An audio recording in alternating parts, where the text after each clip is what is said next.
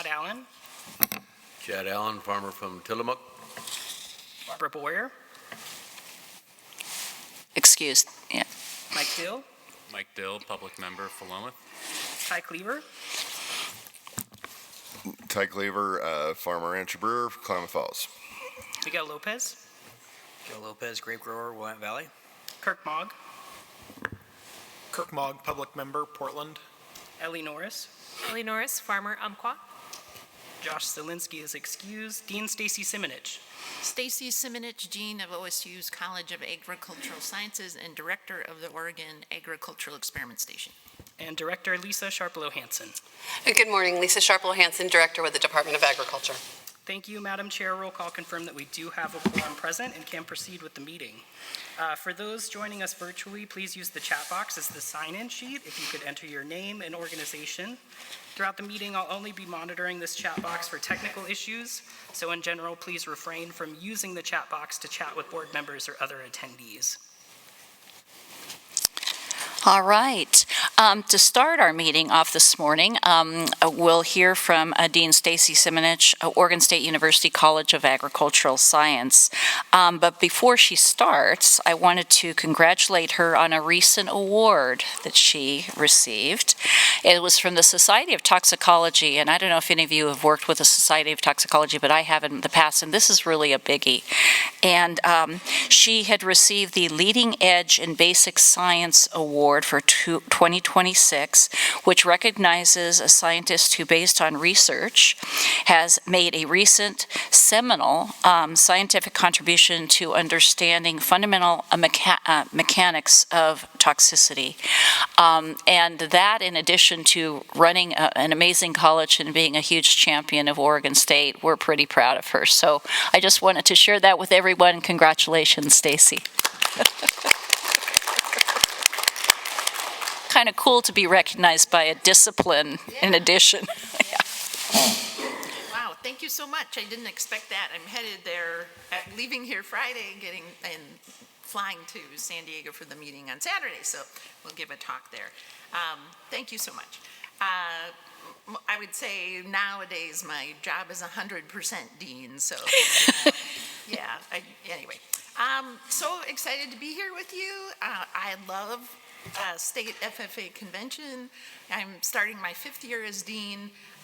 Much to my surprise, there wasn't a lot of connection between Oregon State and FFA before I became dean, and I said, wow, this does not make any sense. We got to really, this is awesome. This is an awesome opportunity. This is so much fun, so ever since I became dean, we've had a very strong presence here. We sometimes have like 4 booths joined together, so we look like, quite a big section of reaching out to students. Of course, the FFA officers use Strand Hall, which is the building on campus that I'm in, and so proud to have them in it and have FFA in it.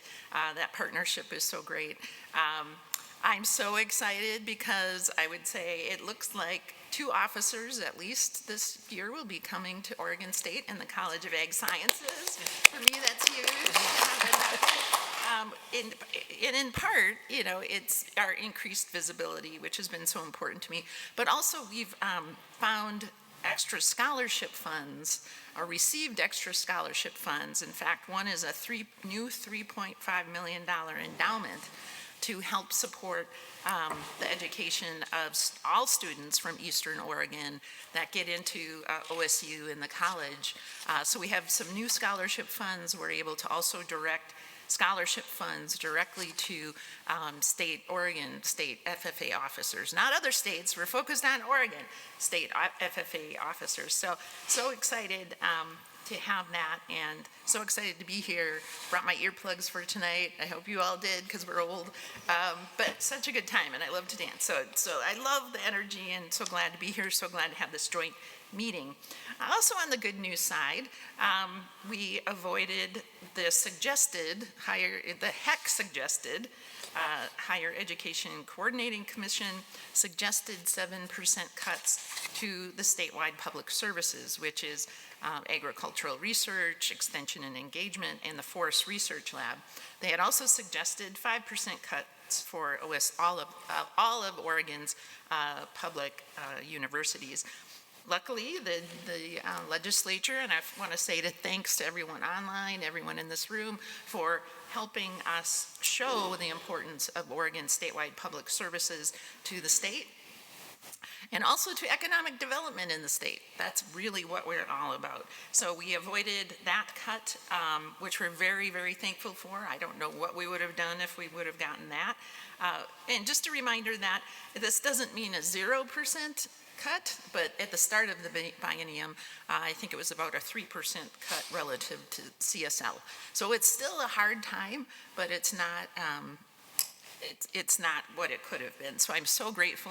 Of course, none of us know what the next biennium holds, and we'll see what happens, but so grateful for that support.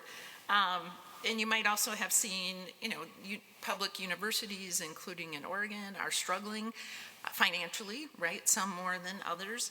And at OSU, we've been very lucky in the college to see our enrollment grow year on year at, 2-3%, not only online enrollment, e-campus, but also on-campus enrollment growing for our college.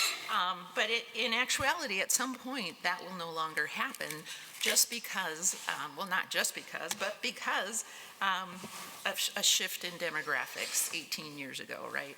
Some call it the demographic cliff, et cetera, where there's fewer regular college going age students out there to go to college. Well, in our college, the average age of our student is something like 27 years old. So we're a little bit protected from that, and we are interested in those students who might have, transfer students, for sure. We have very close relationships with community colleges throughout the state, often hosting community college students in summer and internships at our experiment stations. But, we'd love to have transfer students, but also folks who may have had to leave OSU or some other university or community college at some point because of family, financial, many of the challenges people face in persisting through their training at OSU or other places are financial. So we're very interested in bringing those folks back, helping them, find a spot and finally complete that degree if that's something they want to do. And helping them out financially. So we also received a 6.5% cut internal to the university on our education and general funds. Those are teaching funds. And other colleges also received a cut. That was for this fiscal year. There's likely to be another internal OSU cut coming for the next fiscal year on our education and general funds. So needless to say, funds are tight, but we are doing the best we can in refilling positions, et cetera. So more to come on that. Late February, I traveled to Washington, D.C. with other colleges of agricultural science deans from throughout the country, also with our representatives from the state that can actually speak to and our stakeholders in the state that can speak to what our impact is to our legislators. It was a good trip. I'm also connected to the Farm Bill in that I represent the Deans of Agriculture in the U.S. on the Farm Bill and has special meetings on that. As you know, it's a skinny Farm Bill, passed the House, and we'll see what happens with the Senate. Another thing we're working on is micro-credentials for our students and a minor in digital agriculture and digital natural resources. Well, what is that? It's actually a set of classes, a micro-credential, 3 classes, that students can add to their degrees that focus on the use of AI, artificial intelligence, and agriculture. So you can put it on that micro-credential onto your regular degree or natural resources, because of course fisheries, wildlife, conservation sciences is also in our college. So we're building that up, and it's very close to launching, so we feel like that's a tool we can add, or a tool students can add to their toolkit to make sure that when they graduate, they're ready for the jobs they're going to be walking into. There's a big shift, I think, in the agricultural workforce and needing to understand how to use these tools and, along with precision agriculture, et cetera. So we're working on that. Federal research funding-wise, I think you know from my previous reports that federal funding for agricultural research is down and also down in general, and it's taking much longer to get money out the door.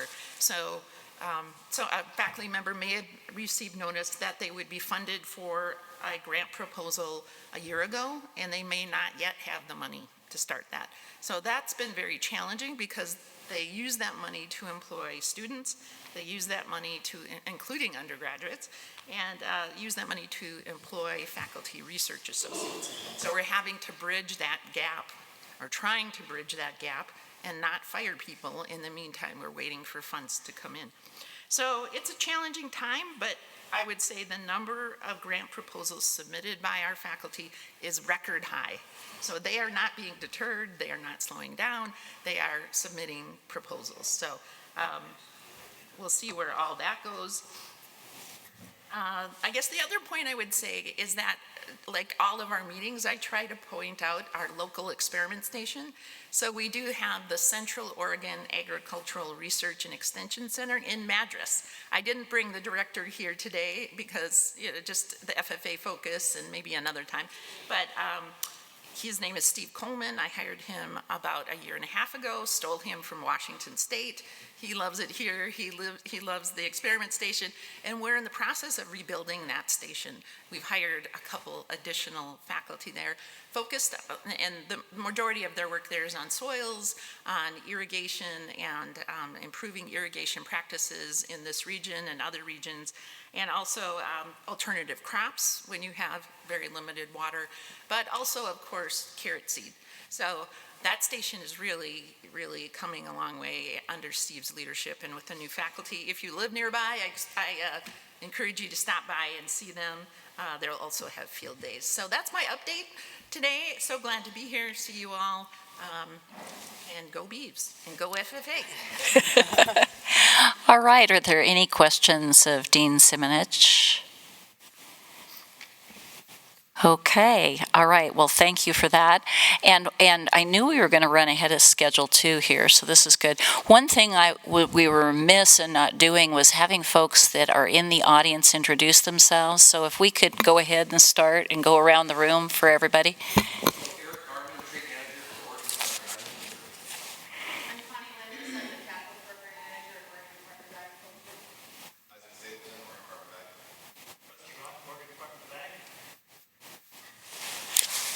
Let's see, who's next? Okay.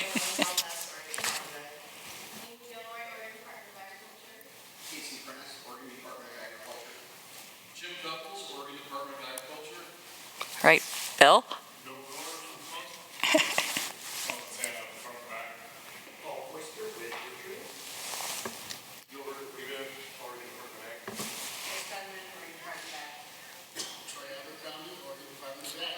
All right, thank you. And then online, again, I can't quite read we know, let's start with SS. Would you introduce yourself? Okay, let's. I think that's probably me. Hey, thank you. Is it Sunny? Okay, because I can't read the fine print, so I'll have to go with the big circle. CA. It's Andrea. Oh, is it? It's Andrea?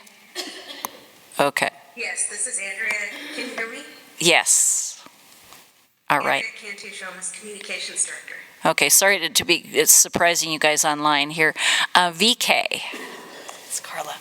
That's Carla? Okay, so we're there. CL? That's me. That's you? All right, good. I'm hitting 1,000 here. BJ? That's me. That's you? That's everyone. We got everybody. Okay, including the whatever that is up in the right-hand corner. So good deal. All right, now everybody's accounted for. That's good. All right, so we did have next at 9:15 the Regional Ag and Food Business Center presentation, and I don't know if everybody is here yet for that because it's in a half hour still, so maybe not. They're here. Everybody's here? Okay. So if we can go ahead and launch into that presentation, it would be regarding the regional ag and food business centers that ODA is helping to establish, and the presenters are Jim Couples, Amy Gilroy, and Eric Garman.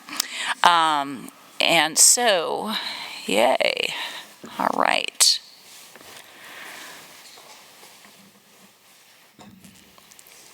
Thanks, you guys, for going a little bit early. And what we may end up, because we have to keep the public comment at 10:35, we may scoot in our little focus, or our big focus on our different resolutions and priorities. So, all right, we'll turn it over to you all.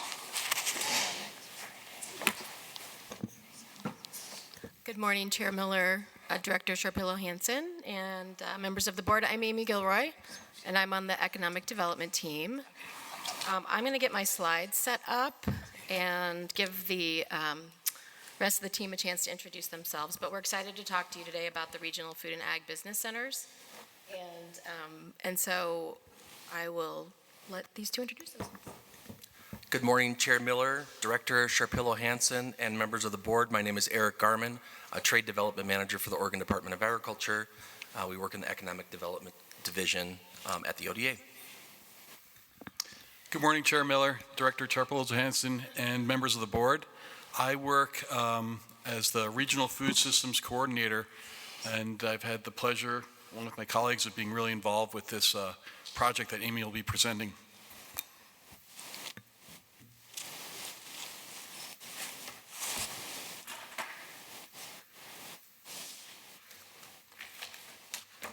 All right, we're just waiting to bring up the slide presentation, which is no problem. Does anybody have a joke or, no, I'm sorry. Sorry, we obviously jumped the gun on you guys. The joke is that it's still March and it's going to be 80 degrees today. Yeah, yeah. How are the grapes looking? It's March and it's 80 degrees. And we haven't had enough rain. Have you had enough rain up north? See how we stalled? Well, go ahead. No. Yeah, we need more rain. All right, we're ready to go. Thanks. Okay, great. So what we're going to do today is give you kind of a sense of where we're headed with the Regional Food and Ag Business Centers. I know you heard about these from Lindsay in December, but we've made some progress, and so we wanted to tell you a little bit about that today. And before we do that, though, I wanted to just quickly kind of set a little bit more context to why we think the centers are a solution to a lot of challenges that producers and food businesses are facing in the state. And so I'm going to spend a few minutes just kind of backing up just a little bit to give some context, and also tell you about some of the things that this team has been doing to get ready really for this moment to have the opportunity to launch these centers. So for the last 10 years or so, and I'm sure a lot of this is not new to any of you, a lot of different leaders in food and agriculture and the food and beverage industry have been looking at some of the challenges within our manufacturing industries. And, due to a lot of consolidation and the global marketplace, we've seen a lot of reduction in the infrastructure in Oregon to really help producers scale and grow and be economically viable. And so, some of the work that we've done as a result of that has been focused really on putting together more coordinated resources so that we can help producers find funding resources, find different technical experts that can help them with research and development, and really, I think, help get them kind of where they need to go next. So we've been working on putting together different tools. One of those is the Food and Beverage Roadmap, which I know many of you are aware of.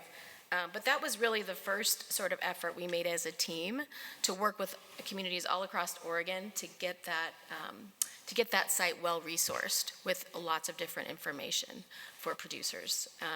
So I wanted to make sure to mention that. And we do see that A lot of our regional development counterparts use this tool, send a lot of their clients to this tool to help them find local resources and other opportunities.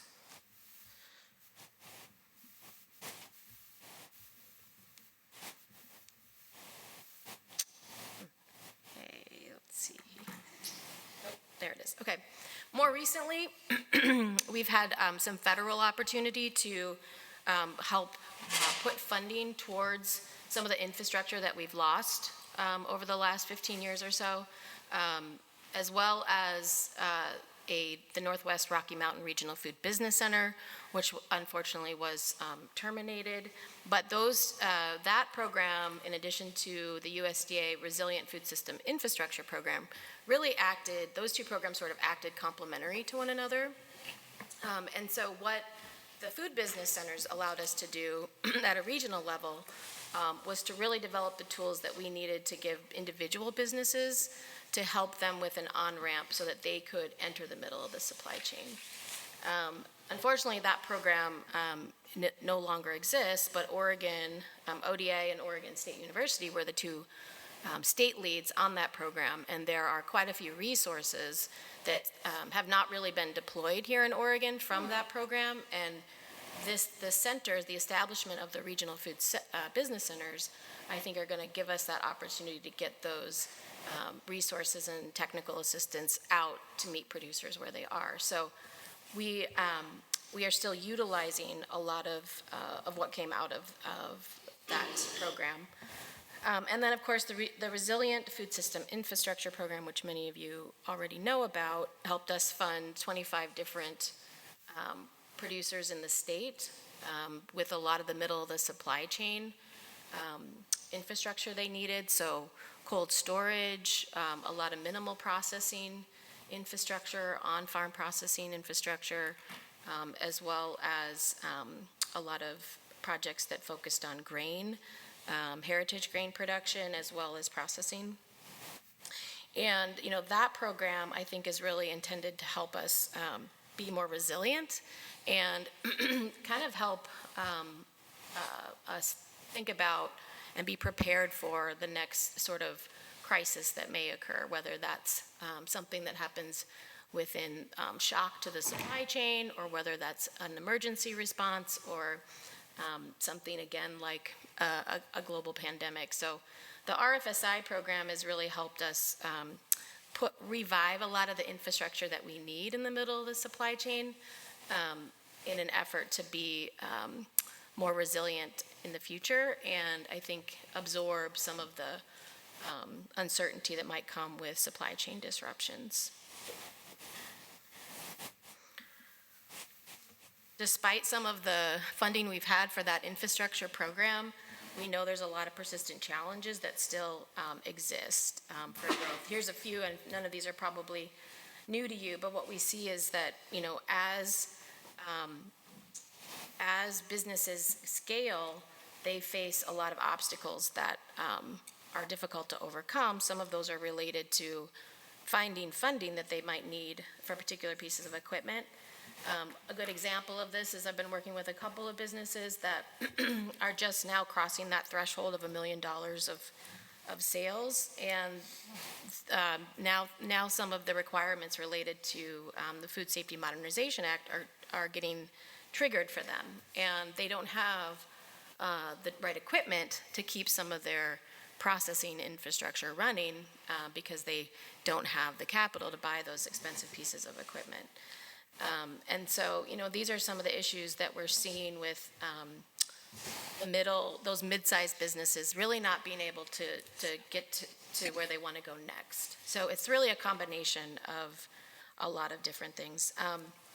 The other thing I think about some of what's going on with these persistent challenges is that we, in the economic development program area, realize that Oregon is a very agriculturally diverse state, so that is definitely one of our strengths, but it also makes it much more difficult to address a lot of these persistent challenges across the various sizes of operations and businesses.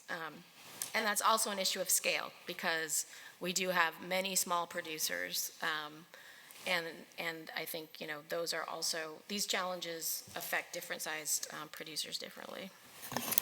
If I could ask a quick question, with the Food Safety Modernization Act, what is it at the million threshold that really is the big cost or difference? Well, I would say one aspect that I know of is metal detection for processing certain foods. Testing? Yeah, metal detection in the processed product. But I don't know if anyone else has other ideas of challenges or questions that they get.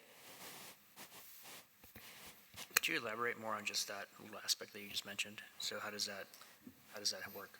The metal detection? Yeah, so just an example. So one of the companies that we've been working with is Camas Country Mill in Junction City, and they've had to put in a metal detection, really it looks like a giant magnet that actually goes on to one of their flour containers to help identify those incredibly small parts of metal. But those magnet systems are incredibly expensive. So it's physical metal, not is there mercury or whatever in? Yeah, okay, got it. Thank you. Okay. Thank you. So I put this picture in here just to kind of help give a sense of, what it is that we are focused on with the centers. And, oftentimes we talk about the middle of the supply chain, but we don't really get very clear about what it is we're really trying to address. And I think I've said this already, but, we're trying to address the disappearing middle. And that can mean some of these, aggregators and early stage processors, warehousing and storage and packing and, all of those efforts along the supply chain where we're adding value to a product. And a lot of this has been lost in Oregon, and which really affects, obviously, upstream, keeping those mid-sized producers in business. And so what we're seeing is that a lot of these producers are forced to stay small because that infrastructure is absent.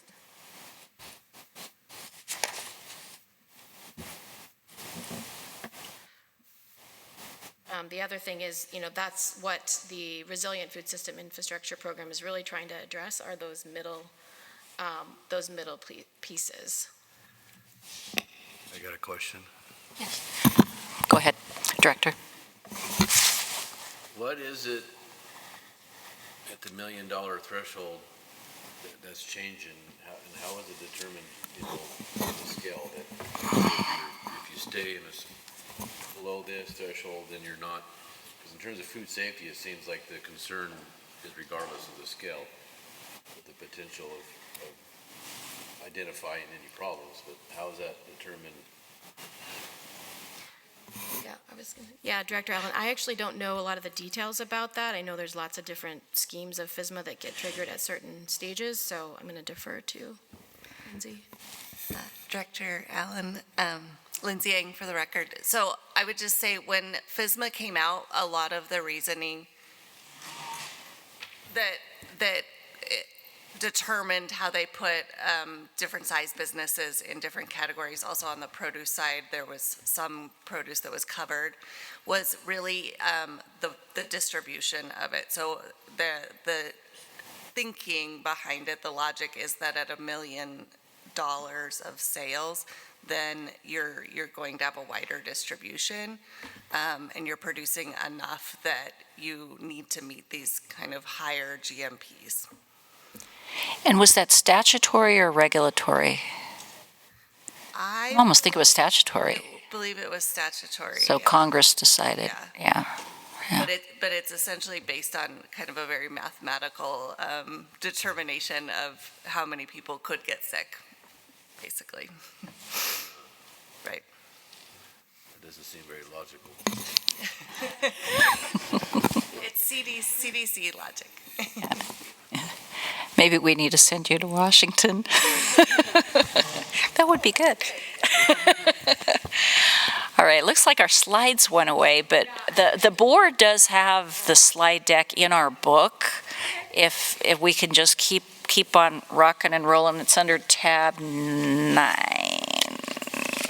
Okay, so you should. No, I'm see- sorry, tab 6, thank you, upside down. So you should see a map, actually, should be the next slide. And since December, we've been working on trying to identify where we've already been making a lot of working capital investments through a lot of our grant programs at ODA, as well as working with some of our counterparts like Business Oregon to also map these locations. So on that map, I know it's probably small, but you can see that we are making a lot of investments in projects both large and small. Oops. That are in the western part of the state as well. I mean, really, we're looking at a lot of investments across Oregon. Oh my gosh, I don't know what's happening, but There's some color coding on that slide. What yellow, black, red, is that like the regions of the? those are the agricultural regions of the state. Oh, okay. So we were using that. That is, okay, the The basis. starting point. But really, the point is that we haven't, as of now, we haven't really been working with our economic development counterparts to look at where we're making investments. And there is some duplicity in some of the organizations and businesses that we are providing funding for. And sometimes those are, essentially, those programs are doing the same thing.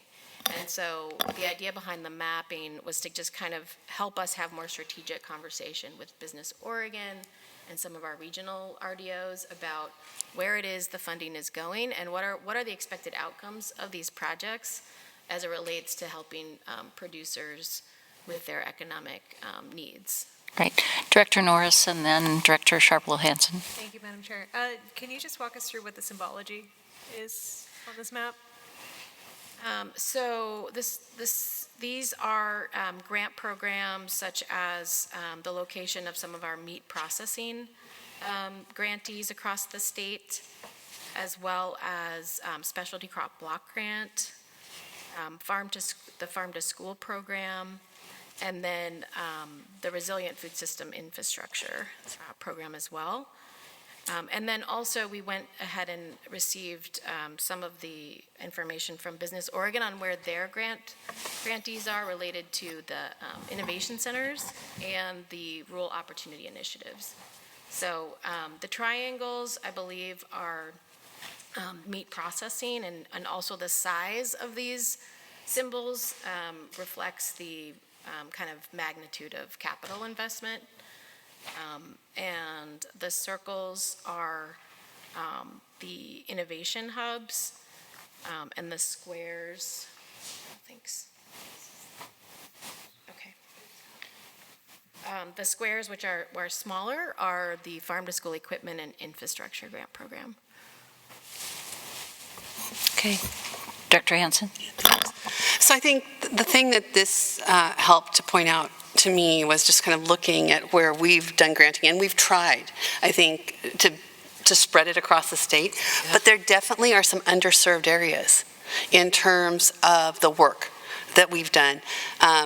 One of them notably to me is Malheur County, considering, the size of the agricultural industry there, et cetera.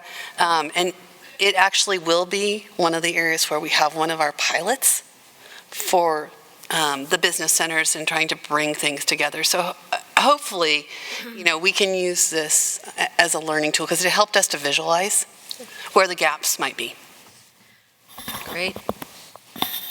And one of the things we hope to do is develop a few different mapping tools to help us have conversations about other relationships, other trends in the state related to not only location of infrastructure, but other economic outcomes like unemployment, as well as some that align with the governor's resiliency and prosperity initiative for hunger and food security. So looking at these mapping systems, we can be, I think, more strategic, not only at ODA, but with our other partners about investments, but also, like Lisa says, where these centers, where we could be looking at creating a center or putting a center in the future. The other thing, too, is that, there is good representation of what we've been investing in across the state, but we also see a lot of producers and producer groups return for funding, in part because they're very good at writing proposals. And we know that these centers could also be a place where we can help producers and other agricultural businesses develop skills for grant writing and for looking at different strategic planning or business planning within their own organizations. And so that's another skill set we're hoping that the centers will deploy so that we are, seeing a more diverse group of grantees receiving funds. Director Lopez? Madam Chair, Director Lopez for the record. So if I understand you correctly, if we had one group that's really good at grant writing, advocating not just for their needs, but also another group or two around them, do they stand a better chance of funding? If they come in 2 groups, 3 groups at a time together on a grant write-up? Director Lopez, that's a good question. I mean, it depends on the purpose of the grant program. For example, with specialty crop, oftentimes we're looking for collective impact and collaboration with different producers. Some of the grants are more targeted towards individual business development, so it does depend on, the overall purpose or mission of the grant program. But oftentimes, yeah, collaboration, with some of these programs being very small, have small funding limits, it does make sense that collaboration would be a competitive edge to your proposal. All right. So, so our vision, so we prepared a few slides on the vision for the centers, and then we'll talk about the 3 centers that we have identified to kind of pilot this idea of creating these regional places. We really didn't want these to be new locations or new buildings or new people. We really wanted to focus on regions that have existing relationships with producers and have projects already sort of underway. And so we're really focused on those 3 areas where we know there's good knowledge of what the producers' needs are, and we're not looking to sort of recreate any programming in those places, but really just continue to add value with our resources and help them think about what they can be doing over this next year under the programming that we have for the centers to meet producers where they're at and get some technical assistance deployed to them. So we're going to lead with their identified priorities already. We're not going to ask them necessarily to go and collect new information about what producers need. We feel like these 3 regions already have a good sense of that because they have been identifying those through their own processes and through their own stakeholder groups. So we're going to lead with what they already know. We are going to leverage the federal investments, like I said, so we are focused on regions where looking back at that map, we have been making investments with working capital grants, or Business Oregon has already put an innovation hub there so that we know there's collaboration among the agencies with, getting the right resources to producers. We also want to make sure that what we can do in these centers aligns with what the governor wants to see in terms of creating more resilient communities. And so the centers will also be providing a lot of resources to producers as well as others that are within the food system, in particular looking at how they can help producers grow into the middle of the supply chain and making sure that that supply chain has some durability to it.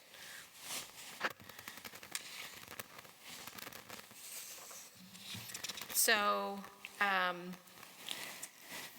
these 3 centers, so the first center that we are going to start with is Eastern Oregon Border Board. And we really wanted to be working with this region in particular because there are really unique challenges in Eastern Oregon that are really focused on, thinking about succession planning and the next generation of producers and how we keep producers from, leaving, family farms basically from leaving Oregon. And so that's going to be very important that we have, that we're putting our resources here in this region. And so, a lot of what we'll be looking at here is helping possibly with transition planning and thinking about ways that we can access resources from our other partners that have more experience with succession planning, as well as thinking about what this area really needs in terms of, more right-sized infrastructure, since a lot of that infrastructure has left. And also, I think this region in particular is made up of the type and size of operation responsible for 2/3 of the agricultural output for the state, and we want to make sure that it, remains strong and viable. The second pilot center that we're launching is in the Rogue Valley Food System Network. It is the Rogue Valley Food System Network, so it's our Southern Oregon site, and there is a lot of smaller producers in this region who have really plateaued in market development. A lot of the producers in this region, again, are very diverse specialty crop growers and haven't really been able to kind of break out of direct-to-consumer markets and really need a lot of wholesale market training. We have recently noticed that there is a lot more emphasis on small-scale processing and infrastructure down there that we have been working on kind of identifying more specifically if there's training needs or how we can make sure that infrastructure is well utilized. There's also a lot of entrepreneurial energy, a lot of producers that want to make value-added products and need support in thinking about, how to do that, how to work with co-packers, how to think about market development and market access. I have a quick question on Rogue Valley Food System Network. And just because I recently had a chance to tour Harry and David with Lisa, actually, and I was awestruck by what was created there from an infrastructure standpoint. Is there some partnership for training? Because obviously folks being trained from a packing and just food safety and all of that kind of stuff, is there some partnerships with companies like that as we go forward?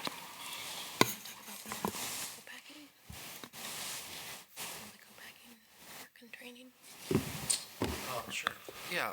So I think some of the opportunities that are within that region are identified by the Rogue Valley Food Systems Network, whether it's training or whether it's work, some sort of workforce development. There is also some co-packing training opportunities that we have just recently actually finished last year, and identifying where the co-packers are around that region and trying to align some of the smaller companies that are looking to get their products processed or get their products made. So it differs by every region, and we've identified that with some of the work that we've done, that this is important that it's in a different region, that it's a bottom-up structure rather than a top-down. And so we're addressing it sort of as the regions need it.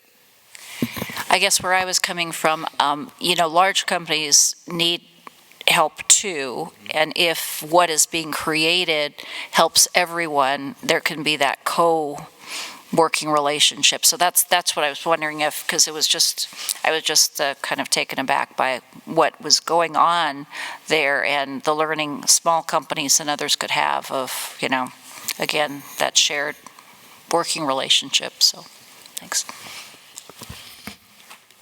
One of the aspects of this region too is there's a lot of emergency food preparedness work happening, particularly to think about wildfire recovery, as well as so there are other sort of climate related disasters, and one of the partners down there is Rogue Food Unites, and they actually do a lot of, workforce development and training with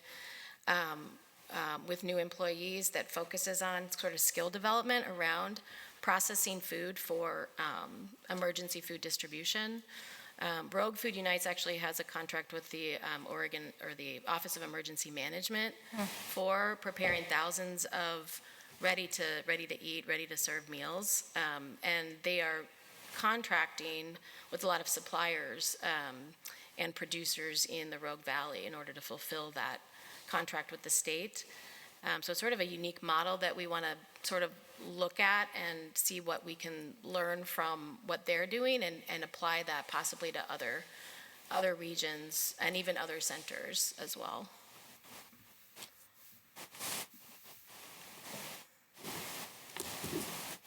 The third pilot center is the Strategic Economic Development Corporation, or SEDCOR, that's located in the Mid-Valley, Mid-Willamette Valley.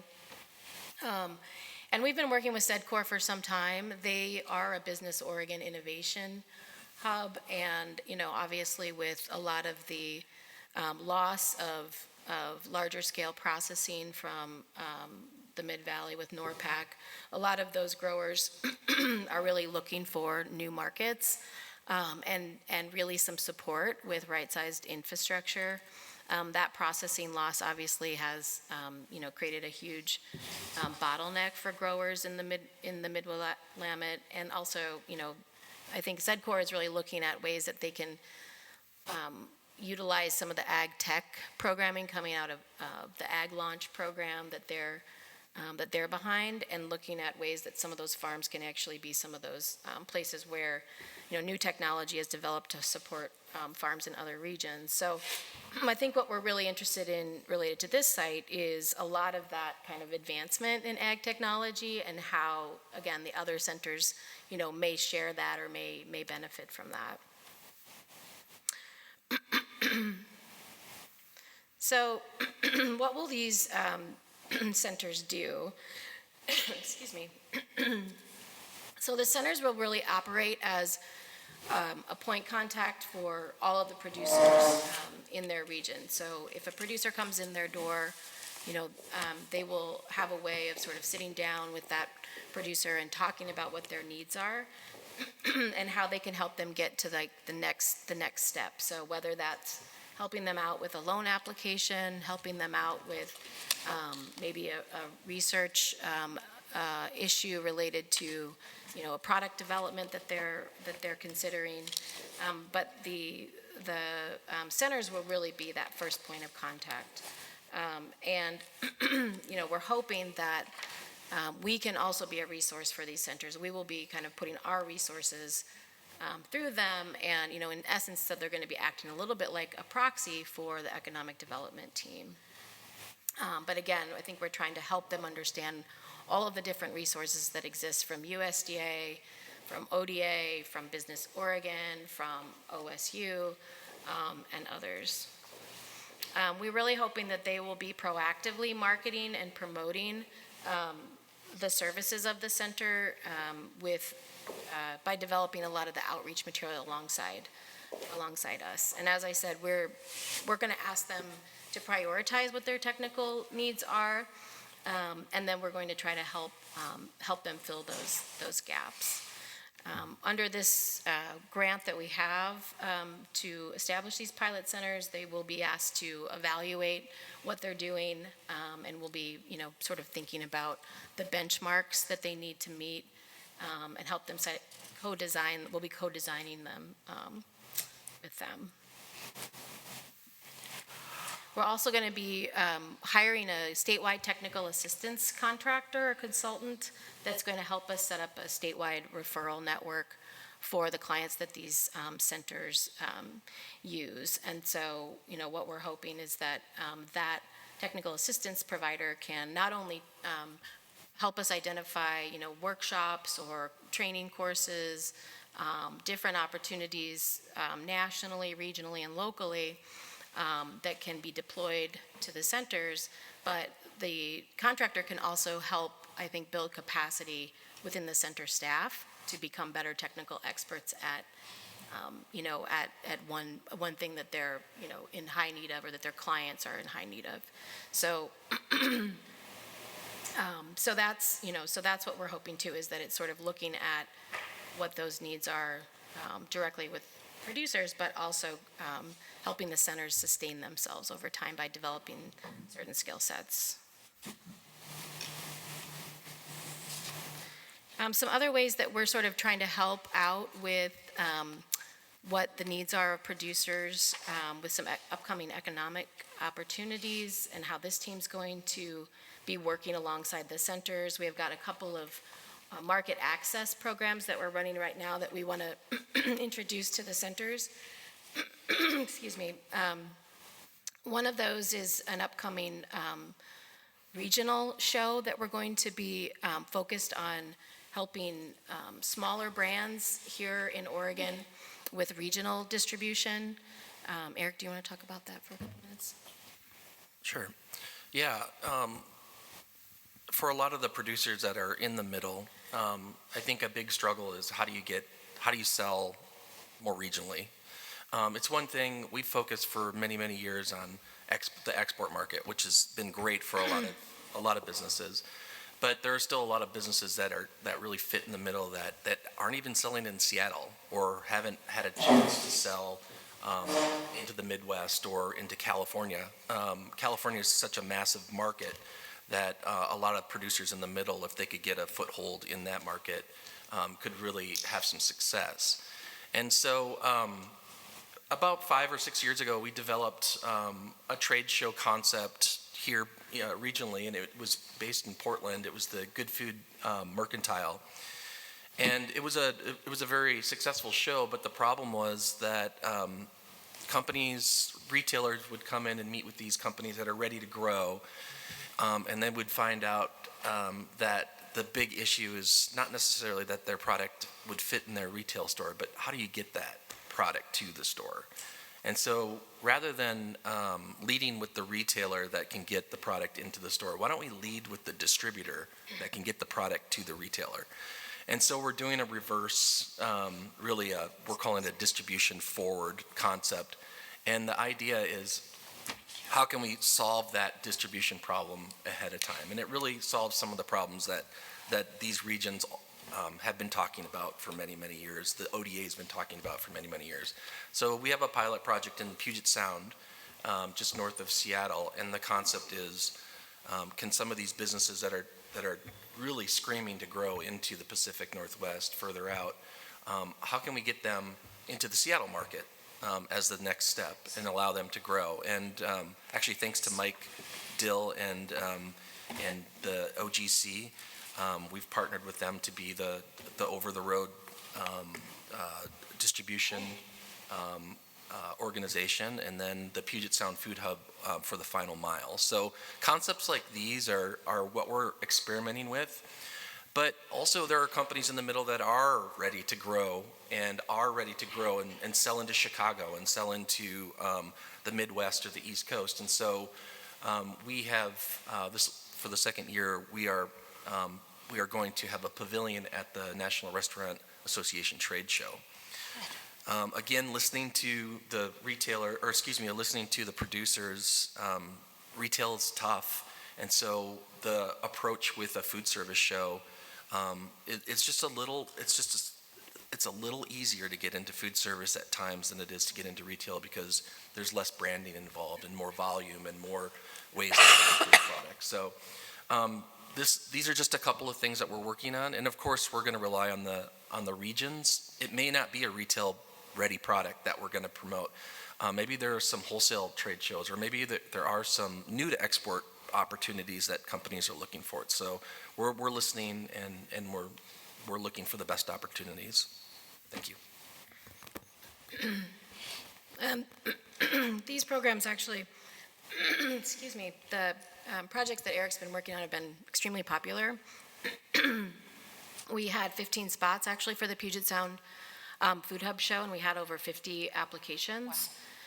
So again, we're seeing a lot of interest and a lot of need. Some of these companies, like Eric said, aren't necessarily ready for regional distribution, but just by having them apply, we're getting to know specifically what their needs are and how we can, excuse me, I don't know, I'm just having such a hard time with my Drink of water. No, I've been drinking water. It might be my allergies. But, and then also, with the National Restaurant Association show, we had quite a few interests in that, and that did sell out. So I think these are the opportunities that we want to keep looking for, and we want to keep putting resources towards, and make sure that the centers can help us identify producers that could be good fits for each of them. Another one is some school food product development that we're doing under the Farm to School program. And we're working with OSU's Food Innovation Center to actually bring together a number of businesses that are, ready for or already in food service, have some experience potentially in retail, but really are ready to think about more institutional food service. And so I think these kinds of marketing and trade show events are complementary and can provide producers with a diversification of their market channels.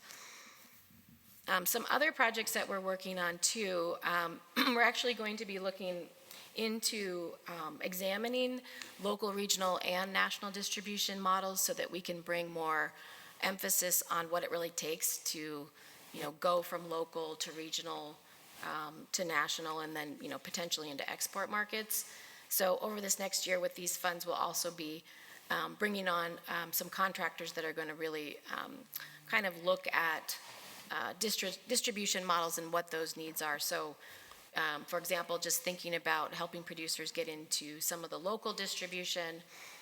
We have these smaller aggregators or smaller food hubs around the state, and they need a lot of help with logistics and coordination of the supply chain, and thinking about that last mile distribution is really kind of critical, particularly in urban areas where a lot of the larger trucks can't really get to in terms of the end user.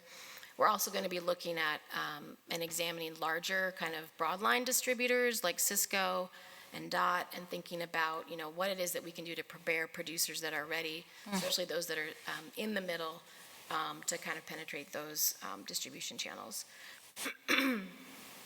Speaking of workforce, we are working with Casey and Susanna in our produce safety program to think about, particularly on the east side of the state, how we can upskill some of our students, high school students, and looking at the CTE program, the Careers in Technical Education, so that high schoolers are really ready to enter careers in agriculture and help people with keeping jobs available locally. So we've got a lot that's coming up that I think will be really beneficial to the centers, but also as we think about, establishing other centers in the future, a lot of the resources that we're working on are meant to be really durable.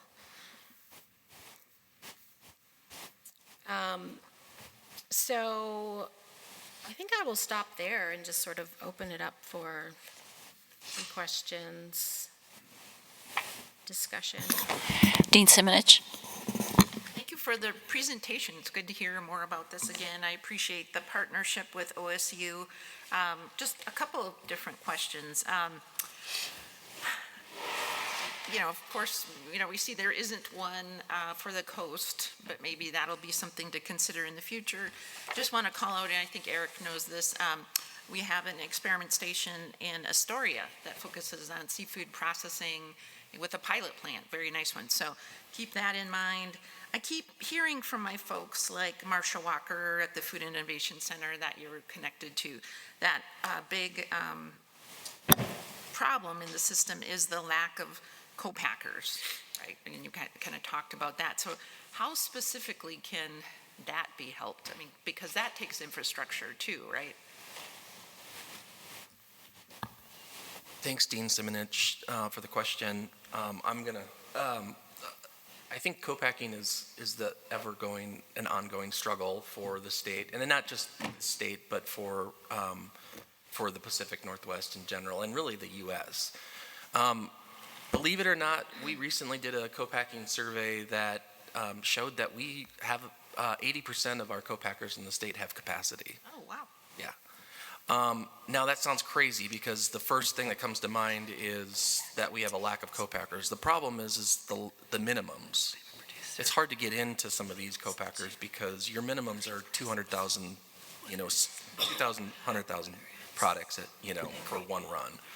And so for the smaller companies, it's really hard. They want to maybe produce a pallet, to distribute, and so that they can't really afford that inventory. And so that is the struggle of co-packers. Hey, Eric, could you define co-packers for us? Thank Absolutely. you, just for some of us. Good question, Chair Miller. So a co-packer is an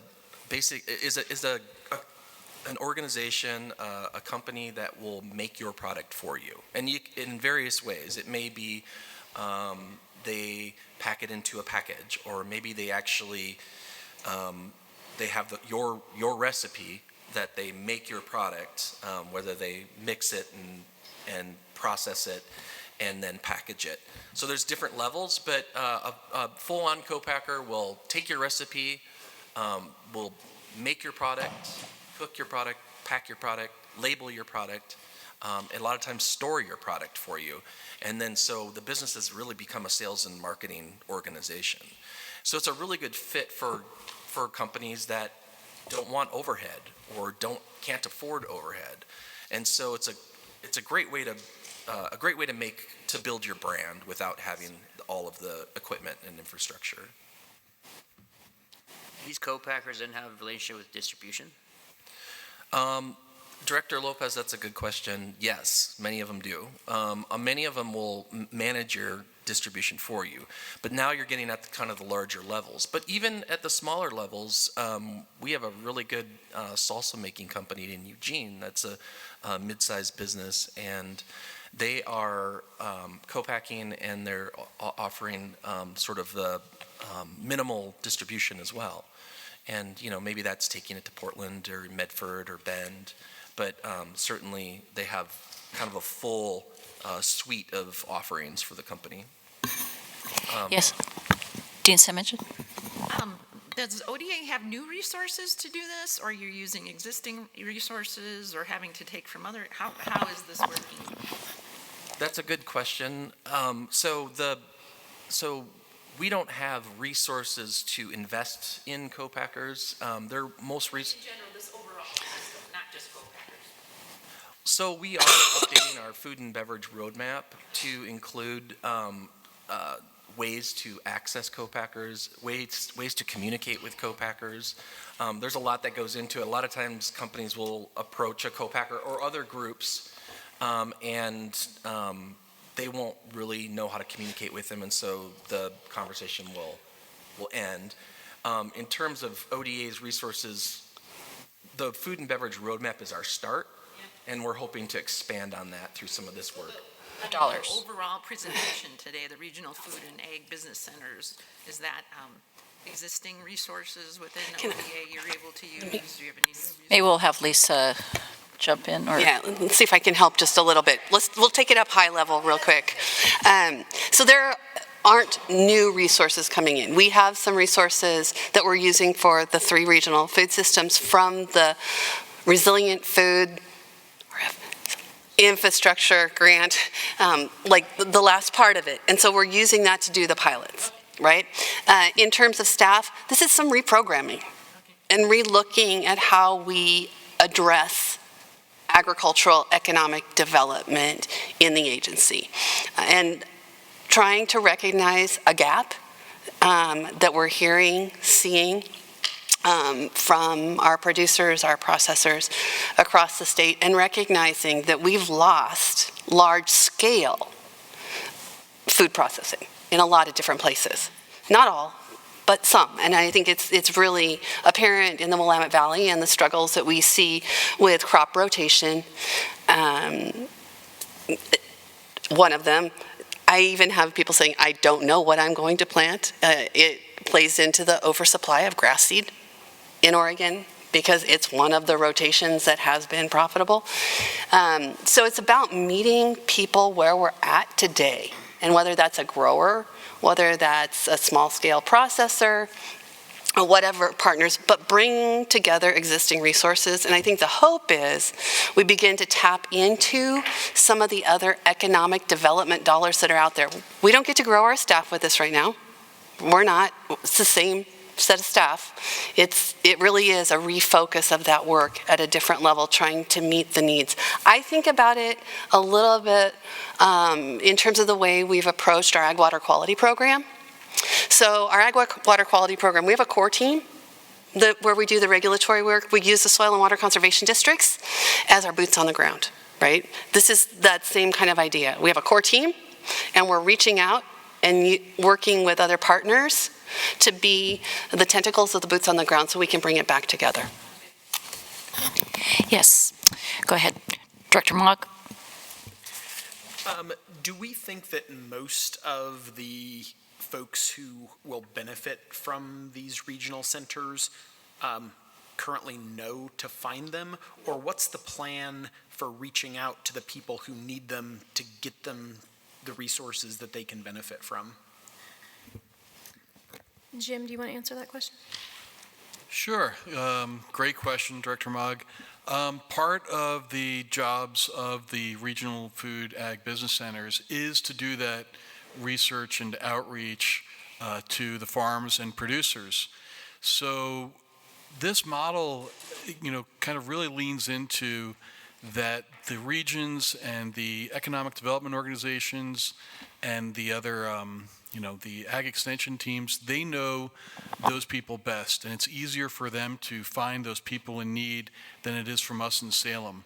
So yeah, one of their particular parts of the contracts that we'll be signing will be for them to perform outreach to producers, and we'll also be leaning on our network of all of our other colleagues and people we work with, and that's a big part of it, is making sure that this gets in front of the people that need it most. Maybe an add-on to that question, then we'll go to Director Lopez. What are we doing with the commodity groups from a awareness level with them, because they've got all sizes, right, of members?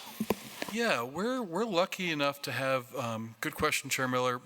We're lucky enough to have the point of contact for the commodity groups on our team or in our office. So we'll be doing outreach with them. This is all really new as far as this program. The ink is still wet from the USDA on approving all of this. But a big part of this is making sure that those entities in the regions are able to access it. So we'll be doing as much as we can as we finalize. We just got this finished from the USDA, and then now we're working on our contracts with each of those centers and the economic partners there. As soon as that stuff is finalized, we will try to get that word out as efficiently and clearly and loudly as possible so that Oregonians can take advantage of it. Okay, did you have something to add, Lisa? I was going to, yeah. So I want you guys to remember, think of this, there's 3 pilots. This is really, really new. Lindsay and I were at the WASDA meeting, I think we've talked about this before, last summer in Montana, and it was a model that Montana has been using for economic development, and we found it incredibly intriguing in trying to think about how to grow things up and provide, services when we have a small staff.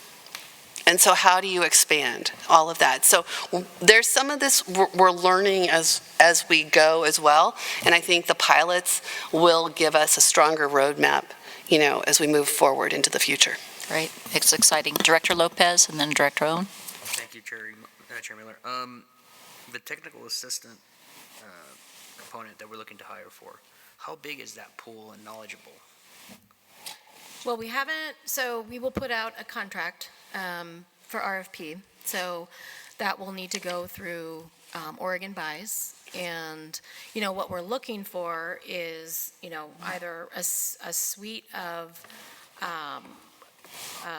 experts who, would either have, they're really going to need to have a lot of different skill sets and probably even bring on other providers that they're working with that have a good understanding of Oregon's, unique production climate, as well as, I think, really understand where some of these gaps are in the specific technical needs that producers might have. So, for example, Eric's talking about, working with co-packers. Well, a lot of brands that are ready to work with co-packers, are able to meet those minimums with co-packers. They already have a number of SKUs of products, so there's, that's maybe an area where someone that, is already has a value-added product, but they're making it themselves, or they're working with a commercial kitchen, might need a little bit of technical assistance in terms of thinking about what they need to get into a co-packer, right? What do they need to do, either efficiency-wise, or maybe there's even some aspects of their product that need to be improved in order for formulation to be accessible to the co-packer. So we're talking about a big range of technical assistance that might be necessary. Business planning, we hear oftentimes that a lot of producers simply don't know their cost of production very well, and they don't know how to set their prices. And so maybe we need someone who can provide access to resources for understanding those costs, right? Knowing your chart of accounts. We have a lot of producers that just don't simply know how to think about market diversification and expansion because they don't understand their business really fully. So do we have regional or national or local technical assistance providers that really focus on that specific need? So part of what the statewide contractor will be doing is really kind of understanding that constellation of technical assistance, and then trying to fit that within the needs of these pilot centers. So they'll be working really closely with us and identifying, again, those 1 to 3 technical assists. We can't do everything. We've only got through December with this particular project. But we do think there's a lot of existing resources that simply haven't been deployed. Another good example is we have a fractional CFO model that came out of the Northwest Rocky Mountain Regional Food Business Center. We haven't put that on the ground here in Oregon. So again, the 3 pilot centers could be that, could be a place where that fractional CFO network could be utilized. Great. Director Owen? Yeah, thank you, Chair Miller. It sounded like in the presentation there's a pretty sizable, maybe a gap or hole in the smaller producers that aren't meeting the minimums. Has there been talk or help with guidance in maybe creating like a co-op model for these smaller producers to come together and process or distribute or co-pack their products on a smaller scale where they're not having to meet these minimums?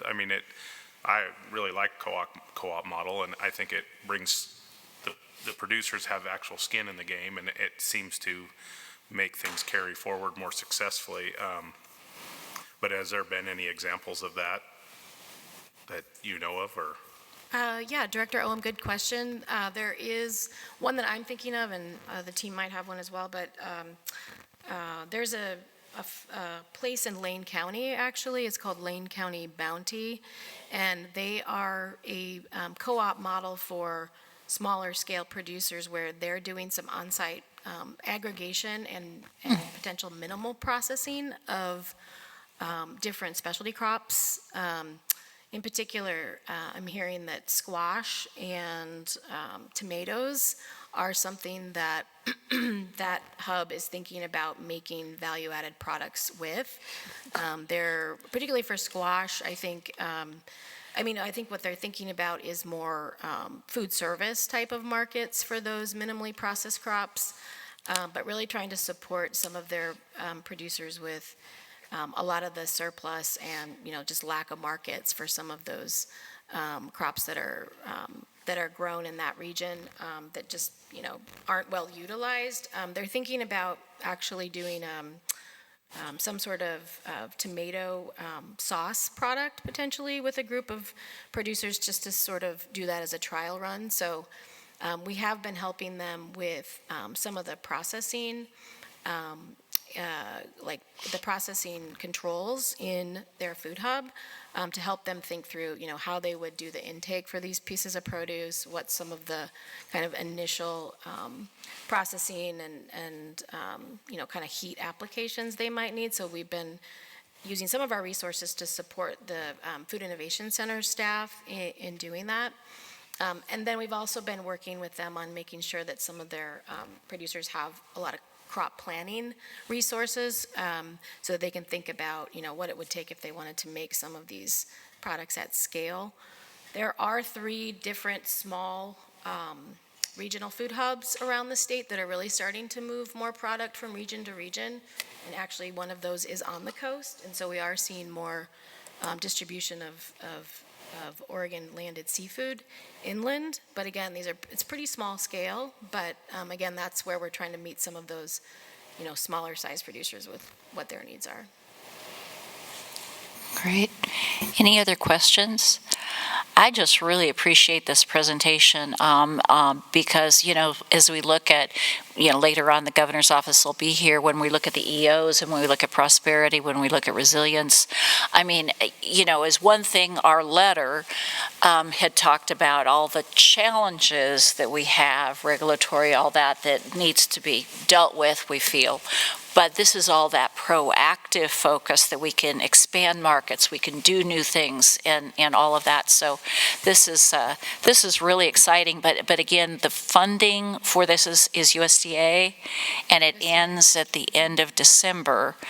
So yeah, as part of what we're talking about, budgets, next steps, and all of that is how, if my assumption is this is going to have a lot of momentum, and so how do you make sure you keep it going? So anyway, yes, Director Cleaver.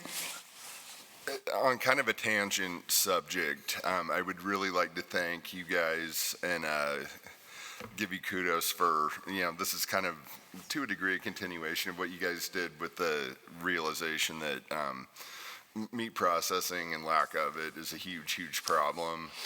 And I know in my community, we have a processor who's about to break ground on an actual processing facility that will be available to the producers of our region. And although it's not quite there yet, it's very exciting about what's going to be able to happen with that. And I know that took a lot of work and a lot of lift from a lot of people before I was around here, and I just want to tell you guys thank you and keep going.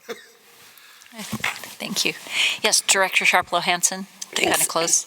Yeah, I just want to thank the team for leaning in on this. We talk about producers, and I go to farmers and ranchers, right? The producers.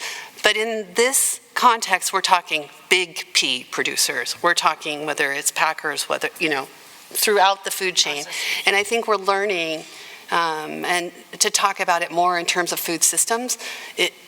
It's a popular term right now, but it lands with people in a different way maybe than just talking about agriculture. And so really thinking about how we're framing the conversations going forward, really, really important, because when you think about resilience and local food systems, we all learned a lot, I think, during COVID.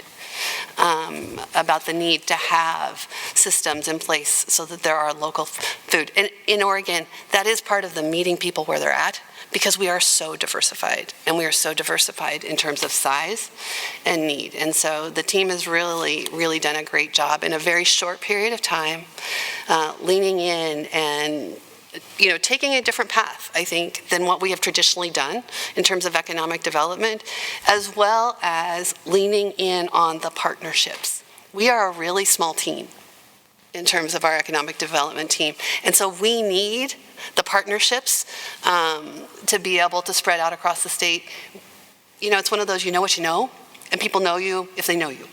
And we need to be able to amplify what we can bring with our technical assistance. We're not going to be the end-all be-all to everything, but we need to bring it together so that we can support the food system throughout Oregon and Oregon agriculture. Excellent. All right, well, thank you for joining us. Really, really appreciate it. Thanks.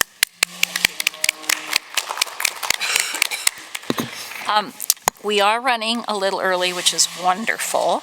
I hate to jinx it. And is Sunny available now? And if not, we can, well, I was going to do a break, or if Sunny's available, so break. Okay. All right, let's do a 15-minute break. Or actually, you know what? I'm going to make us back here at 10, so we'll have time. So can we do it 8? 10 a.m., 8 minutes. For those online, I'll be kicking you all out for technical issues. So you'll be kicked out of this meeting, but then rejoin shortly. So, Thank you. sorry about that, but we're going to try to fix some things here.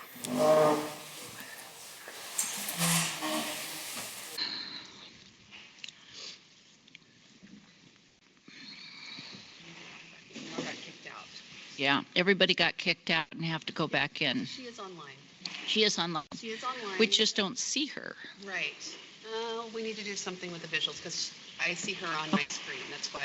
Okay, so we don't have her on the visuals in the room, but we have it on the visuals of people who have beamed in. And if that's going to be a problem, we could bridge. Oh, it looks like we're doing something here that might work. Sunny, just give us a second. There you are. All right, Sunny, we see you now. Yay. Okay, good deal. Sunny, thank you for joining us. Sunny is our senior policy advisor for ODA and will be giving us an overview. We've started at every board meeting to do an overview of all the rulemaking that we've got.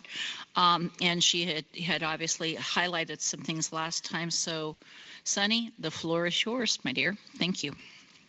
Good morning, Chair Miller, Director Sharpelo Hansen, members of the board. Thank you. I will keep this brief. I know you're moving things along. Just You for don't you, have to rush. We're ahead of time. So, well, yeah, don't shortchange yourself. Okay. And just for you, Chair Miller, I found a rulemaking joke, which, you know, this is not the most sexy of topics. So the optimist versus the rulemaker. An optimist says the glass is half full. A pessimist says the glass is half empty. A rulemaker says we're seeking public comment on the definition of glass, half, and full, comments due in 30 days. So there you go. It's your life. It's your life. Yes, So, it is thank my you. life. Thank you. So with that, what is rulemaking? Just a brief rulemaking 101. It's the act of creating or changing regulations is rulemaking. And I know I was here probably for about 10 years before I really understood what rulemaking was. Administrative rules are like instructions from a government agency on how we're going to implement standards and how we're going to follow a law or policy. And there's kind of three ways that rulemaking can be initiated. You know, the legislature passes a bill that gets turned into a statute, and from there, an agency has to say how we're going to implement that statute. We may identify changes that are needed within a program, or the public actually can petition the agency, and we've had that happen a couple of times in the last 10 years or so. Also, there are a lot of required timelines. Rulemaking is a lot about process. I think when I used to do a lot of the rules for the hemp program, which, as you can imagine, it started in 25, we had rulemaking nearly every year, at least once, if not multiple times in a year, and trying to make sure that we met all the required deadlines. For example, notifying the legislature 49 days before a rule is adopted, getting it published in the Oregon Bulletin, and then waiting for 14 days at least before we have public comment, not closing a rule for 28 days after it's filed in the Oregon Bulletin. As you can imagine, for folks who are working on these rules, that can be a little bit daunting. So I encourage them to come to me because I have all of that written down and or in my head. With that, we are trying to make ODA's rulemaking as transparent as possible, as well as including the tribes. So with John coming on and moving the tribal liaison back into the director's office, he and I have been working with programs to get memos that kind of give a brief overview of what the rulemaking is so that we can notify the tribes 2 months in advance. And I think I talked to you about that in December, that that's our aspiration. It doesn't always happen. We also are putting that information on our website. And so I want to share that today and then talk about some recent rulemaking. So providing this all goes according to plan. Thank you for your patience. Okay, looks like y'all can see that. So we have a brief introduction about what rulemaking is. Again, I worked in a program that never opened their rules, and so I didn't really understand the concept. And so I imagine for the public, it's really a black box. So we have information on that. And then, as I said, we've started posting these memos. And so we started a section called Rules in Progress. And so, for example, you see the Central Oregon Protected District rule changes that I talked to you about in December. We've got both the overview presentation that I did to the board, but also the memo that gives some background and why ODA is making those changes, as well as some anticipated deadlines. So as you can see, we have a number of rules that are kind of in progress, that beginning piece where we're meeting with a rules advisory committee to get feedback on draft rules. Once we feel like we have good feedback on those rules, that's when we start that process that has all the deadlines. We file them with the Oregon Secretary of State, and that opens those rules for public comment. Typically, that will involve a verbal comment hearing. We typically do those via Teams, this format. Depending on the situation, the LUB-GWAMA rules that Director Sharpelo-Hansen talked about yesterday involved both an in-person and virtual options for the public comment period, and then the written comment period. Once those comments have been received, we also, taking a step back, have a opportunity for folks to submit those comments, written comments online, email, or they can mail them into us. Once we've received all of those comments, then it goes through a process of looking at the comments. The program takes into account those comments and then makes recommendations to the director on what the final rules should be. All of the information associated with that rulemaking follows that rule through to this recently adopted. And so again, using LUB-GWAMA as like best case, worst case scenario, all of the information associated with that rulemaking, all of the meetings, a summary report with the written comments, all of that is going to be maintained on the ODA rulemaking page for a year after that rule is adopted. So if somebody's like, I know we talked about XYZ, you can go back and find it here. So you see recently adopted rules starting in March of 25, the list kind of seems to go on and on. We did 22 different rulemaking packages in the last year. Some of those you'll notice is temp. So if there is an outbreak of high-path avian influenza and we need to put a quarantine in place, agencies do have the option to kind of bypass that public comment period, put those emergency or temporary rules in effect immediately, and then have them in place for no more than 180 days. So we do use that judiciously. We have to, have a pretty good reason for why we would do that. So we do have a handful of those in the last year. Coming up, things that you might want to be engaging with, a lot of updates to our water basin management area rules. This is through our Ag Water Quality Program, bringing all those rules kind of into alignment and having similar language across the rules. We talked about nursery fees yesterday. If you're on our rulemaking email list or a licensed nursery person, you might have noticed that we filed those rules and then we refiled. So when the legislature provided the Japanese beetle funding during this most recent session, we determined that the original reasoning for filing those rules didn't line up. However, we still had that need. So we refiled those and opened a new public comment period. Another one that I'd like to draw your attention to is the disease control rules for livestock exhibitions. This is for primarily around the county and state fairs and what rules we need to have in place. We've had temp rules the last 2 summers. If you have it for a couple of years, maybe they're no longer temp rules and we need to have them be permanent. So that is another example of rules that we are making permanent. As well as amending the animal health enforcement rules. That one's, we just had a hearing on a couple days ago and the public comment will close at the end of the month. That is bringing our animal health program into alignment for the ability to issue civil penalties. And previously that program did not have that. So we've been working to bring that in alignment. Going back to ones that are kind of still in that beginning either memo or rule advisory process, one I really want to bring your attention to is updates to the food code rules. Those rules haven't been updated, I think, in about 10 years. And so we held 2 rules advisory committees. I really appreciate people spending time on rules advisory committees.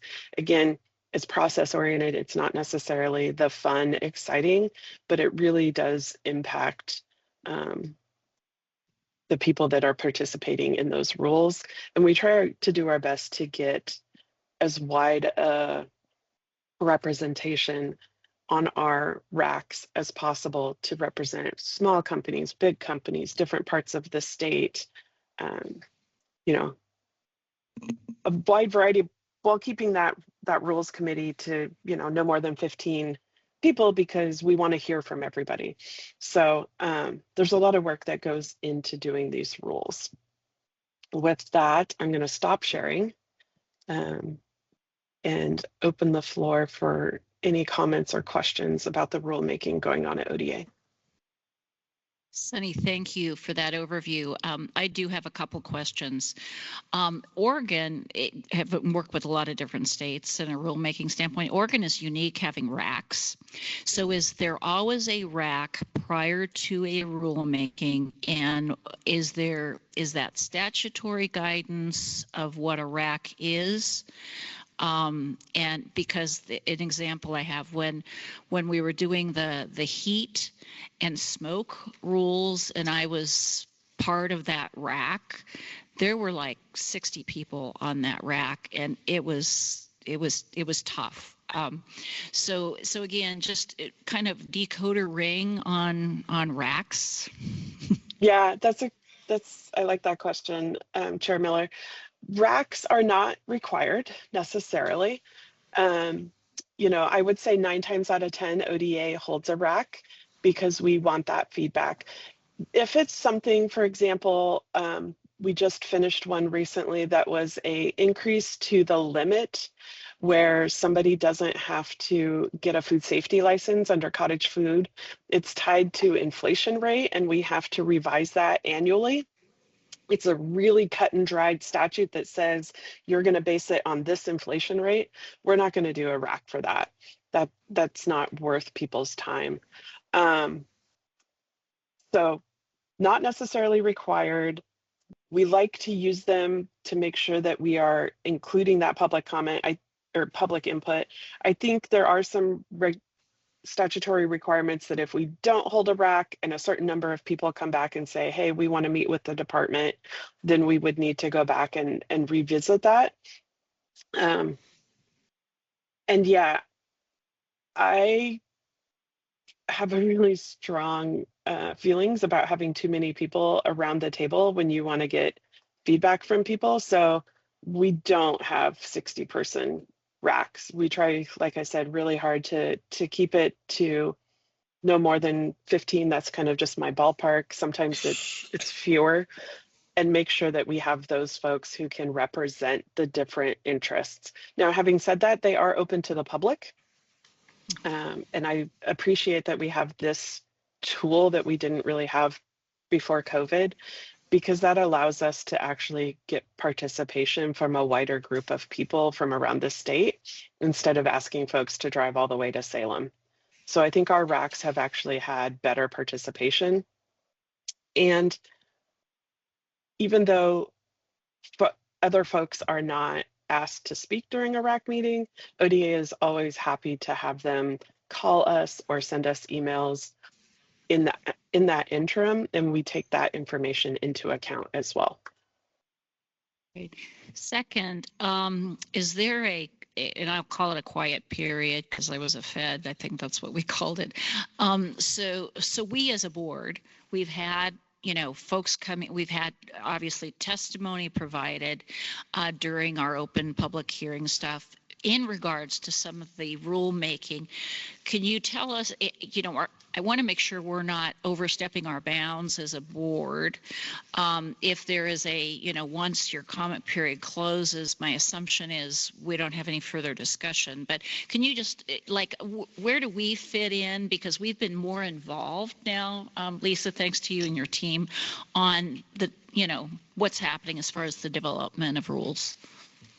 Yeah, so Chair Miller, I think that opportunity is one. I appreciate that the board provides folks with that opportunity for public comment. If it's during an open public comment period, we can consider it.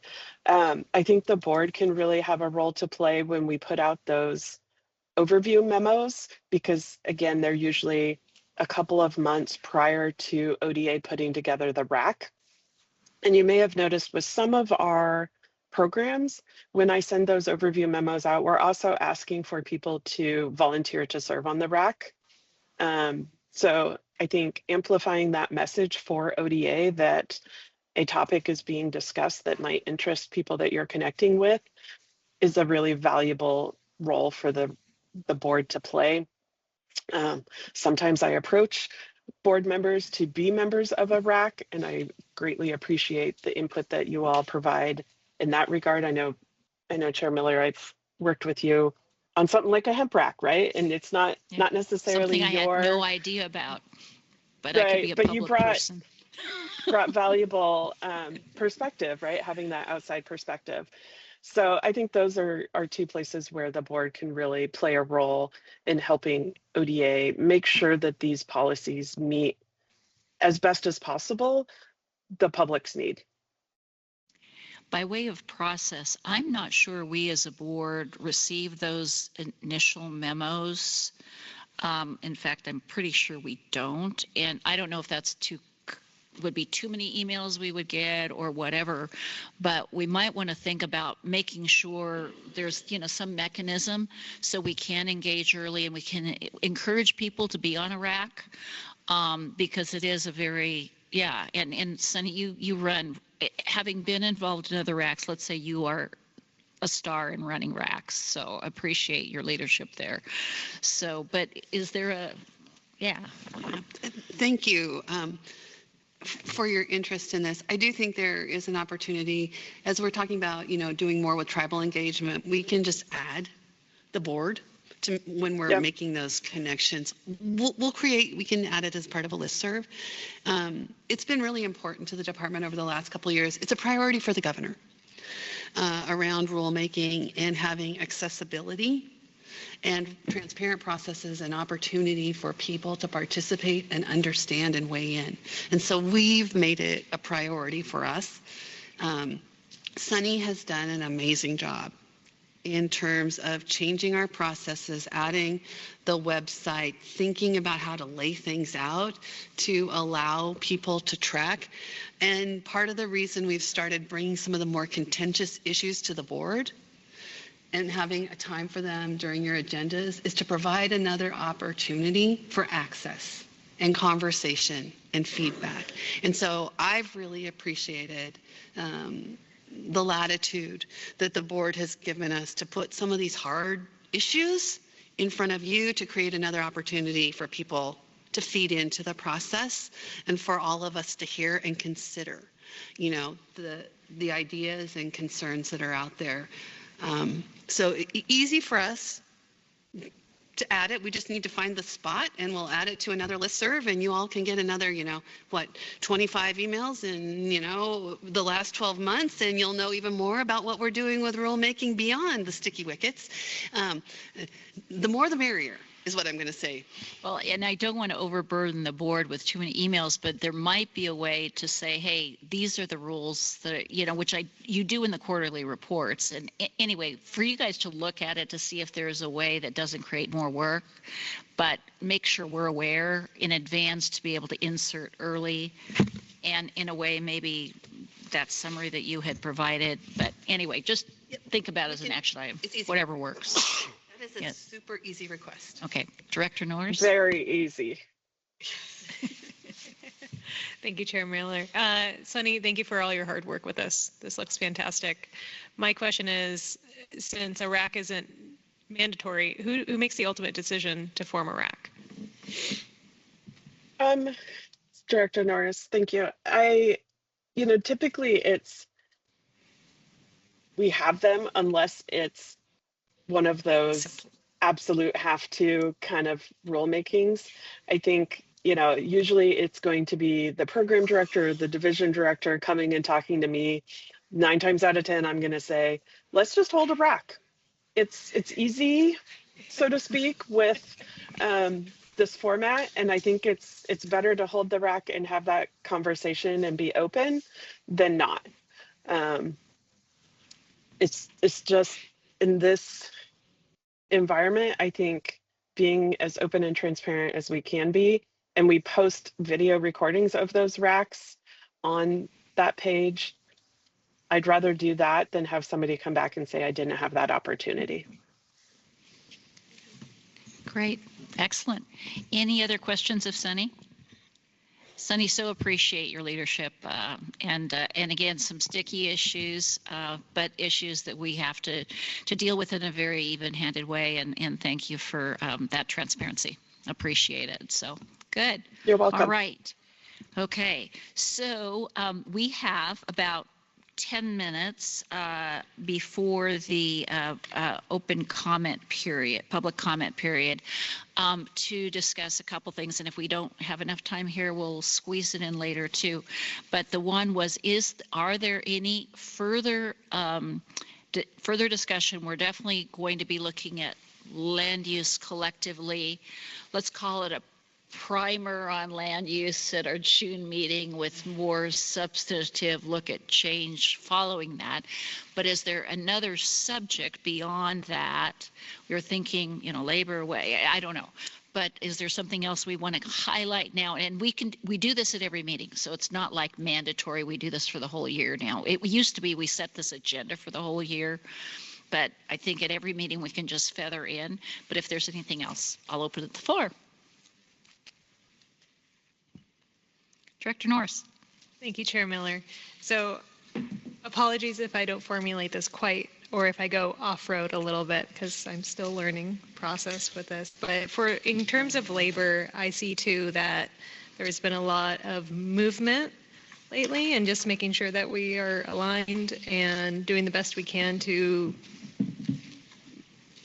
support like smaller producers and farmers in these issues. So it would be 169. With the H2A reform that's been happening, with the AWR and the interim final rule, the IFR, and just making sure that we are communicating the best we can to the people that they'll impact most. I know in Oregon we don't utilize H2A nearly as much as other states, and I see that becoming more and more of a pressing issue. And so that.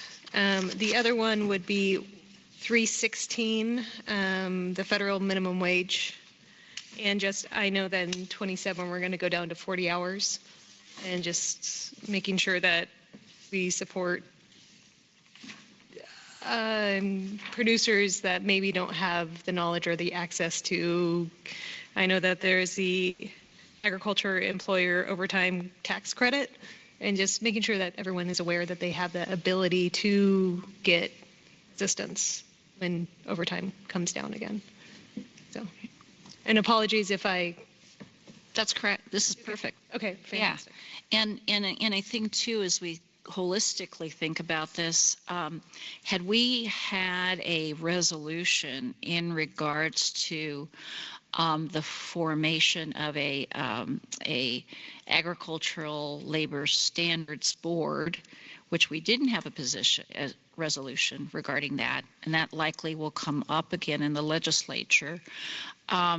We wrote a letter, so we stated a position, and whether you need a resolution or a position stated, we kind of went back and forth on that. But we've got that. We've got, from an H-2A standpoint, a question wherever Congress is or isn't going to land on changes, and a concern that that's for big producers and maybe not smaller producers, as far as, making it simpler and how far the simplicity goes. And so again, maybe, as we look at these resolutions, we can kind of look at that in context of what the feds are doing there as well. And then we did write a letter on ag overtime, or maybe we didn't. I think that was earlier before we started doing that. But again, ag overtime, from as other states have taken up, California and Washington are trying to change. California just did try to change the compensation of a tax relief for all payment of ag overtime. And I think that's still in the mix. I don't think they've adjourned yet, sine die there. And then Washington doing some things, and then other states. So again, maybe looking at holistically to see if we have any positions on that one too. So that's a good point. Yeah. Yeah, I really appreciate this discussion, because I think it captures the dynamics right now of what are going on in agriculture. And you could make a resolution today, but there are so many underlying changes. But thinking about the process in which the board weighs in, typically with the governor, around some of these issues, because we help support the governor. And are resolutions the right tool? Or is it something more time and space for where we're at and the issues that are coming down the pipe? Because there are a lot of them regularly. So it's good, I think, to just really think about that. How can we be timely in what we're doing as well? Great. Good. Thanks for that add. So we will tee that one up too and feather that in as we go forward. Any others that kind of jump out on the resolutions? So I got thinking, we were talking about land use and that there are multiple resolutions. And then we were also talking about proposed visits for next year to hold meetings. Yeah. I would think that if we could somehow get back to the east side, Morrow County area, in our area, with the governor's new committee on the data centers, you have some of our resolutions on solar and power siting projects. That's kind of the hub and where it's all happening. We have, of course, water issues over there too. I mean, there's a lot of things happening right there in that North Morrow, Central Morrow County. And I think there'd be opportunity to put eyes on the ground to how some of these resolutions are or are not maybe updated enough.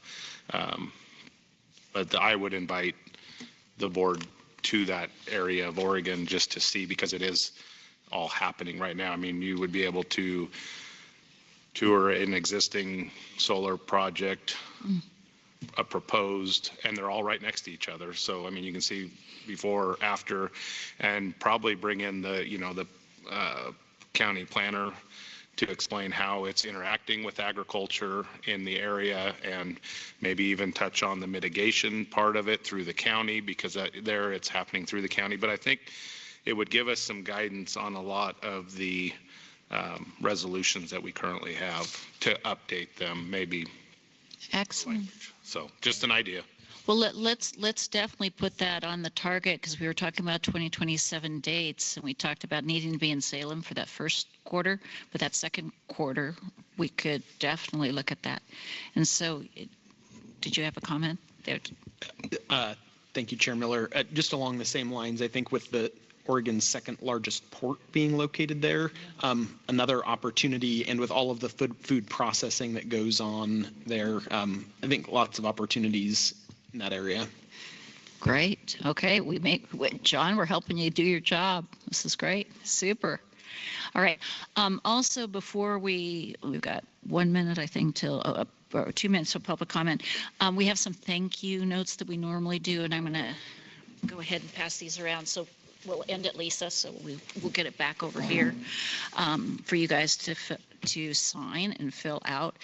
And then 2 minutes is not enough to talk about our quarterly reports. Now, remember, we decided we would still have, but Lisa, why don't you go? So at the last meeting, we talked about a different format for reporting out the quarterly board meetings. As part of the agency's Ag Quarterly publication, and having a section that'll talk about, the board meeting. We can align them up.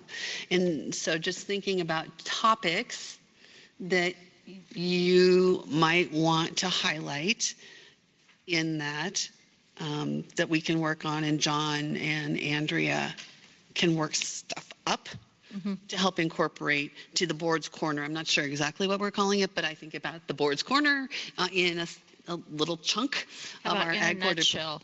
In a nutshell, there you go. Sorry, Blueberry.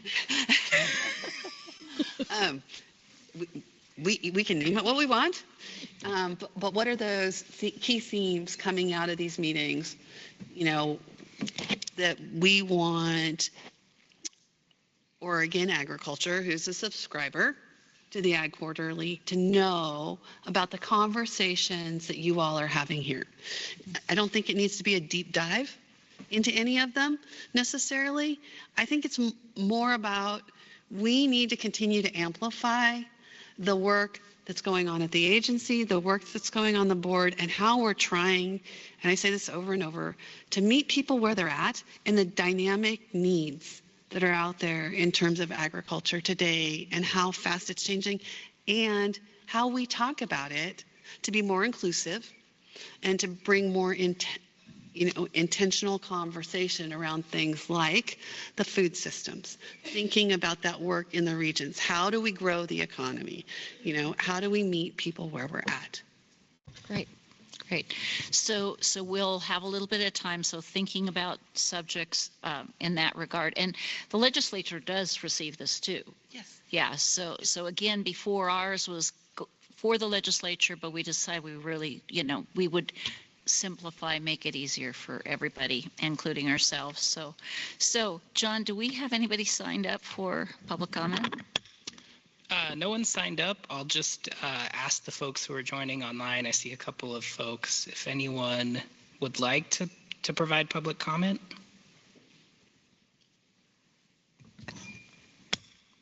Any takers on public comment? All right. Guess not. Okay. All right. So we've now got 10 more minutes. We did move the Oregon Native Seed Strategy with Troy Abercrombie to 10:45. Troy. Oh, he'll be here in just a moment. Okay. Well, then let's then continue on our quarterly discussion until 10:45. So subject matter for our little board snippet in the reports going out from ODA. And again, it's based on this meeting. We definitely want to talk about FFA. But are there any other things, maybe just the presentation we just had? But I'm going to throw it out to the board.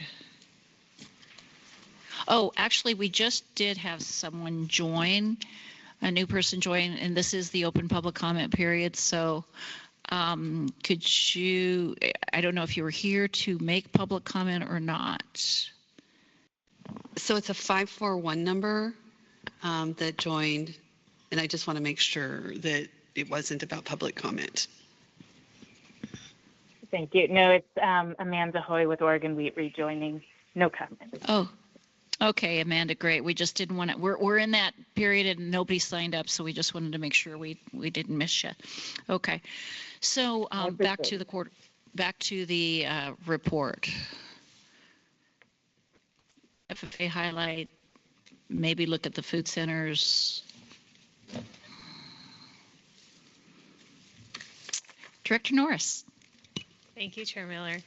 Definitely the food centers would be fantastic. I think that's a highlight. Is this an appropriate place to highlight the funding that we got for the Japanese beetle and some of the big wins with Yes, that? Yes. Good idea. Okay. Yeah. So Japanese beetle, wolf.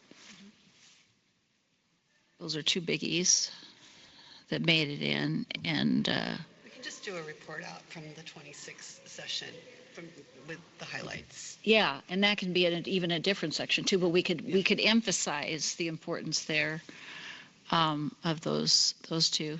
Good idea. Yes, Director Mogg.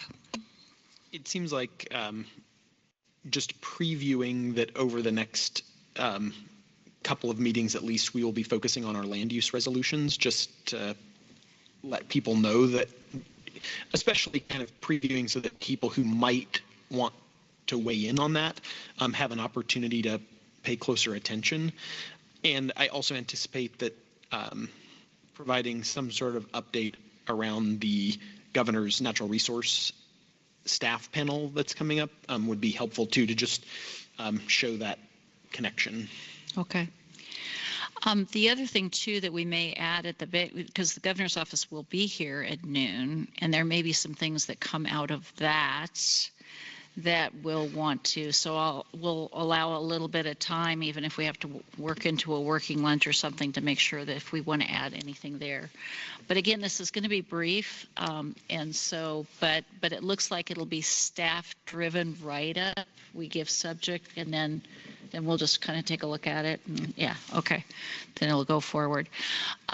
The other thing to mention too at this point is we do have our biennial, and this was mentioned yesterday, the biennial report. Now this is required by the legislature. It's a report from the Board of Ag.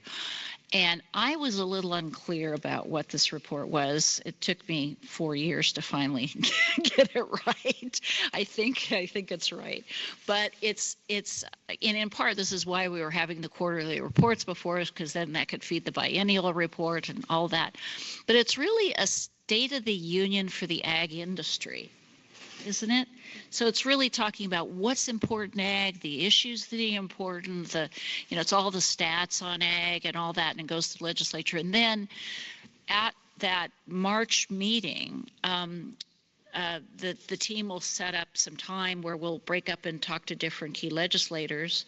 And last year we like on the spot were asked. Some people on the board didn't realize that the chair was going to ask everybody up to say something, versus you and I were that last time around going to be saying something. And so it is a great opportunity. We'll, Senate Natural Resources, probably we would go and talk about, again, our report. So it's talking points from the report. So the substance of that report is really important, because it's our every other year message to the legislature on key things that are important for Oregon agriculture. So let's get our thinking caps on. We'll probably start putting that together, maybe a little discussion at our June board meeting, but it's due before the legislature session goes in. We've been a little late last couple times.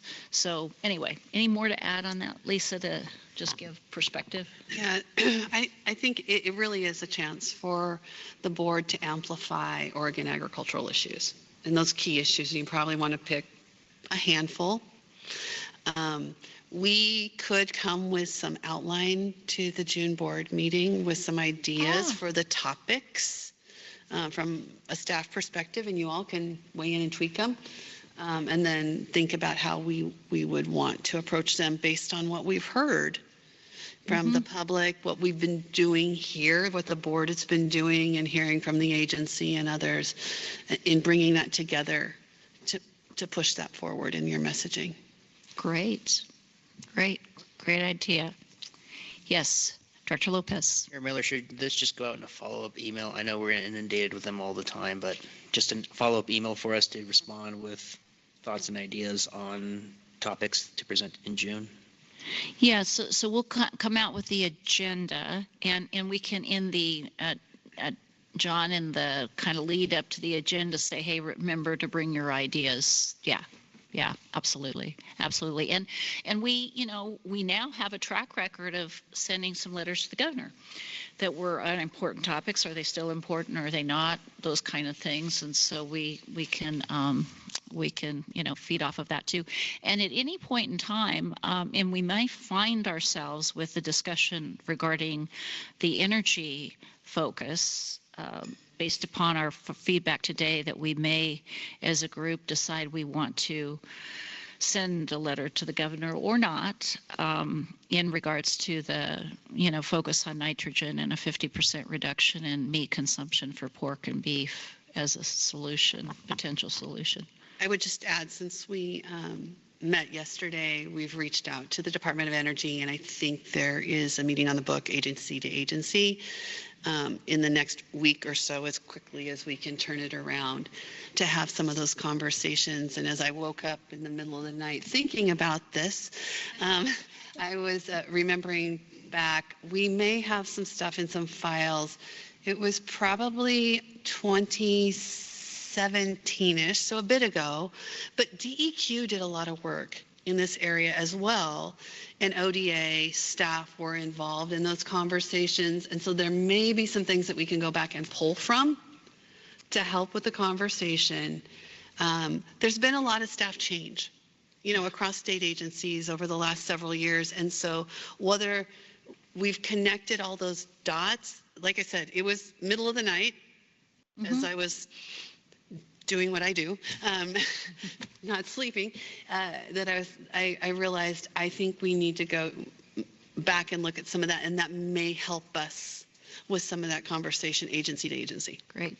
And we could take a few minutes, if it may be premature potentially for a letter from us to the governor, but we might, we can kind of talk about it a little bit later after we've heard from the governor's office, and then even just provide, I think, probably the department has good knowledge of background on all of this kind of stuff, but we might allow a little roundtable with the board to give ideas to go to that meeting with energy.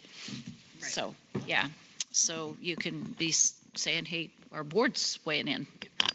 We could also think about how the board may provide some high-level public comment into that public comment period. Yeah, would be it's something due to on the 27th. It's a pretty quick turnaround. Yeah. So it'd have to be pretty high level, but good point. Good point. Yeah, Great. Chair Miller. Yes. That was sort of my thought process in terms of how we evolve in our communication to not only the governor's office, but the other state agencies through this board as one voice, and I would be interested, I'm hopeful that through the conversations we have here soon, that, asking, the natural resource team, how would you like us to advise in certain things that come up, right? And so Good. that we can, on a quarterly basis, be having those communications, with different state agencies or the natural, so that they know what we're thinking, right? Mm-hmm. And, as one collective group, without getting into a whole bunch of the weeds, but just, having a voice and doing our job. To plug in appropriately and to ask Jeff, and when he's here, and that's excellent. Good. Well, and just not in times of issues arising, right? Just to have that ongoing ahead of time. Communication. I really love that idea, and thinking about how we set the board up as a resource to some of the other agencies as they're grappling with those ag sector related issues to help. Well, I think you get into a situation where if you instead of being retroactive to certain things, right? Right. Just stay engaged and instead of going, having the response of, hey, you're in my space and you didn't ask me what we think about this. And so I think that just creates that connectivity. Yeah, yeah. And I think what's surprising on this one is the disconnect, because we did have the director at our last meeting, but then again, these ideas come up and stuff happens, So, but very good, being proactive like that and upfront, nice. I'll be looking forward to calling on you, Director Allen, to make that statement. So, great, good. See, this is transparency. We do, we're making sausage, in front of everyone, which is good, which is good. All right. So now we have for us Troy Abercrombie. If we could have Troy come forward, please, to give us an update on the Oregon Native Seed Strategy. And then we'll do a quick break for lunch, and then the governor's staff will be joining us at noon. So, all right.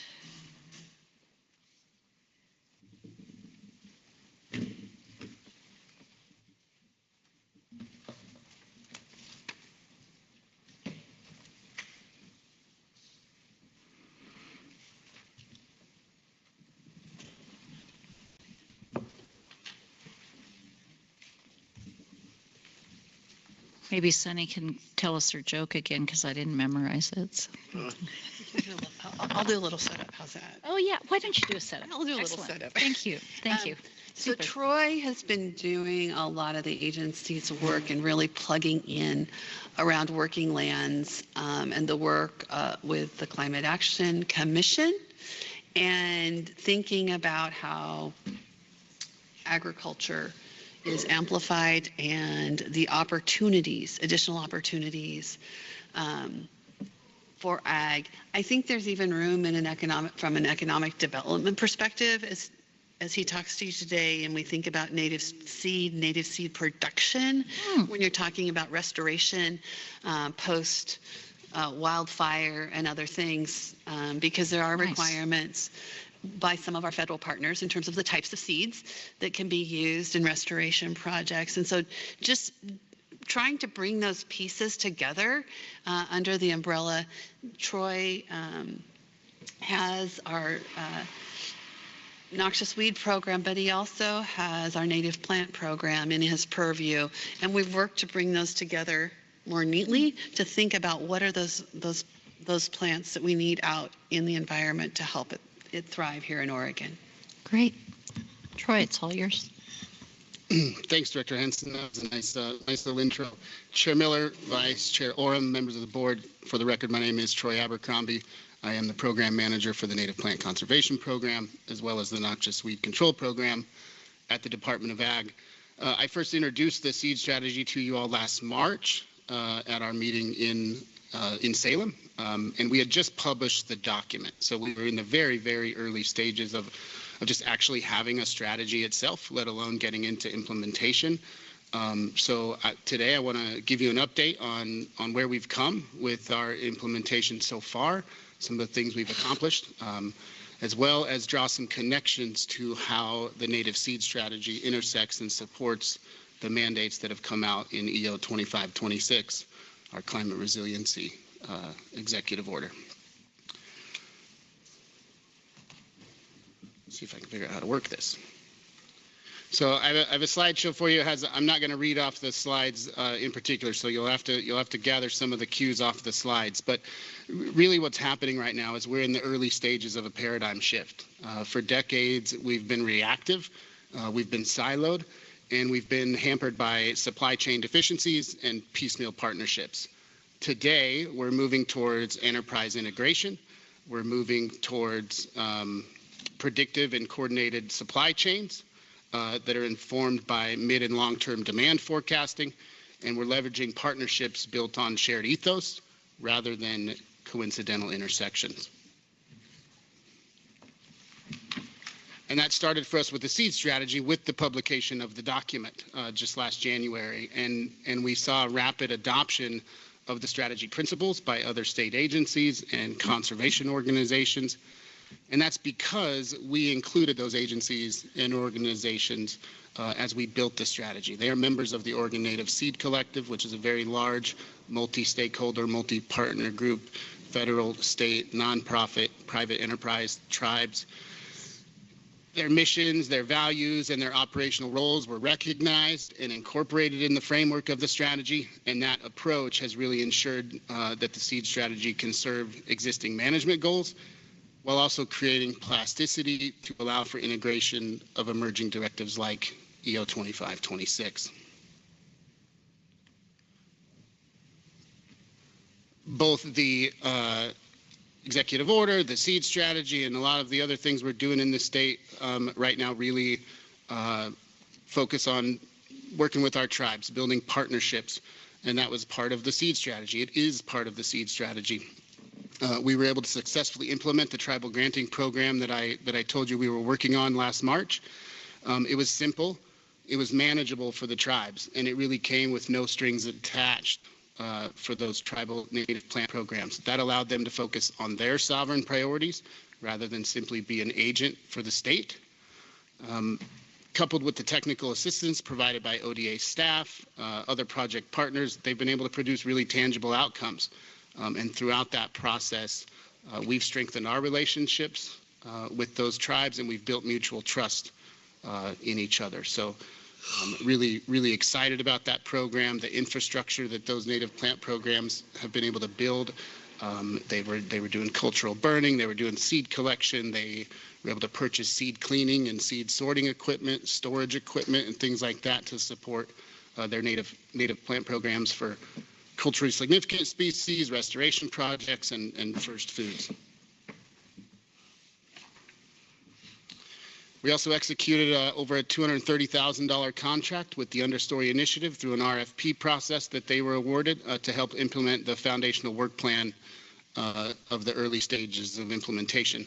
That included a lot of stakeholder engagement all across the state, providing technical assistance directly to growers, producers, aspiring growers and producers, and the build out and creation of new and existing cooperatives that help minimize risk for producers who are either currently in this space or want to enter the native seed and native plant space, removes barriers and provides opportunities for mutually beneficial resource leveraging. That includes shared equipment libraries where we have, again, seed cleaning, seed sorting, seed storage equipment that's kind of co-owned by these regional cooperatives. And when those partners need to use those resources or use those materials, they can use those as they need without any one individual organization having to absorb the entire cost or liability for those resources. Part of the seed strategy, part of restoring these landscapes, part of creating resilience requires that we preserve the genetic material that exists on the landscape today, especially in these habitats that maintain some intact qualities, some high functionality. And to that end, we collected and banked a lot of different seeds from priority species across priority ecoregions across the state, 20 plus species in 2025. We have a lot more to go, a lot more planned. Across 11 different counties in every ecoregion. And those reserves later, they're stored right now at the Ray Sellingberry Seed Bank, which is a program of Portland State University, now the Institute for Natural Resources. There was a recent kind of stewardship change for the seed bank. But when the time comes, those seed reserves can be deployed to growers and producers at no cost to them. And so it provides low risk opportunities for them to diversify their operations, to explore this new ag sector, and it ensures that we have a reliable supply of plant materials when they're needed.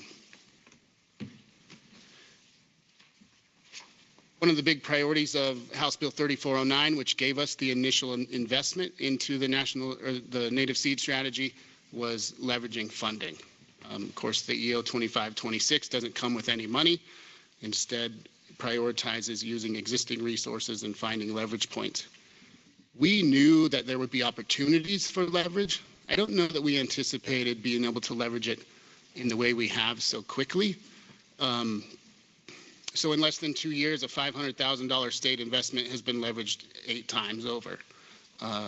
It started with a $3.2 million securing of funds through the National Fish and Wildlife Foundation as we leveraged some of our resources in partnership with ODFW for them to get money to support natural working lands biologists who help us implement the strategy, help connect landowners with NRCS programs and things like that. One of the pending funds that we were looking at matching, that was secured last week. So now we're up over $4 million just from this one project alone. And we think that's just the beginning. We're early on in implementation here. And we think we'll be able to continue doing this because the strategy is a long-range strategy, and it really prioritizes operational integration rather than individual projects. So we think the leverage component is something that will last for a long time.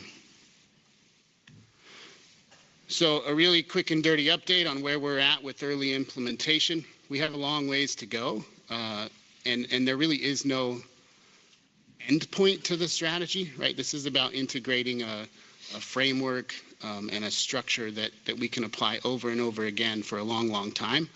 But we are making progress, and as we continue to see integration of the strategy and how well it absorbs emerging directives like EO 2526 and others, it really confirms to us that we're on the right track. So with that, I want to dive a little deeper into how the strategy is able to seamlessly integrate and elevate the directives of that particular executive order. The goals of the order are really crystal clear: restore and conserve our natural and working lands and waters, increase their resilience to climate change, protect the communities and the livelihoods of the memberships in those communities, and do it in a way that produces enduring outcomes. And it's a great concept. It's a great policy, right? But we all understand that policy is simply a tool, and that policy alone is not going to achieve the goals of the order. We'll need a reliable supply of ecologically appropriate plant materials to hit the 10% in 10 years goal to restore these degraded landscapes, especially in the eastern part of the state that have been, taken over by invasive annual grasses. If we're going to work at a scale that we're trying to work at now, we're going to need a lot more plant materials. We feel like the foundation for that type of restoration can be found within the principles and tenets of the seed strategy. We feel like it's a very powerful tool as we try to achieve these goals, and that when fully realized, it will have created foundational infrastructure required to support those efforts. We'll go back a little bit and just kind of reframe, the Oregon Native Seed Strategy's vision and mission are simple and clear, and you may hear some resonance between those and the executive order: to restore and maintain the diversity, functionality, and resiliency of our natural and working lands, and to ensure that we have the proper tools to do it. The strategy has 5 core goals, and it starts with the availability of those plant materials, closing knowledge gaps and providing insight that facilitates innovation, the development and deployment of resources, whether that's to private landowners, land managers, the general public, preserving the diversity that exists today by collecting and storing those genetic materials. And then, of course, because it's a long-range plan, we need to identify and secure support for sustained implementation. The executive order clearly calls out 4 priorities for creating and maintaining resilience across our natural and working lands: anticipate, prepare, respond, and recover. And we feel that the Oregon Native Seed Strategy abides to this by developing seed forecasting systems that allow us to anticipate collection, production, and storage of plant materials so that we're prepared, maintaining reserve inventory that allows us to respond, and increasing our knowledge base to allow for informed decision-making over long-term recovery trajectories. Again, coming back to the scale issue, we'll need to move from boutique production to commercial and industrial scales. The seed strategy identifies barriers to this transition and proposes solutions. One of those barriers that we learned through early implementation, as we connected with large industrial farmers who want to get into this space, we don't even have the seed materials for them to plant a 1,000-acre field of certain species, most species. We can't even support that. And so as we speak, we have a project underway in cooperation with the East Cascades Native Plant Hub, which is an OSU-sponsored program. And what that is to do is take their small and intermediate production facility and amplify a small amount of seed into a large enough amount of seed that it can then be passed on to one of these commercial scale, industrial scale growers to implement and do large amplification to produce the kind of seed stock that we would need to do some of these larger projects.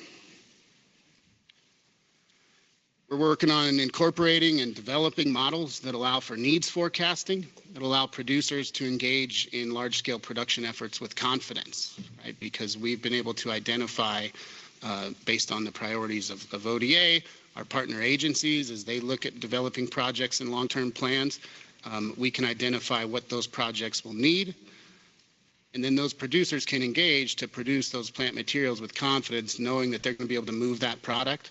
They're not going to be sitting on 2 dump truck loads of some kind of seed that nobody's going to buy.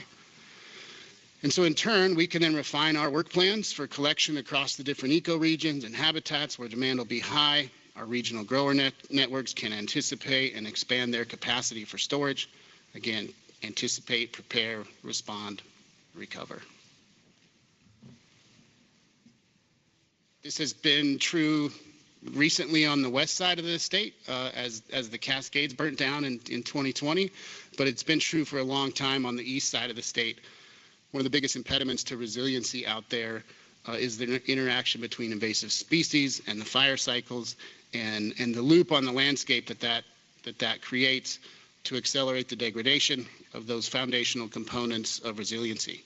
The healthy soils that support diverse plant communities, those diverse plant communities that in turn provide habitat and forage for wildlife and agriculture, and then the ecosystem services that all of those elements and their associated processes collectively provide to us, to the wildlife, and the communities that depend on those landscapes.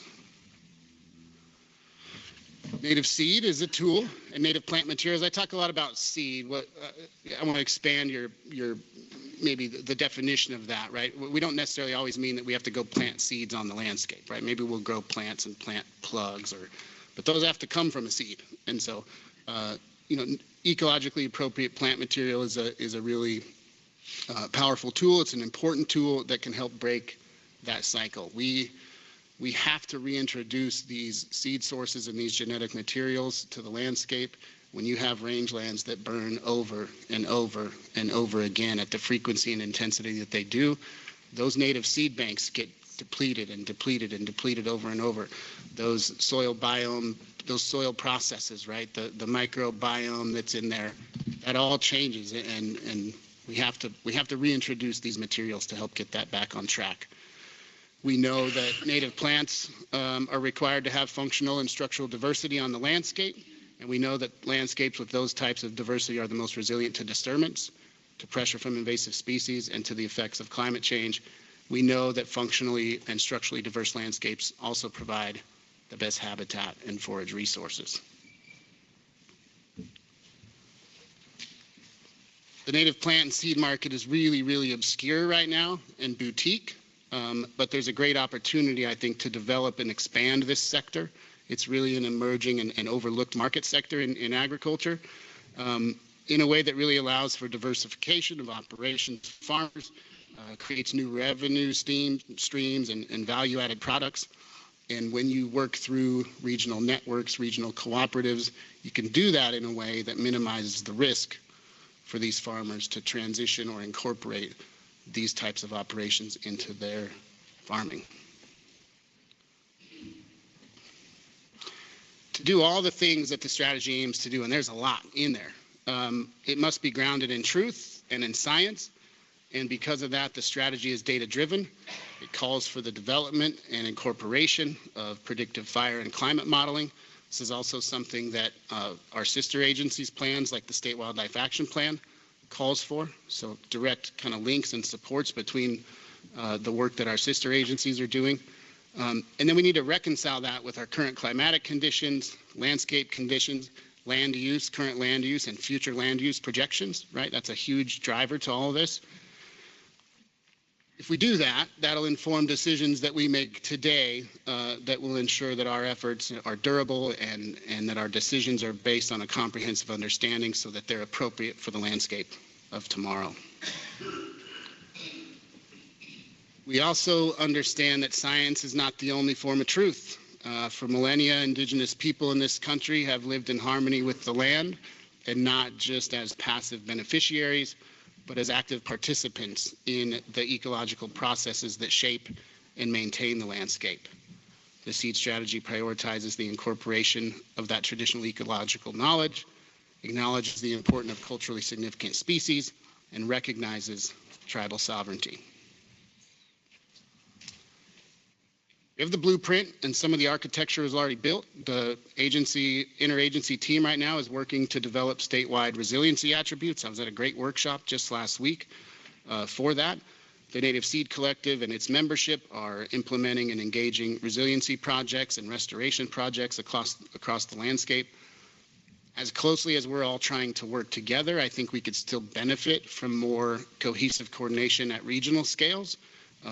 ODA's Rangeland Health Program, ODFW's Natural Working Lands biologists are helping there, but I think some regional coordinators would really help, whether that's an ODA thing or a partner thing.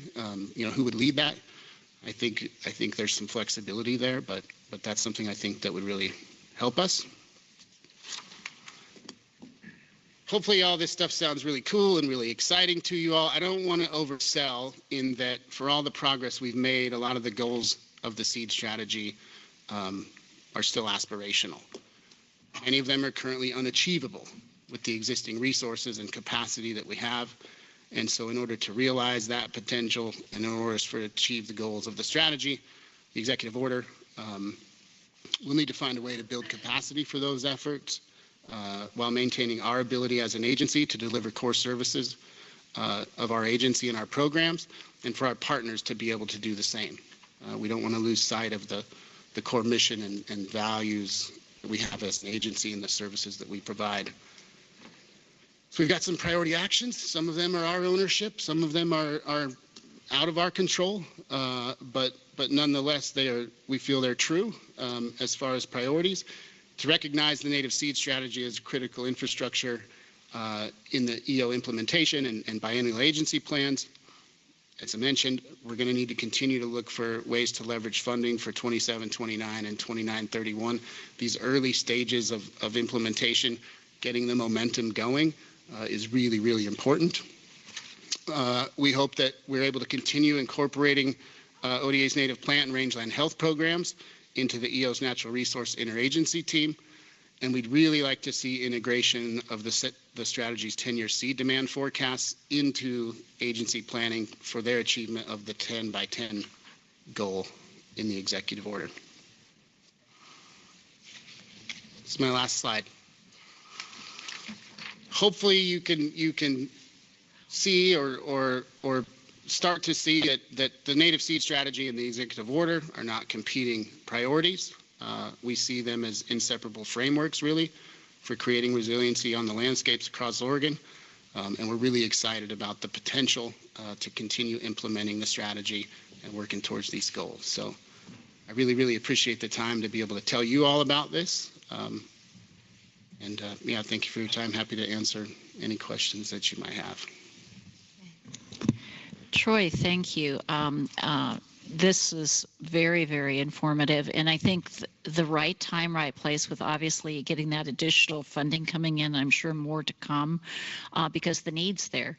Could you go ahead, the demand planning piece, could you get a little more granular on that? Because obviously if a farmer is going to commit to say, I'm going to be growing native seeds, and you mentioned it, but is it like, let's say BLM, huge amounts of land, let's say the ONC lands, and they're going through their management plan right now, said, okay, after every fire, this is exactly what we need to do by when. I mean, is there that granularity so you can define demand well enough for somebody to say, you bet, I'm going to risk planting native seeds? Yeah, in some ways there is, right? But that's part of the seed strategy, right? There's an ask really for those other agencies. ODA doesn't own any land, right? Right. We don't own or manage any of our own land.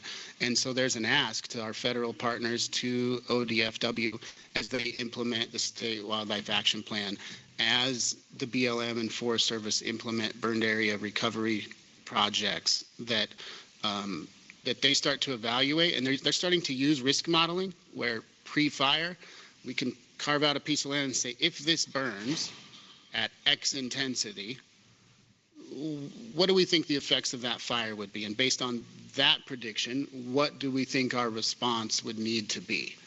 And so some of those tools exist or are currently being developed and refined. ODFW has been great about this.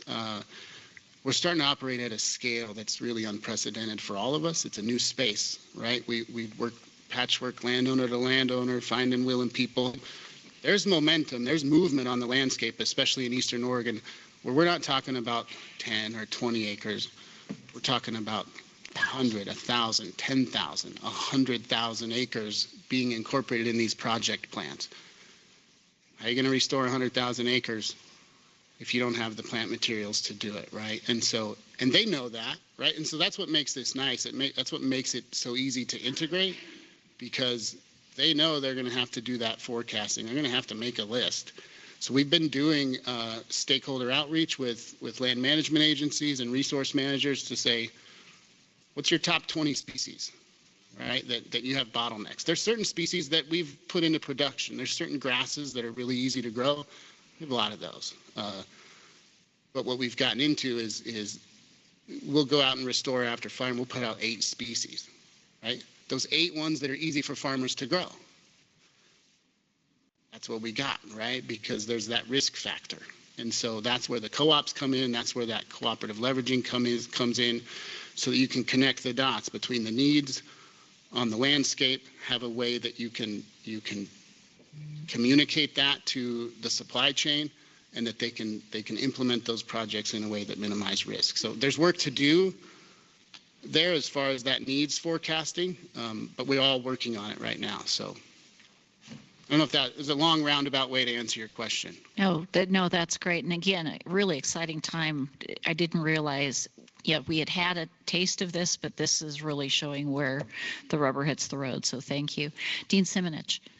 Yes, I want to commend you for the financial leverage. Factor of 8 is amazing. That's wonderful. And then I also wanted to say, I know it probably depends on the type of seed and the scenario, but what is the success rate? Do you need 1,000 seeds to get to one plant, or do you need 10,000 seeds to get to one plant? I got to think it's something on that order. This is not the next step after planting is not easy, right? Yeah, it's a great question. And in some cases we don't know, right? Because we haven't been doing it. And so this project I mentioned, one nice thing about these natural working lands funds is they generate interest income. And we have pretty broad discretion over how we can spend those dollars. And so this project that we just initiated with East Cascade Native Plant Hubs, there's an amplification component to it. We also set aside experimental plots for seeds that haven't been traditionally incorporated to answer that very question. How many seeds do you need to plant? What kind of yields do you get? We're going to do the same species with different methods, right? Different types of care to see if there's better or worse production. We'll introduce disturbance in some of these plots to see if that stimulates growth or maybe goes the opposite way, right? And so these are that research component of the seed strategy is what gets at some of these questions, because we just don't know. Director Hansen? Thanks. So when you're talking about the research component, and it just struck me with Dean Simonich's question, like, who are our partners? Who are we partnering with, to leverage expertise when you think about stepping up and growing this and understanding more. Yeah, also a good question. Appreciate it. It's, there's work going on at different land grant institutions across the West that we can leverage, right? Research that's already going on that we can leverage, but we need some more targeted type of stuff. The East Cascade Native Plant Hub project that we're doing is a good example of that. A lot of it happens through public-private partnership with our partnerships with like the Understory Initiative or the Institute for Applied Ecology, who have their own production fields. And they're doing in-house research, right, that we can leverage. The Native Plant Materials Center for the feds, for NRCS, right, they do similar types of stuff that we can leverage. I don't know that it's all coordinated together always all the time, right, and I think we could probably do a better job of that. I think we aim to do that, but we'd like to engage our universities more. We'd like to engage, more public-private partnerships. A lot of opportunity there, a lot of unanswered questions. Director Lopez. Thank you, Chair Miller. So, Troy, if I understood you correctly, I'm going to use an example here. Let's say I have 15 acres of something that I already have planted and established. I need to rotate out of that because it's no longer viable. I come to you. Do we draft up a plan together, and am I supported by your department the whole way through, or do I partner with different folks within the sector to help me get to a viable product that helps me continue to farm? Thank you, Director Lopez. I think it could start with us, right? We would then want to connect you with local partners, people that are putting projects on the ground in your local area, whether that's ODFW, whether that's a Soil and Water Conservation District. Maybe the NRCS is trying to get a CRP project going on somebody else's property, right? One of the problems right now or challenges in CRP is there's a lot of folks putting land into that program, but they're not getting the diversity established on those plots to be eligible for the payments. And so we need to come up with new seed mixes, right? And so there might be opportunities in your local area. We also want to keep those local plant materials local, right? And so it could start with us. It could then maybe go through the ODFW natural working lands biologist and farm bill biologist, who could then connect you to other more local resources. And then as a network, depending on what you need at what time, maybe you work with all of us in some way, right? So I think a lot of different opportunities there. Great. Director Dill. Thank you, Chair. Trying to think of the best way to ask this question, but I think one of the photos has just kind of got my mind thinking. There's a photo with the tractor and kind of a cultivated field. So I'm picturing like these, native plants being grown, under ideal conditions, fertilized, use of pest control materials, all that.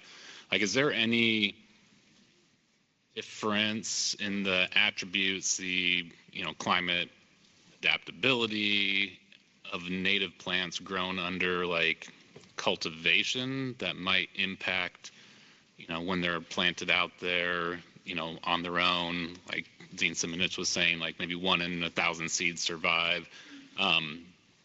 Just how does that work? Like we're cultivating native seeds that normally would have been wild harvested, or so do they perform differently? Is that part of the research? I think is maybe what I'm trying to ask. Yeah, no, it's a great question.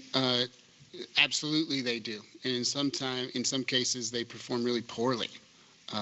We love them to death, right? And we're learning about different tillage methods, different planting methods, right? Using drills instead of other types of seed dispersal.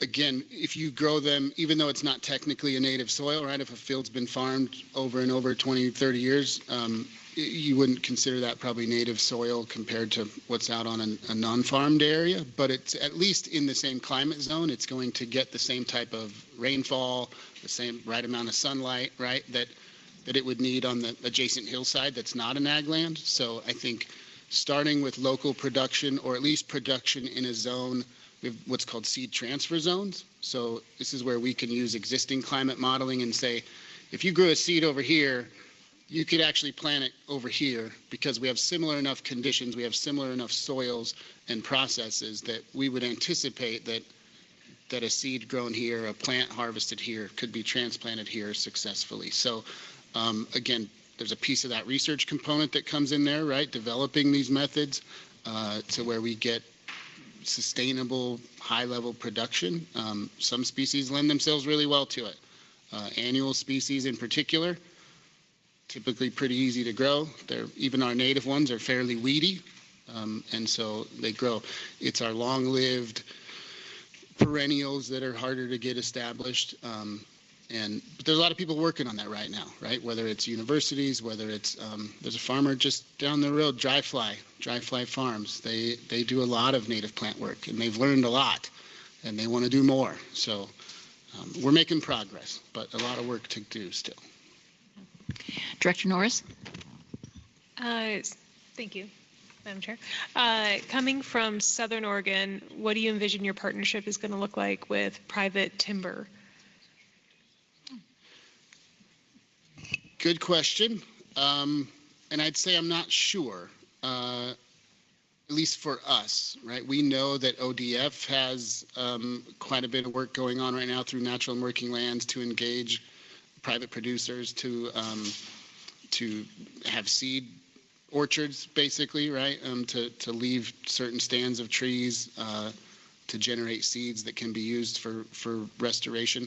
I'm not sure where our nexus really would be with that. We certainly recognize it as a form of agriculture, right? So yeah, that's a good question. I don't have a great answer other than that it's something we should explore more deeply, I think. Maybe after this we can have a conversation. I'd love to. Okay. Appreciate it. Good. We do have to move on. Thank you very much. This was really, really helpful and informative, and very much appreciate you coming to be with us. And great news, maybe another newsletter item. We've got a lot on our list here. So anyway, thank you, Troy. Appreciate it. All right. In light of the fact that I've now been informed we may have to be out here sooner than the sooner that we were supposed to be out of here, we're going to have everybody grab your lunch. It's back there, right? Grab lunch and come back and sit down, and we're going to have a working lunch, and we will go ahead and end up having our pesticide program update moved up with Gilbert during our working lunch. So grab your food, come back quickly, and yeah.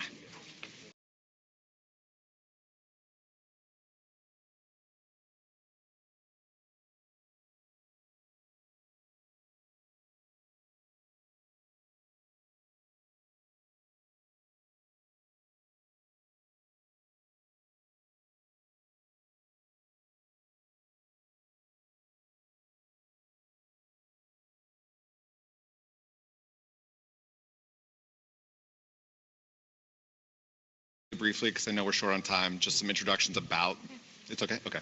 About the program, some overviews of it, the exams that we do have in the manuals, and then Gilbert will move into talking about the exams that we do have in Spanish and some of the work that we've done since the last board meeting.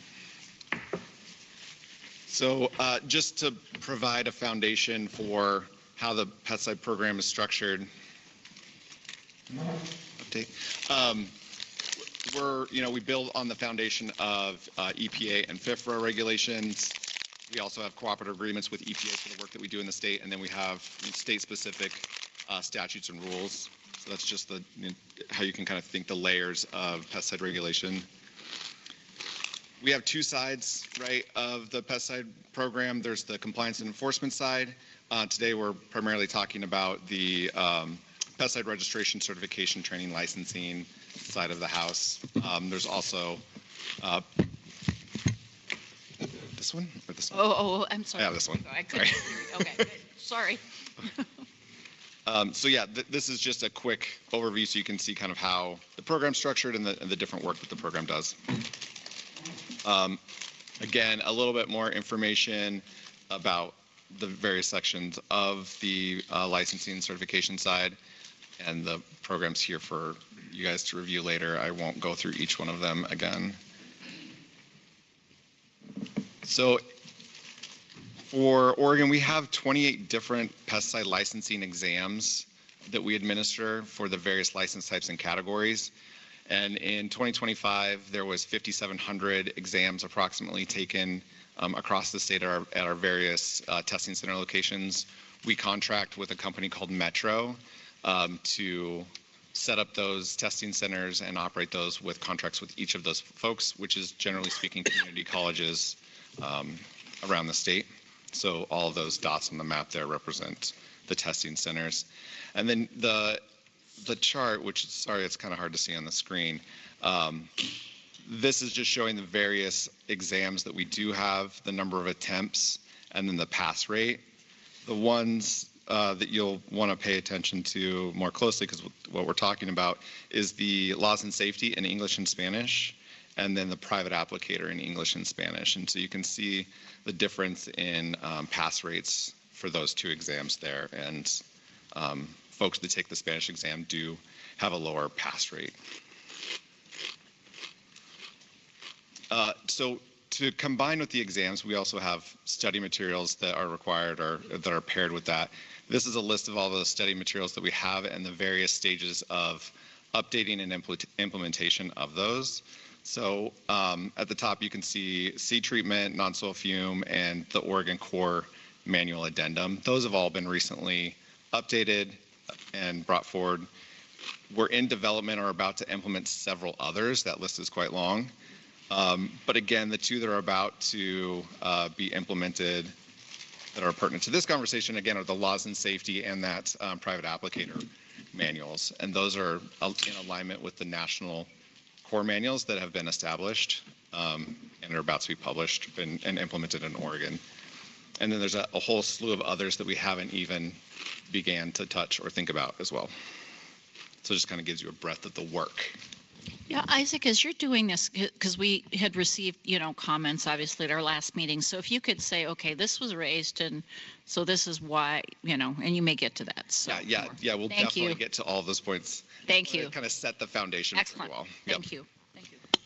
And then so we also, and since the last meeting, we did look at other states and what they're offering for Spanish exams and how we compare. There's 8 states that offer Spanish exams. 5 of those offer the private applicator exam in Spanish. 4 of them, the commercial core manual and laws and safety in Spanish. And then a couple other states have additional category exams in Spanish as well. And you can see the list of states there. But 42 don't. And the reasons that several of them gave was around labels. So pesticide labels are in English, and so in order to safely apply those, you need to be able to read and understand English. So they've declined to do alternative languages. Others have specific state laws that say it can only be in English. And others have concerns around, well, if we do it for Spanish, we don't have the capacity to do it for all other languages, so they haven't ventured into that. So it was kind of interesting to hear how different states stacked up. And I'm going to turn to Gilbert to go through some of those points that were brought up last time and some progress that we've gotten so far.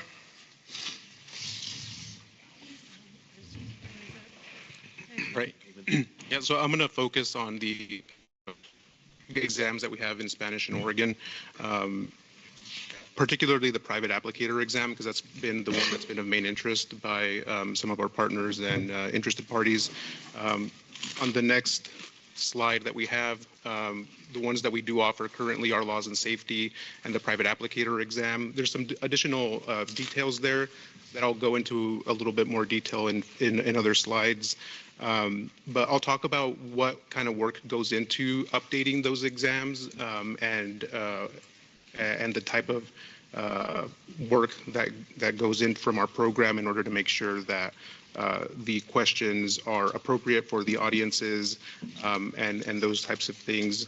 Here we can see the number of questions that we've updated since we started keeping track. So since 2019, we've made changes before that, but we've been keeping track of how many questions we've updated and for various reasons, which I'll go to in a little bit more detail going in other slides.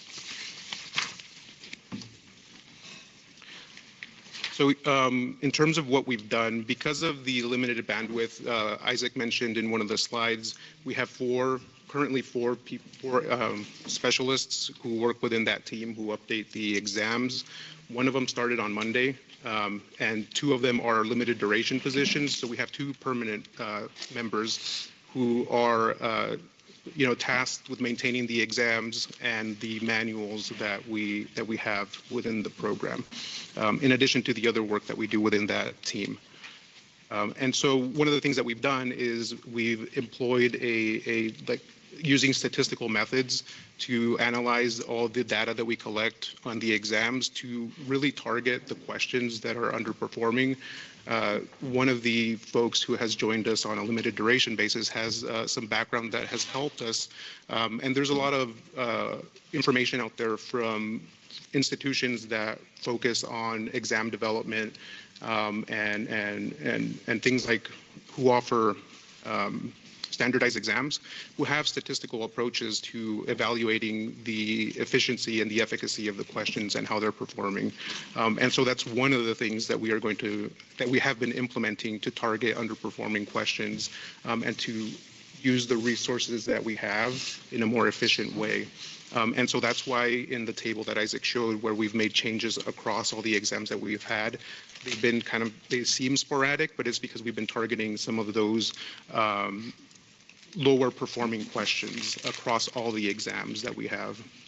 So I understand this correctly. You've been doing the statistical analysis all along and working on it, because one of the things we did here from the group was, are the questions fair? Are they, do they make sense? Do they whatever? But you've got some stats that show where you need to target and work on. Yes. So, okay, so that'd be, okay. Yeah, and so in this slide, we have this table, and it's a little small, but I think you can see it in the printout. The number of questions that we've changed across all the exams that we have within the program. Some of them we've changed the entire exam because we've gotten a new manual, and so it's required changing all the questions. But you can see that we've been looking at all of our exams and changing them based on those statistical analyses that we've been doing. And reasons that we've used also for making those changes, once we look at something that indicates based on these analyses, we don't just use that. We actually then take a look and see, okay, why might this question be problematic? And then we'll update it for clarity of language. We've removed questions that require interdependency. So there were questions that were dependent on the answers from a previous question. So if you answered that one wrong, then the next series of questions were going to be wrong. We removed those from the exams, not just the Spanish language exams, but from all of the exams. If there were updates to labels, to manuals, we did that. We also went in and ensured that the exams and the manual terminology were consistent with the exams. Because some technical terminology can have equivalent vocabulary that can be used differently in the manuals and in the exams, but we wanted to make sure that we were actually referring to the same words so that people didn't get confused.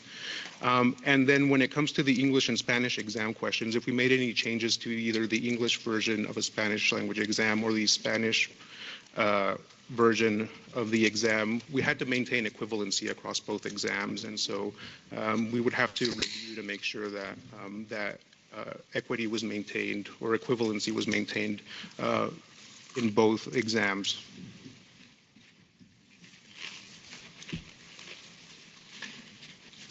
So the process that we follow when we make changes to the Spanish language exams to make sure that we do maintain that equity is review the English language exam to ensure that the question is still the same. Are we still asking the same thing in both exams? We review the distribution of topics. I have another slide where we kind of talk about that, but each exam has a certain number of topics that we ask, such as like label comprehension, questions about the environment. And so are the questions that we're asking still maintaining that same kind of level of distribution?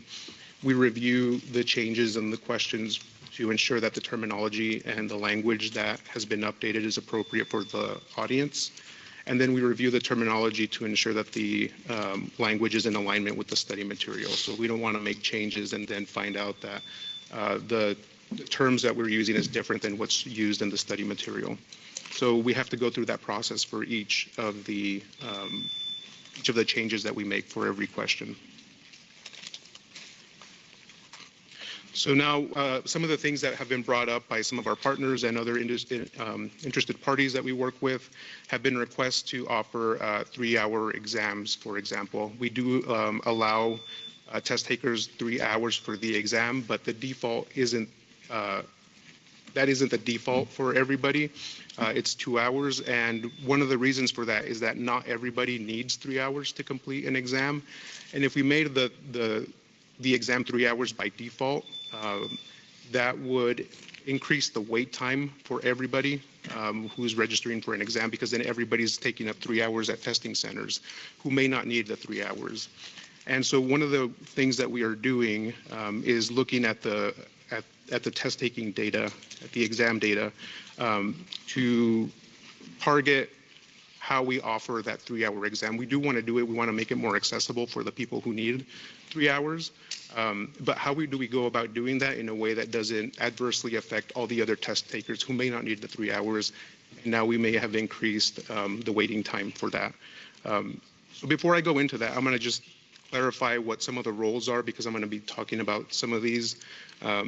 Metro Institute is our exam contractor. They are the ones through which our examinees register.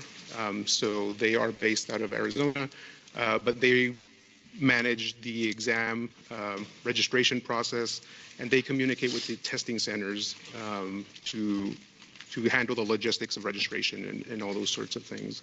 The testing centers are the locations where the examinees can go to take the exams. The proctor is the person who administers the exams to the examinees, so they are the person on location and on site who's doing that. And then ODA, we are the owners of the exams, and so we manage the actual content of the exams and own the exams. And so just jumping back into the 3-hour request, for example,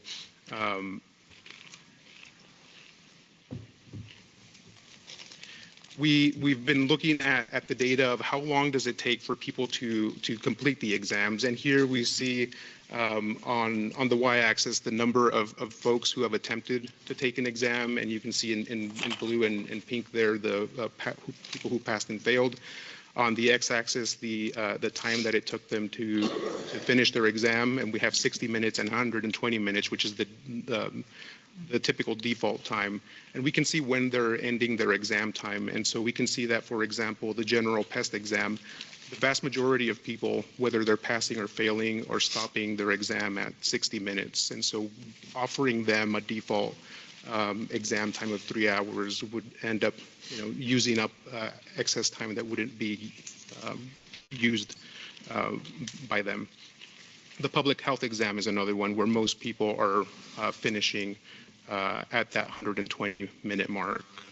And so in this way, we can assess, who's actually needing that extra time and how we can make sure that they are the ones who are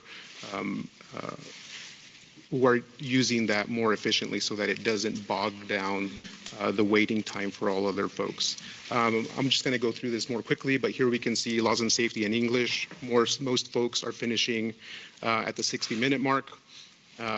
Whether they're passing and failing, this kind of tells us that, folks who are, even if they fail, they either know it or they don't. They're stopping at 60 minutes. They're not going the extra time. For laws and safety in Spanish, we are seeing that folks are hitting a wall in the 120-minute mark. And so there is that potential need for them to, who could benefit potentially from that extra time.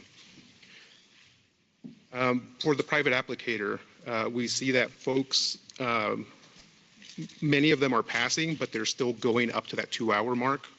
And so, even though they pass, they're just kind of like going up to the 2 hours. In Spanish, some of them are taking the 2 hours, they request that extra hours, and they're still failing the exam. So that's kind of telling us that despite that extra hour, it's not helping them pass the exam.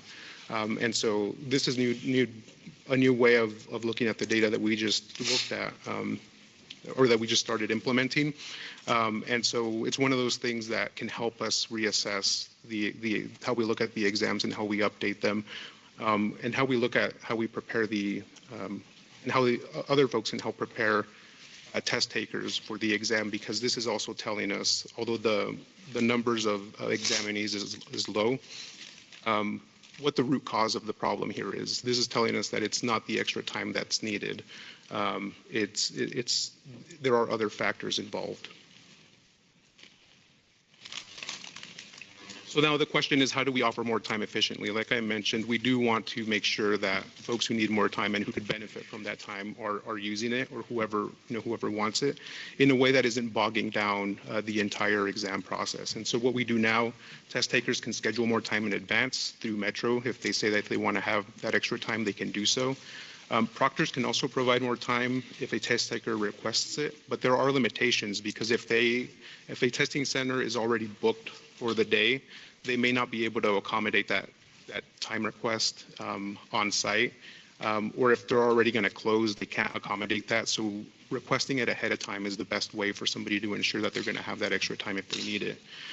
Possible changes that we're requesting is to have testing centers offer a dedicated 3-hour session time on certain days, so that people know that on certain days of the week there are 3-hour sessions that they can just automatically register for.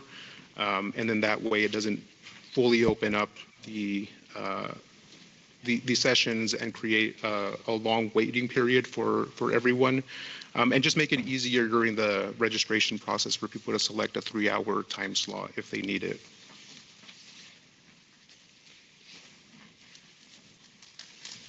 The other question we've gotten is to offer paper-based exams.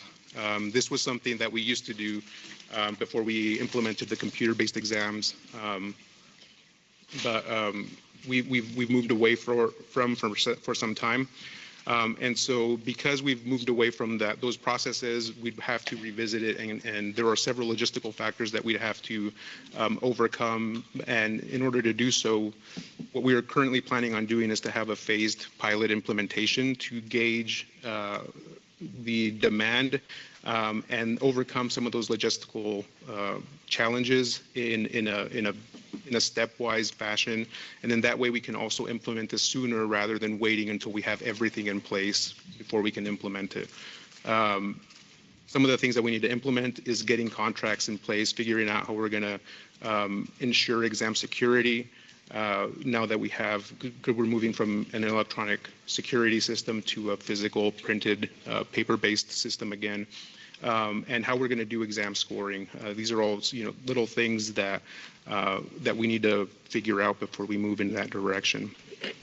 So the planned phases are that Metro will continue to facilitate registration. Folks can go onto that site and select that to register for a paper-based exam on a date and at a location where it's going to be offered. The testing center, which will work to find who is willing to partner with us, will provide a space to administer the exam, and then our staff at ODA will have to print, deliver, collect, and grade the exams during this initial phase as we're engaging demand and sorting out some of these other logistical challenges.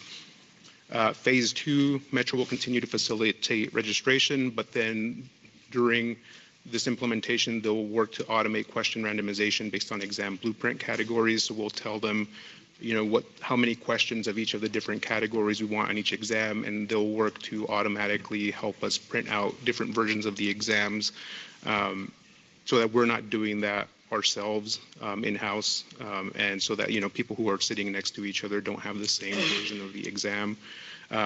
We will look to expand locations based on the feedback and the demand that we're seeing during the initial phase, and we'll continue to print and deliver and collect the exams and grade them during this second phase.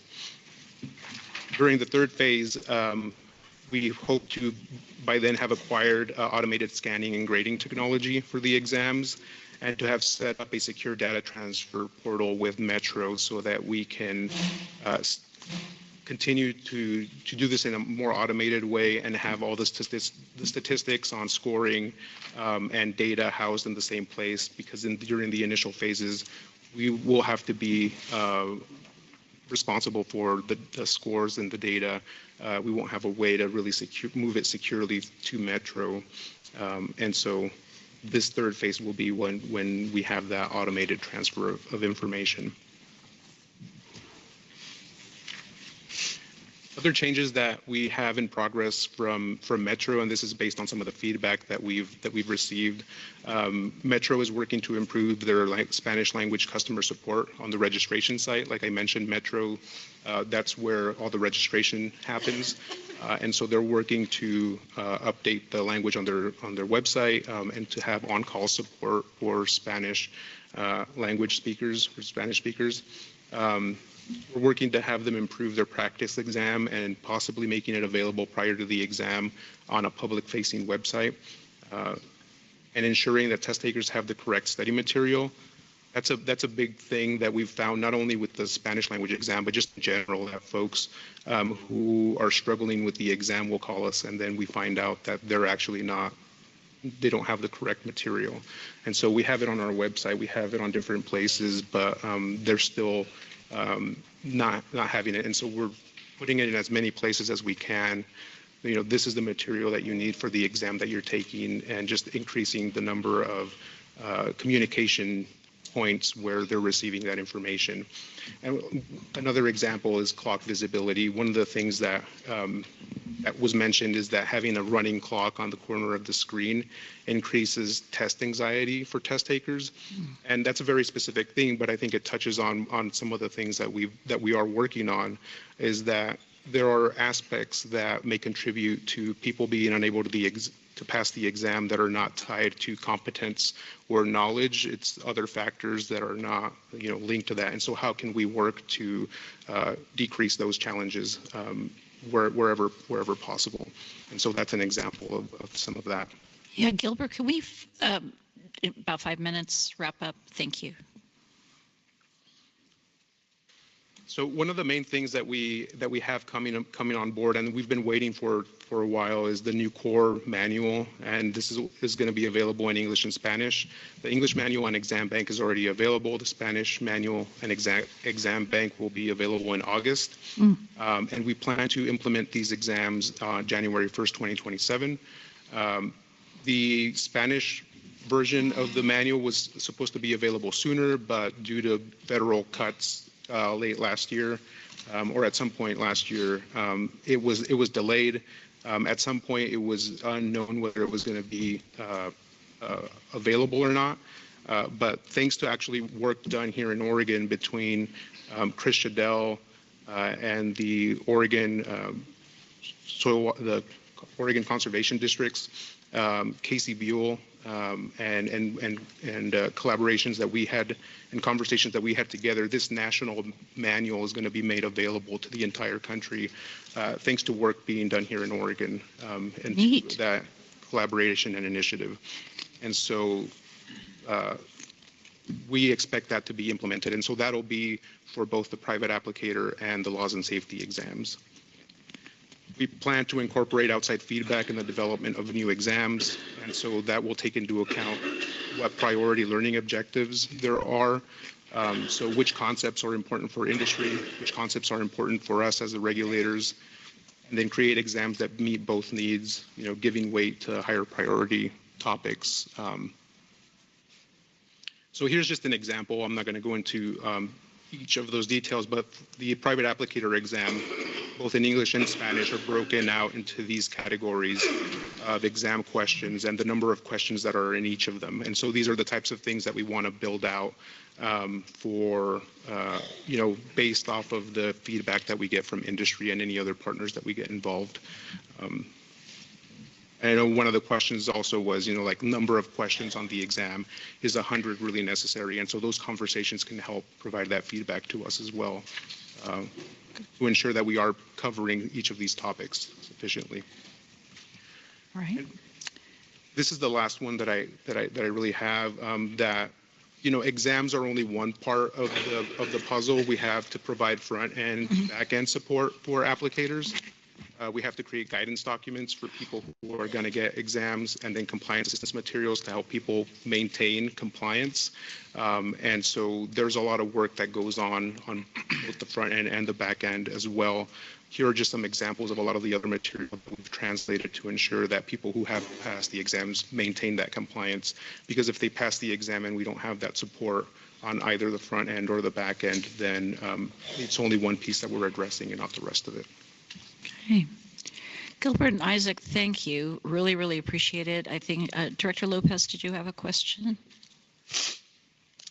Thanks, Chair Miller. Yeah, I was going to request, could we extend them by about 15 minutes just so we could kind of get questions in for them? Well, what we can do, the governor's office is here to present now. And so originally we were going to be at 1.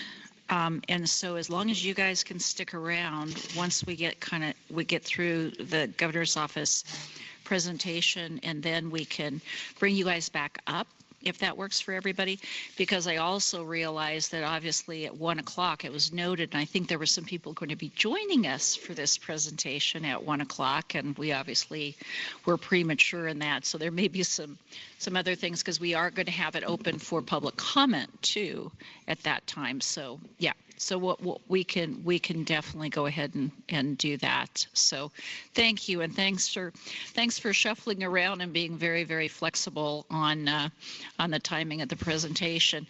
And obviously this is recorded, so anybody taking a look at the presentation later and may have any additional comments, we can definitely make that happen. So.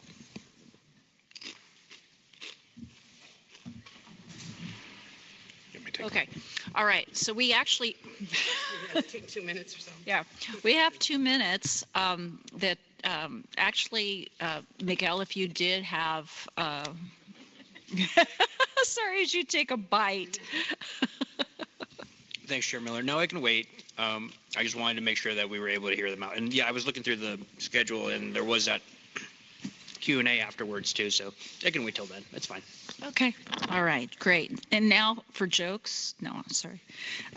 Okay. So we will actually. What I'm going to do is ask Director Hansen to help do a bit of a lead-in for this discussion, and given the fact that we, have executive orders coming from the governor, which we are as a department are looking at how can we make things happen, how do we fit in, and we actually this last presentation we just had was a really great way that we can fit into some of those initiatives and focuses from the governor. So I will go ahead and ask Lisa then to do a little bit more of an intro for our honored guests who are here, and thanks for coming over the hill for us. So yeah. And I also wanted to acknowledge Shannon Davis, the Deputy Director with DEQ, is joining us as well. Just to touch base, I think she joined us a couple of board meetings ago, and just really appreciate the ongoing partnership with DEQ. So I'm really excited. DEQ's in the room. Yeah, DEQ's in the room. Look at us. I'm really excited to have the governor's office here to visit with us about some of the initiatives that are going on, whether those be the EO, the Prosperity Initiative, and the work and some of the governor's vision that we've really incorporated into our work around transparency. You heard it today when we talked about our rulemaking process, how much it's changed with Governor Kotick's vision.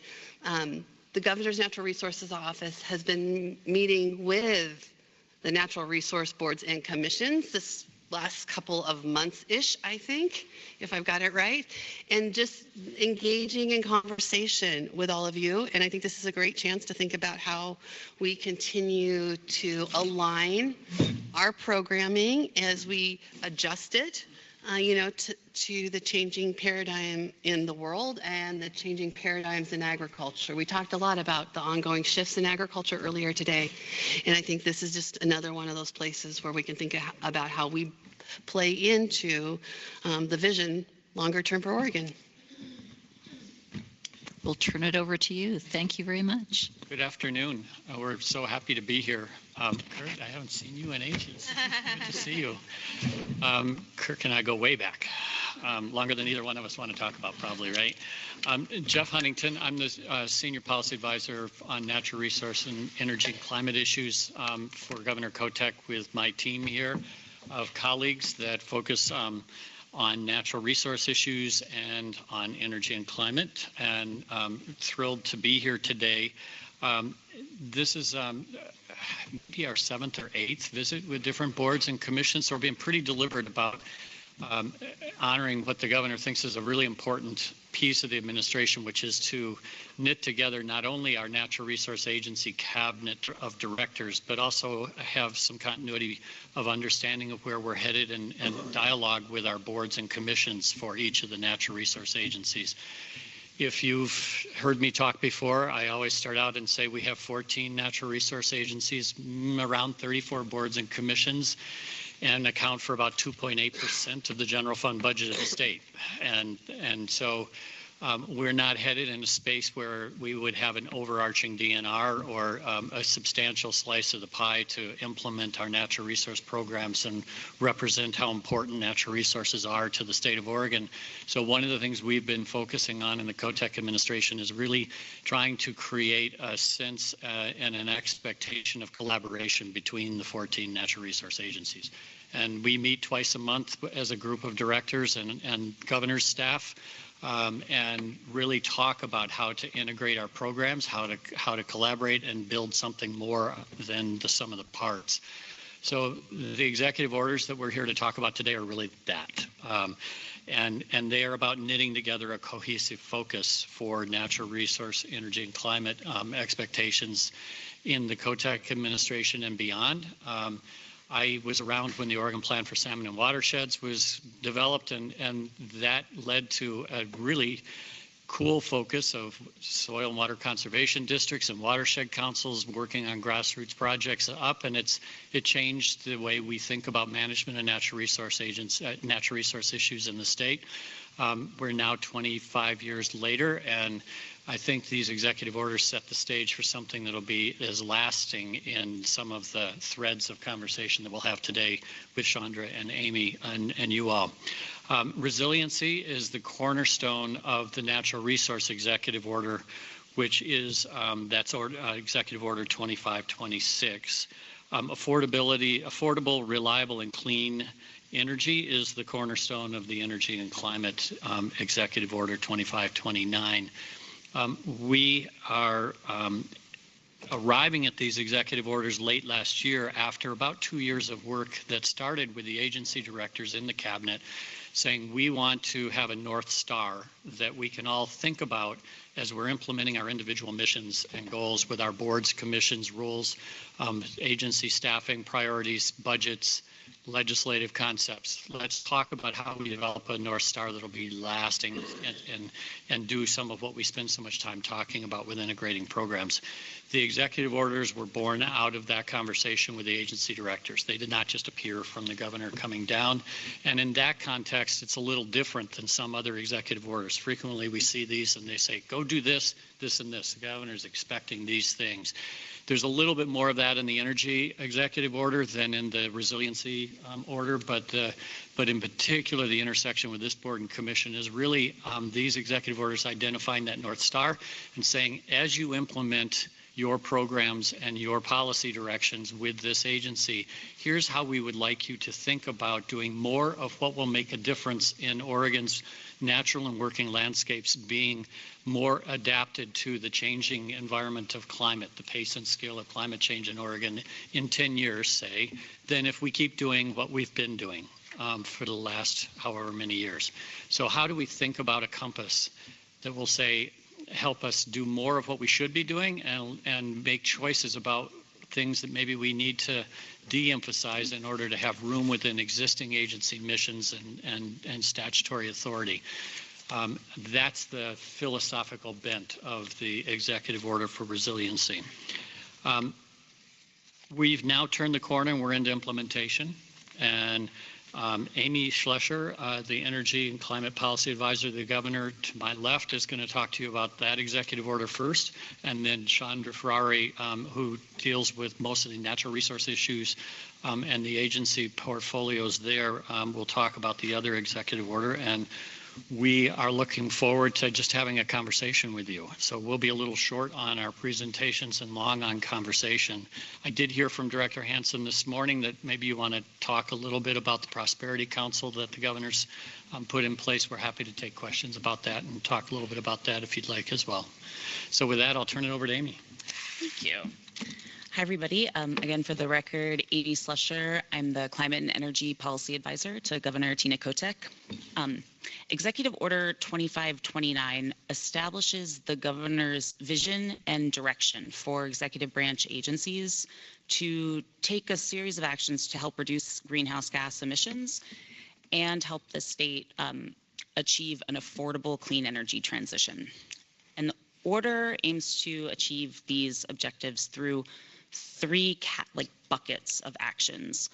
The first bucket is centered around using existing agency resources and authorities to help advance implementation of 5 pathways identified in the Oregon Energy Strategy. These 5 pathways were selected because the Oregon Department of Energy did a lot of modeling and determined that if the state follows these 5 broad pathways, it can achieve its energy and climate objectives at the lowest cost to Oregonians. So those 5 pathways are increasing energy efficiency, so we use less energy overall, deploying renewable energy resources so the state can advance an affordable clean energy transition, strategically electrifying transportation technologies and building systems, so vehicles and heating systems, increasing the supply and use of low carbon fuels, and then increasing resiliency across all levels of the energy system. The second bucket of actions is focused around helping get clean energy projects built. And these directives really call on state agencies to look at their existing practices, processes, policies, and work to develop a more coordinated strategic approach that streamlines siting and permitting for renewable energy projects and associated infrastructure like transmission projects and energy storage. There are some specific directives in there for agencies such as the Oregon Department of Energy to look at its energy facility siting policies and practices, and the Department of Land Conservation and Development to look at and see if there are opportunities to help streamline siting and permitting under Oregon's land use planning guidelines. The third bucket of actions in the EO is centered around helping to build a clean energy economy in Oregon through the development of public-private partnerships and by evaluating opportunities to deploy emerging or advanced clean energy technologies or associated technologies. So those are the general categories of actions that the EO is really directing agencies to take. And then finally, the executive order also includes some reporting and accountability provisions that call on agencies to produce implementation plans, to meet with their board and present their implementation strategies to their respective boards or commissions for feedback, and then share them with the governor's office. The Executive Order 2529 doesn't have explicit direction for the Oregon Department of Agriculture or the Board of Agriculture, but we, as a natural resource agency, and because there are many ways in which your work intersects with the direction and vision in this executive order, we are viewing you as a partner in this work. And so we really encourage you to engage with the other agencies as they carry out this work and to provide guidance and input when and as needed. And I think we'll probably hold questions until the end unless there's anything really pressing. We'll do whatever you like, Chair Miller. You know, I'm just wondering if it might make sense to just, on this subject, go ahead, because you'll probably just have your brief intro for the second EO, so it might make some sense. And why I'm noting that is I'm not sure where the intersection is there was some press over the weekend in regards to coming out of a meeting and talking about, 50% reduction in consumption of meat, pork and beef, and dealing with nitrogen fertilizers. And let's just say our constituencies, well, anyway, have some questions. And we do also maybe want to make some comments about it too. And so where's the nexus on the EO with that, and how do we insert, other than, I guess, there's a public comment period, which we as a board may do, but it's due on the 27th. We just kind of heard about that on Friday, so. Yes. We also heard about this report being released, so the same, actually, I think I found out about it on Monday. Stuff happens. Yeah. Yes. And I have followed up with the agency and had many conversations with folks in the ag sector and in other sectors that are concerned by some of the ideas that were presented in this draft. And what I have learned is that this is really just intended to be a conversation starter. So the Oregon Department of Energy is working with the Climate Action Commission, and they are on an analysis. It's called the Transformational Integrated Greenhouse Gas Emissions Reduction Project, or TIGR project. And so that project really looks at all of the things that Oregon has already done, all of our policies and laws and practices that we've done to reduce greenhouse gas emissions, and look at all of them, put them all together, and see if we're on track to achieve our greenhouse gas reduction goals. So the TIGR analysis did that. They did that modeling, and they determined that we are not on track. So our emissions are on track to be slightly above what our target is for 2035 and 2050. And so then they're working on what is known as a gap analysis, and they're looking at what the state could possibly do to further reduce emissions to help close that gap. They have worked with, they've been working with other state agencies and subject matter experts, and they've come up with a list of ideas.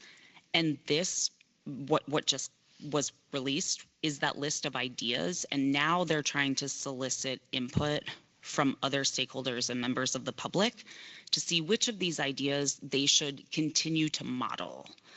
So these aren't proposals that are going out. They're not policy proposals. This is really, they're trying to get public input on what should be further modeled, which then may be included in a draft report down the road that would also go out for public comment. I realize the public comment period was very short. We have addressed that. They are going to be extending the comment period. I have not gotten confirmation on how long the comment period will be, but it will be extended. I really encourage the board, if you're interested, in any interested parties, to submit comments and provide input on the strategies the ideas that were presented in that draft. Because like you, I also thought some of them were rather surprising. And I think that it's important to share that perspective with the department and the commission. Well, definitely appreciate that and understand. And yeah, ideas bubble up, and it just got kind of a wide audience quickly. So I guess one of the things, if it is helpful right now, we might take a couple comments on this, because ag has been dealing with this, focus of how we can be a solution from a greenhouse gas standpoint for many years, but probably more focused in, let's say, the last 10-year area. And so if it would be helpful, if there's any comments from any of the board members in regards to this piece, go ahead and let us know. Okay. Yes, Director Allen. Yeah, Chad Allen for the record. Yeah, I'd just say, agriculture wants to make sure we got a seat at the table in terms of climate resilience and conversations around greenhouse gas contributions that come from ag. We can really bring some of that expertise to the table. So in the future, if there's, as you look for this gap analysis for other opportunities within ag, even on a national scale, we've really engaged in all sorts of efforts to do our part in that. And so, reports like this that come out that are somewhat of a surprise sometimes of we have a lot of knowledge, and I think we all get on the, we all kind of get behind some of those philosophies and concepts if we're at the table and participating in those conversations and having input. Thank you for that. I will pass that along, and I mean, I can't speak for the Department of Energy, but I personally would really value learning more about the work that you've done and the innovations and opportunities that are out there. I've learned about some of them, and they're really exciting. And I admit that agriculture is not my area of expertise, so absolutely having a seat at the table is important. Sharing knowledge, making sure we all have a shared understanding and we're starting from the same place about what's already out there, what's possible is incredibly valuable. So thank you. Excellent. Director Dill? Thanks, Chair Miller. My name's Mike, and I work for a company that's in the middle of the supply chain. So we're a wholesaler of produce based out of Portland, and we do a lot of driving, like 2.5 million miles last year just in the Pacific Northwest. And some of the things we're struggling with, or one in particular, is the electrification. And it seems like there's this like all or nothing approach to trucking. Like you have to electrify the truck. We're looking at other strategies like maybe just electrifying the reefer on our trailer, or there's another solution. We actually are going to be doing a pilot with the company in June where they have an electrified trailer with a e-axle that can actually like help improve your gas mileage. So I feel like sometimes we're not looking enough at just these like chipping away, you know, kind of making improvements. We're trying to solve everything at once. And I also think about some projects that we're working on in terms of like backhauling and trying to maximize our loads, as opposed to just looking at like, let's just electrify our truck and then we'll just keep doing the same miles and the same amount of trucks on the road. But sometimes I feel like we're missing the focus on these simple solutions. Like how do we create more efficient, more collaborative hauling and backhauling? In the produce industry, they did a study last year, and they found that it was like 60% of the trucks, like of all the loads back and forth, trucks were empty 60% of the time. And to me, that just seems like a huge opportunity where maybe we don't have to focus on a innovative solution or an alternative fuel or something, but just work on creating collaboration and partnerships. And so anyways, I hope some of this is kind of in here and we're not just looking for technology to solve it or some, you know, high-tech solution, when maybe it's as much as just reaching out to your neighbor and saying, hey, why don't I take one of your pallets and take it up to Portland for you, or you know, vice versa, which is something we've been doing and working with ODA on doing as well. So anyway, just want to throw that out and hopefully maybe talk to you, you know, offline at some point. Thank you. I would really appreciate that. We are huge proponents of coordinated strategic approaches, and I would love to hear your ideas. Director Mogg? Thank you, Chair Miller. Kirk Mogg for the record. Just to piggyback off of Director Allen's comments, you know, I appreciate that with 14 natural resource agencies, there can be opportunities to improve coordination among them. But it does seem like when gap fillers or filling measures come out that specifically identify, I mean, in the one column, opportunities in agriculture, you know, that should be a yellow flag or red flag for the agency that's involved to reach out to who might be the expert there. And I know there was a comment about there is coordination with other agencies or experts. And I think sometimes it's important to make sure we're engaging the right people, whether in the agency or identifying them correctly as experts. I recall, I forget which of our past meetings, but within the last couple, there was a list of stakeholders that were consulted about some other effort, and the ag representative was someone from a Friends of group. And my reaction to that was, that might not be the most broad-based representation of the ag industry. And I think the second comment I would offer is just, I know that what's coming out of the governor's office is different than what's coming out of a particular agency, at least for those in the process. But I think for the average Oregonian, everything gets lumped together as coming either out of Salem or out of Portland, whether correctly or incorrectly. And I think with the governor's focus on the prosperity roadmap, having things come out that suggest targeting the #2 ag commodity, at least as of 2004, undermine the seriousness with which people think that the governor's office is focused on a prosperity roadmap. Dr. Meg, Jeff Huntington for the record. Yes. I agree. And I think that transparency and framing is often everything, because if that doesn't happen at the front end, then there's a misperception about a process as it's moving forward, and it undermines the credibility of it. And we have best practice expectations, and I don't think those were met in this case. And that's something that we are addressing, because it has, and it creates an undercurrent that lasts a lot longer than sometimes the process that's being initiated. And I think that's something that, as you try to move an enterprise in a direction, there's different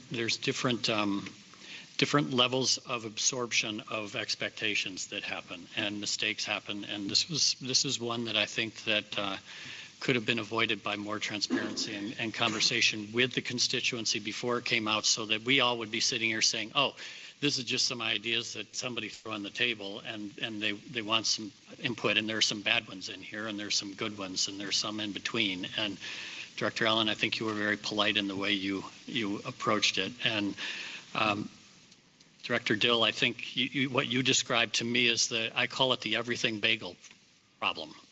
We can't do incremental change. We strive for the big step forward. And I will say, if we're going to find our solutions down this road, it's going to be through incremental change and common sense solutions. At the same time, we're thinking about where we want to be 10 years from now, not tomorrow.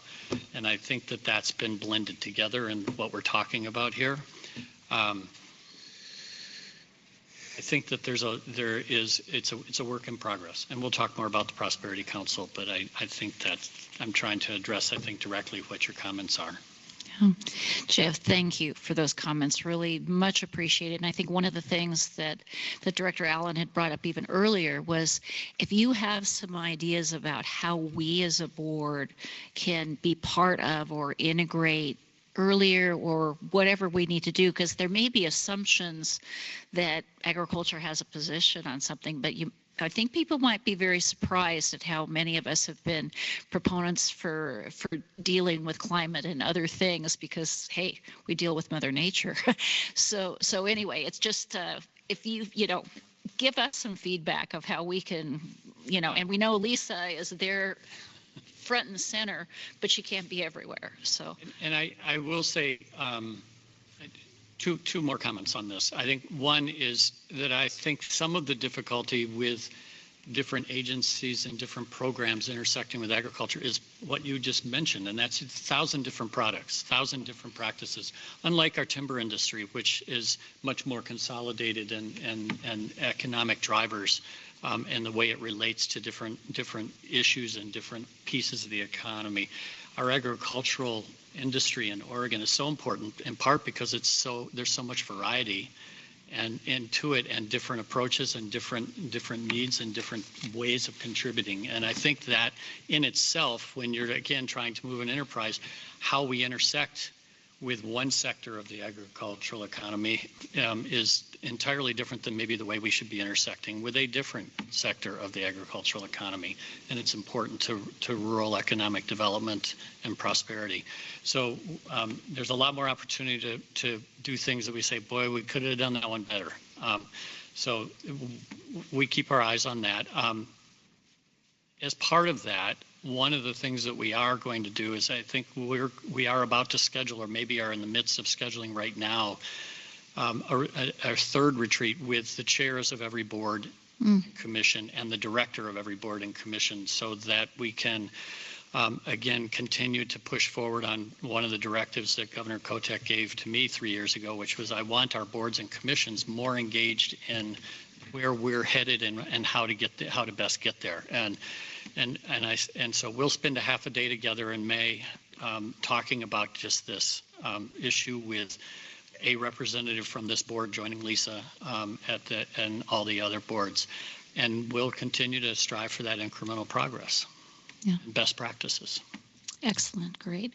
Well, now might be a good time to transition into 25-26.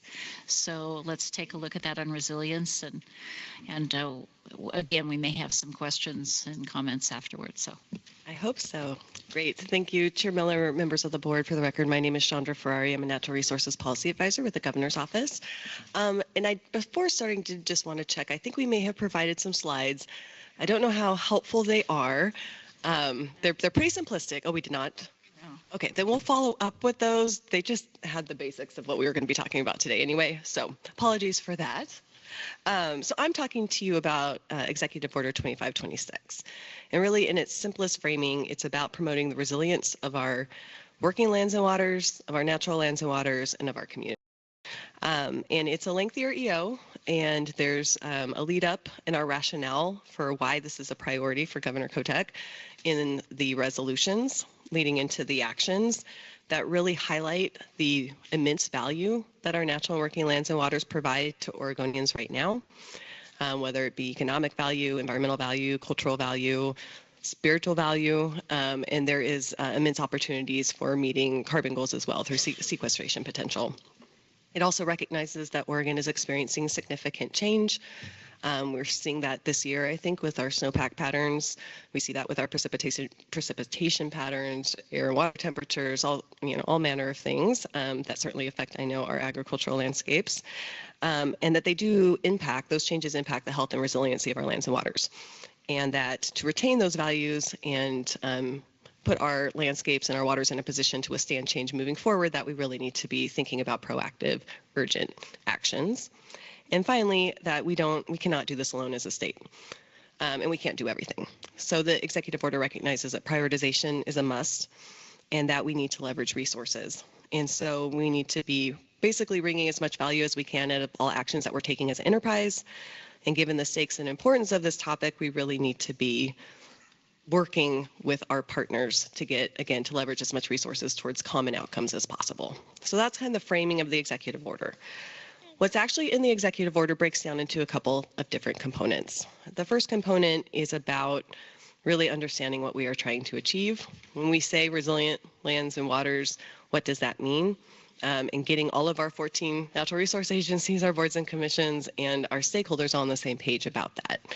And so we directed our agencies, and in particular, two of our agencies, Oregon Department of Fish and Wildlife and Oregon Watershed Enhancement Board, to lead a process to develop what we're calling resiliency attributes. What are the characteristics of lands and waters? So when we're saying this is what we're trying to do, what do we mean? And that was the first order of business. Let's get on the same page. And I'll update a little bit at the end of this about some recent progress in that space. And then second, once we kind of have that as our overarching filter to guide our collective work, we want the state to take action to prioritize securing and promoting high resiliency natural and working lands. And so there's a couple components in here. The first section is about keeping our working lands and waters working. And what does that mean? It really is about recognizing the multiple benefits that are provided right now by our state's working landscapes, including our agricultural areas, and wanting to enhance the ability of those areas to withstand climate-related changes moving forward so that those multiple benefits can be provided into the future. It's also, though, an executive order that's directed at state action. So really what we are trying to do is find the connection points where our programs, our processes, our policies are supporting stewardship practices, our working landscapes and waters, and finding where there's opportunities for improvement. Do we have the tools that we need right now? Are they working as intended? The ones that are working well, how can we scale? or increase pace and scale? What should we be prioritizing? And then where can we expand our toolbox to promote resilience where we may not have what we need right now? So that's an exercise for our agencies to execute. The second component under this broader resiliency bucket is around natural lands and waters.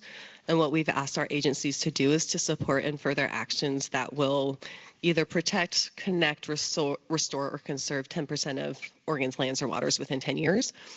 And what this is really about is finding our most important resiliency anchor areas and leaning into actions in those spaces. So it's about prioritization.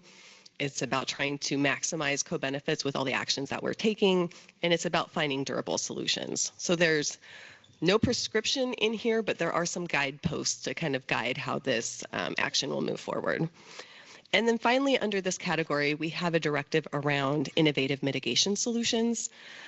Because again, as we're thinking about priorities, we need to recognize that there are tensions with other priorities that the state has, and in some cases that we do take action that are going to impact our natural landscapes and our waters, and that we want to be in a position to mitigate any potential impacts as best as possible. And in some cases, our mitigation programs are not necessarily delivering on their intended benefits when they were first maybe constructed. And so there is an opportunity for improvement there, and we have directed our agencies to have that conversation. So the next larger category or components of actions in the executive order is asking our agencies to lead by example. And what that means is where we have agencies that own or manage lands or waters, we're asking that they implement climate resiliency strategies in addition to achieving the original objectives of their management strategies. A lot of them are doing some really innovative work in this space already. So part of this is about sharing our lessons learned and scaling some of the good things that we're already doing. And then finally, we have a very large category around actions that build community and wildfire resiliency. And while this is a very big category, we have a couple discrete things within it. The first is to complete the development of a plan for resilient Oregon. This is an effort that's being led by the resilience officer in our office and is ongoing right now. And it's an effort to really work with community partners to identify strategies that will help communities adapt to a range of climate risks. And it's currently underway. There are several different community groups in different areas that are meeting and funneling up input and feedback into a statewide group. And ultimately, that work is going to be synthesized by some university partners that will produce a report later this year. And then finally, we also have a wildfire resiliency category, and some of the main actions in here relate to increasing the pace and scale of implementation of our 20-year stewardship strategy, really about increasing prescribed burning, our restoration treatments, and thinking about how we're partnering with the federal government with good neighbor authority and shared stewardship, and seeing where we can, again, elevate that. So those are the main substantive items you'll see in the executive order. I think equally important to what's in there is how we're planning to do this work or are already doing this work. The first thing this executive order directs is for us to establish an interagency leadership team. All of our 14 natural resource agencies have a representative, or I think all 14, pretty close to them, together at this team, and they're going to be working on implementing the executive order. And that is also facilitated by the governor's office. So ODA does have a representative in that group, and then we have begun to meet. The charge of that group is to put together work plans. Every agency that has a connection to the executive order will develop a work plan to describe how it's going to be implemented. Those work plans are to be shared with boards and commissions with an opportunity for public comment and feedback. So our expectation is that you will be having a lot of dialogue with the Department of Agriculture about what's in those plans, what are the connection points to the executive order, where are there opportunities to move the needle, and that's a really great discussion space also for stakeholders that you intersect with at your board meetings.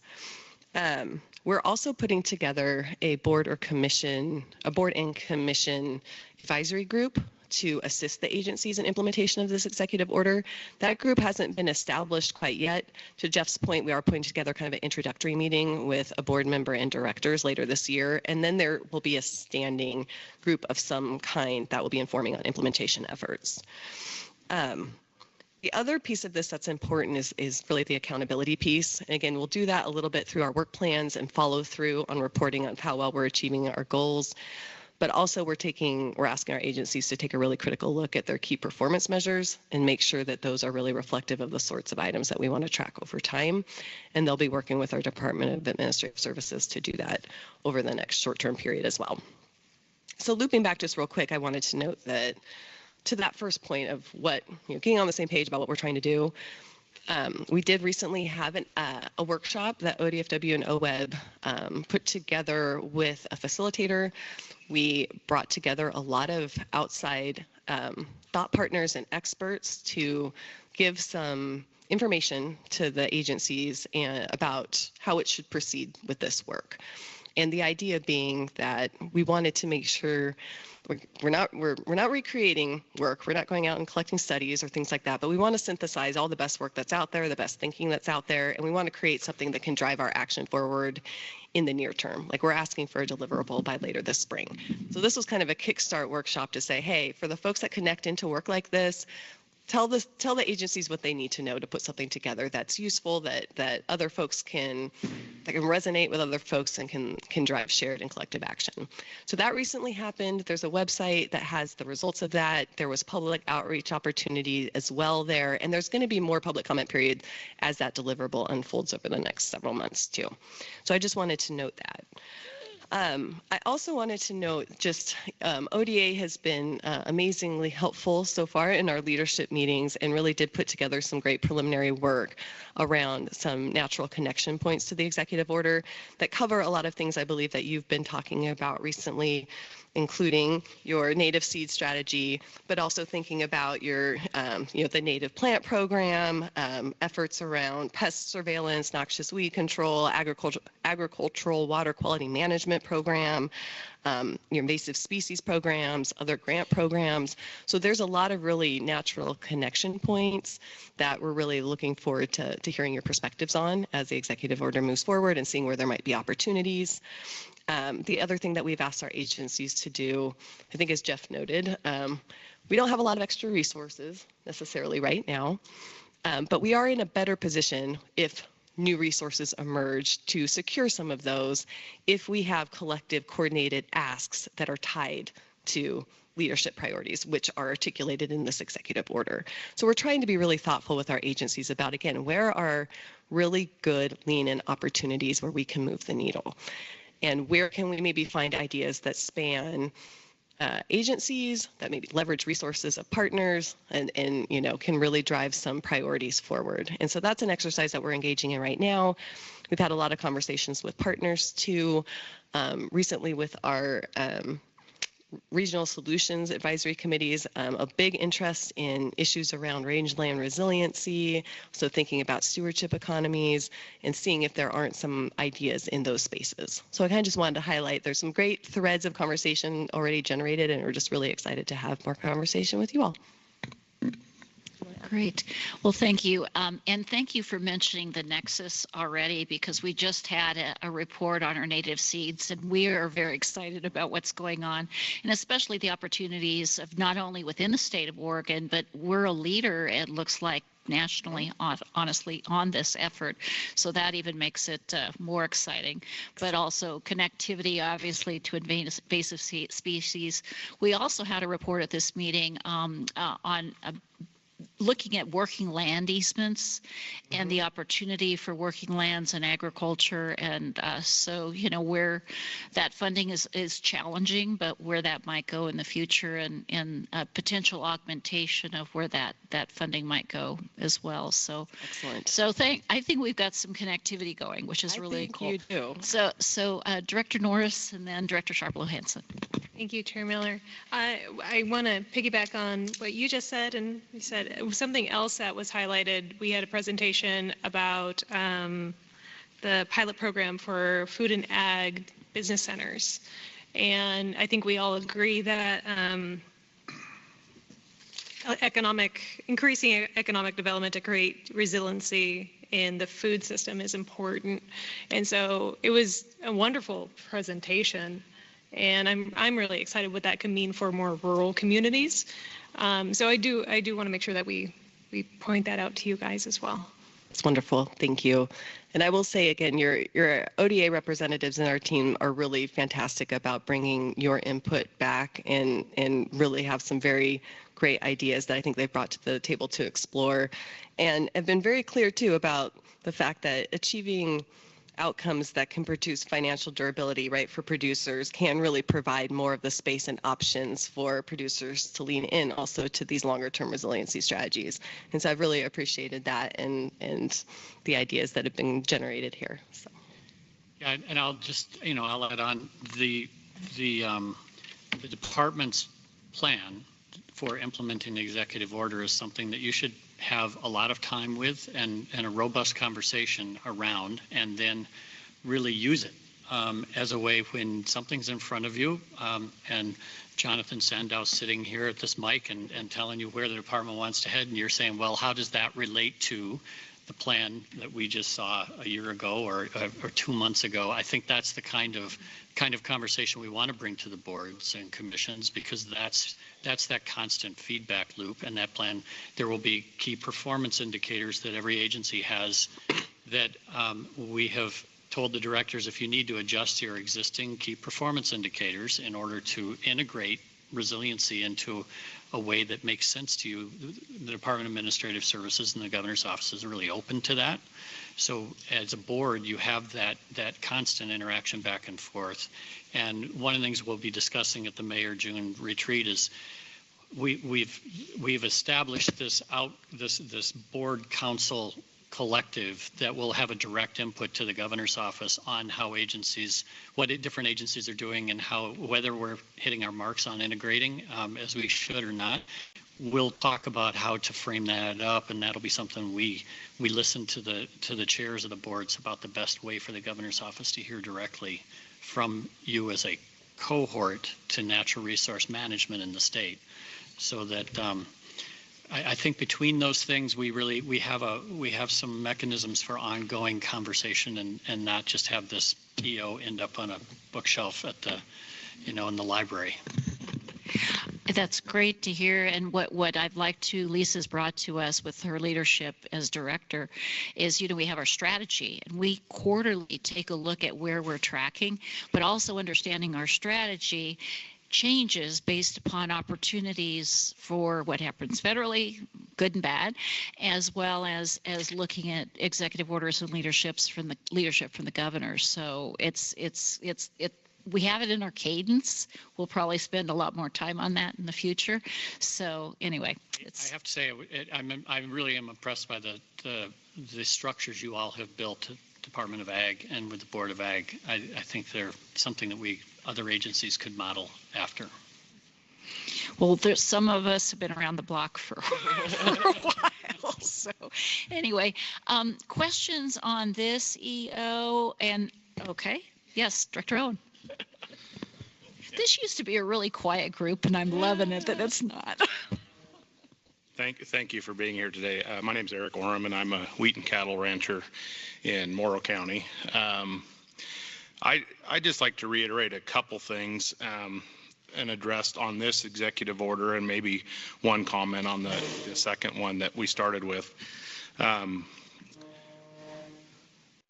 If I could reiterate, I think agriculture can be a big part of the solution for this 25-26.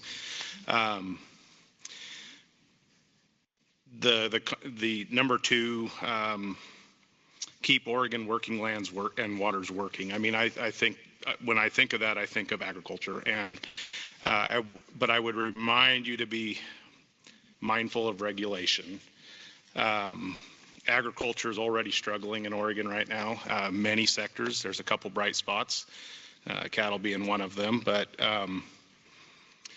it's been proven, especially in our area, that partnerships and use of grants, mostly through CSP, EQIP, through the federal government, has proven to increase the adoption of sustainable stewardship practices. And now with the new EQIP grants, climate resilient practices is a really big push.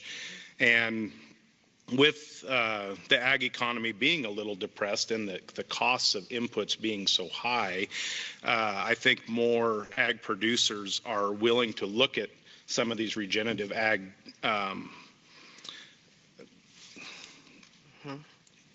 solutions, I guess you could say. But being the whole time, you know, because we've already done some in partnership with Extension, Soil and Water Conservation Districts, and NRCS. And I can say on our operation, we're where we're at today because of those grant opportunities and those pushes to do things better. I do think we are doing a better job and being better stewards of the ground than we were even 20 years ago. And I think that if you were out on the ground, you would see that and appreciate that more. And I know that it's tough to get to the east side, but I think you would be surprised with what you see. Just one quick comment on 2529, Amy or Jeff. Again, I know that agriculture wasn't invited to the table, but Jeff, you kind of stated that we kind of are. But when the first comments come out, kind of like Director Mogg said, they've focused hard on agriculture. And I would say that when it comes to clean energy and energy, any kind of energy rule in the state of Oregon, agriculture already has its feet to the fire. I mean, we're already giving up land for clean energy, and there's a lot of acres that are going into clean energy, and those are all acres that we're growing green crops and absorbing carbon out of the atmosphere and providing for families. So I think that when it comes to energy long term for the state of Oregon, that agriculture does play an important part in it. And just remember that we're here when you're looking at regulation and how it affects us at the ground level. Thank you. Thank you for those comments, Director Orem. I completely agree. I eat food. I love food. So just want to get that out there. I recognize how important it is to preserve our agricultural lands and to keep agricultural lands in operation. I'm really interested to hear, and this is probably a larger conversation than today, but I'm really interested to hear ideas and thoughts that the board might have for how we can better integrate energy development with agriculture and not have it be like this conflict. Because we do hear from farmers that are really eager to put projects on their land and so and encounter challenges. So I think if there are opportunities where we can have both, those would be really exciting to explore. And it would be an interesting conversation to that doesn't have to originate from our office, to have a roundtable discussion about how to build that framework.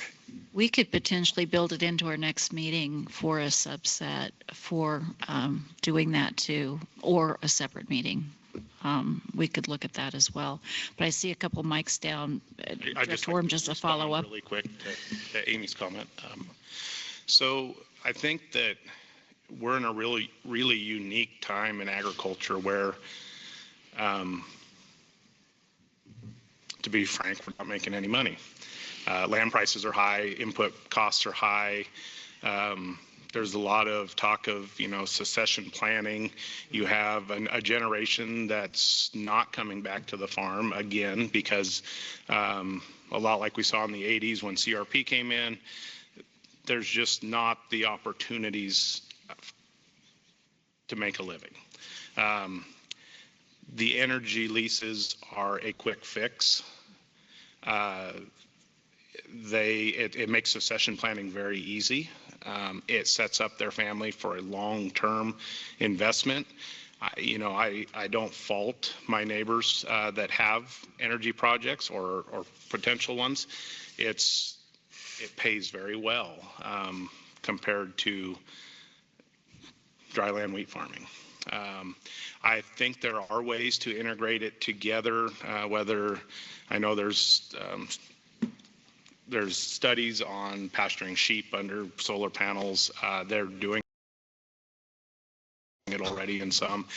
I do farm in a wind project that, you know, they don't take up the land. So you are able to farm around them. But yeah, I think it's, they kind of caught agriculture in a time where, yeah, it's just vulnerable. Very vulnerable. Yeah.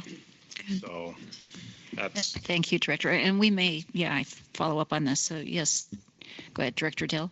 Yeah, just real quick. When I think of this topic, and especially as we were driving to our board meeting out in your neck of the woods and saw some solar projects in process of being built and some, already established, I just started thinking about like all the other spaces of land that we could utilize that's not farmland. And I drive between Corvallis and Portland all the time. And I drive and I'm thinking, we have 100 feet between northbound and southbound. Like, can't we just fill that with solar panels? Can we, why not put it there instead of the farmland, on the other side where someone's actually growing something? So I don't know. I just think that I like to think really simplistically and like, what's the best utilization of this land? And are there other areas that aren't being utilized for anything else? In fact, we have to cover them just so we don't have to like deal with them. Well, instead of covering them with grass and shrubs and then have to mow them and all this stuff, it's like, that's a good place for solar panels. So anyways, I just wanted to throw that out there. It's nothing groundbreaking or new, but just, in this discussion, I just feel like maybe there's other areas we could be looking at first. Good. Great. Thank you. Thank you, Director Dill. Let's a few more moments that we have you on the prosperity of what's up with that. And then we did, write a letter to the governor in regards to our thoughts when we just had a meeting, I think the week after she had announced she was going to be forming this prosperity council. And so just Sure. Where are we at? I think where we at, and just at the highest level, highest altitude, the Prosperity Council has begun to meet. They have a July deadline for providing a list of recommendations of potential actions that would advance economic prosperity in the state and move the needle on the revenue that the state would accrue if the particular issues or particular items were implemented. The governor's also has a prosperity officer who you've seen has been appointed, and we are staffing the council, but the council is operating as a semi-autonomous group of individuals that had agreed to serve for a limited amount of time to provide their recommendations to the governor. The prosperity advisor to the governor is now touring the state, meeting with businesses, meeting with regional councils all around the state. I think he was in Klamath, Eugene, and Coos Bay this week, and I know his headed out east or has just come back. I think he's headed in Ontario next week or the week after. So he's got his own information collecting system going around. He will help the governor synthesize those recommendations and come up with. Our office has just met day before yesterday with all of the policy advisors on what are the intersections with the Prosperity Council's work that the different policy units of the governor's office have. I think that out of those two things merging together sometime in the summer will become the governor will construct a prosperity roadmap of the initiatives that she wants to pursue and seek implementation, whether that's through a legislative session in the 2027 session or executive order or through budget adjustments, whatever the mechanism is that's called for by a particular item on that. So council, semi-autonomous, prosperity officer, working and just listening and really integrating. I think Amy met with some representatives that are working with the Prosperity Council just yesterday, I think, to talk about the intersection of natural resource and energy pieces in the councils to address questions that the council has staff that are coming up with, questions that the council's raising. Chandra and I will be meeting with those folks next week or the week after. So there's a lot of inputs going into the council's work.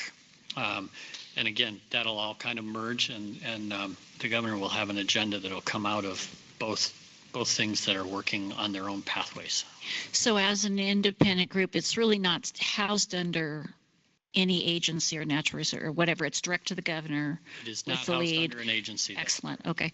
But it would be appropriate if we had ideas. And I think about two buckets, because our letter to the governor talked about, boy, we could all grow if we really took a look at what we have in place, and from a regulatory burden and other issues that maybe we can make things simpler, easier, those kinds of things, streamline as one bucket. And then there's this, future. And when we heard about all of our hubs that we're looking at for our food centers and looking at growth and opportunity and prosperity through that, that's all, that's everybody, the positive stuff. We have to also deal with some of this keep us in business stuff. Yes. So hopefully the council is looking at both. I can tell you that the council's looking at both. Okay. Just based on, not because we're staffing the council, but because of the questions that we're getting. And tax, I know, is a high priority for them, but regulatory, there's some other stuff. Regulatory burdens of existing structures and where those intersections can be better accommodate growth, economic growth in the state. That's certainly on the table because we've had questions coming in, and that's consistent with some of the elements of both of the executive orders. Is regulatory streamlining where it makes sense in ways that it will advance outcomes. You bet.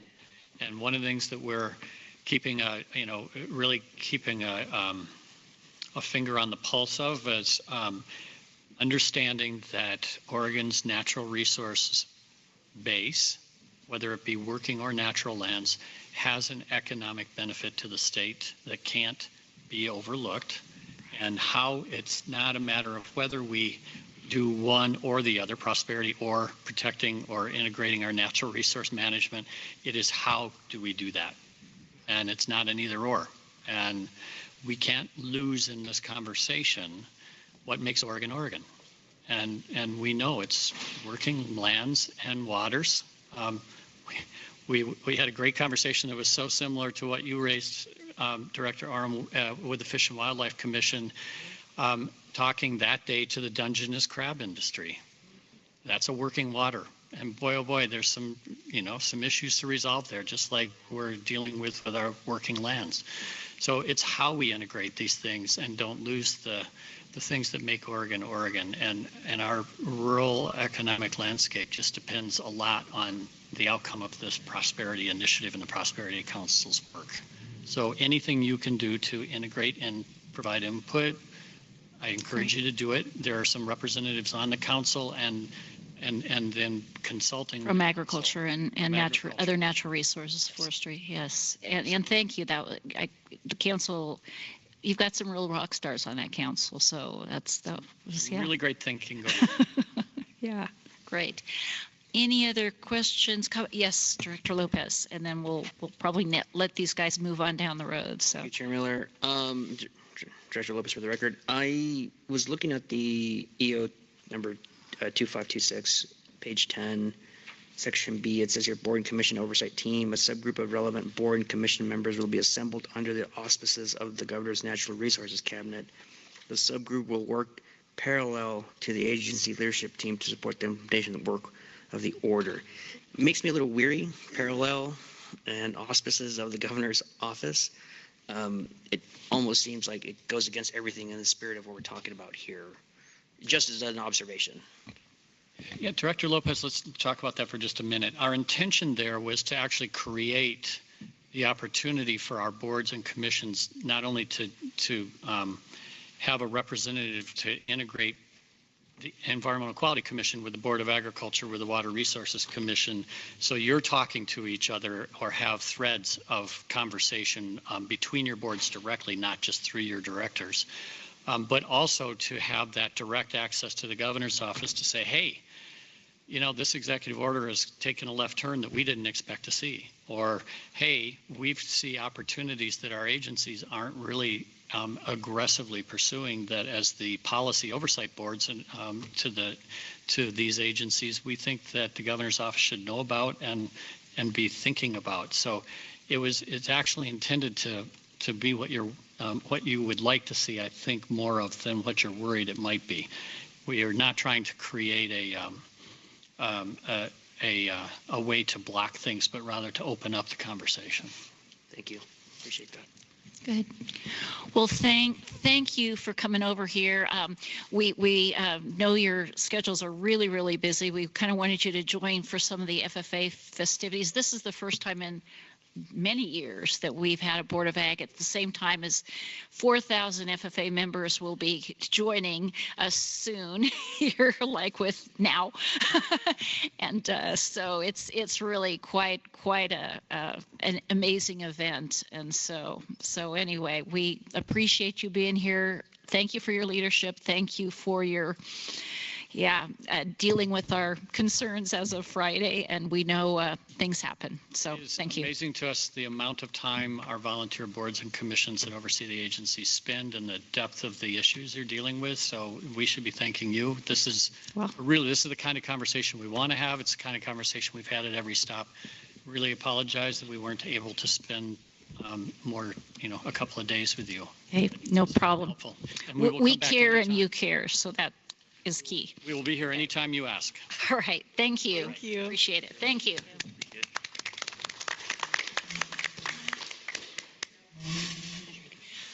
Okay.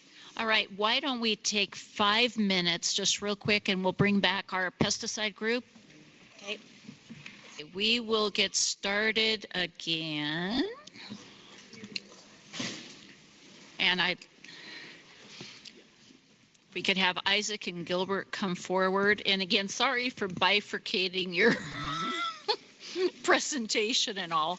And for those of you joining us online, just we ended up, because of scheduling concerns here at the fairgrounds, we had to move up our stop time early, and so we were moving things around. So the presentation on the pesticide and Spanish training and exams has been done. We'll open it to questions, but certainly that's public comment. It's up for public review online later. So I think Director Lopez, you had a question first, and then Director Owen. Thank you, Chair Miller. Director Lopez, for the record. So my question to you guys was, in the roles section is broken down into Metro Institute, Testing Center, Proctor, and ODA.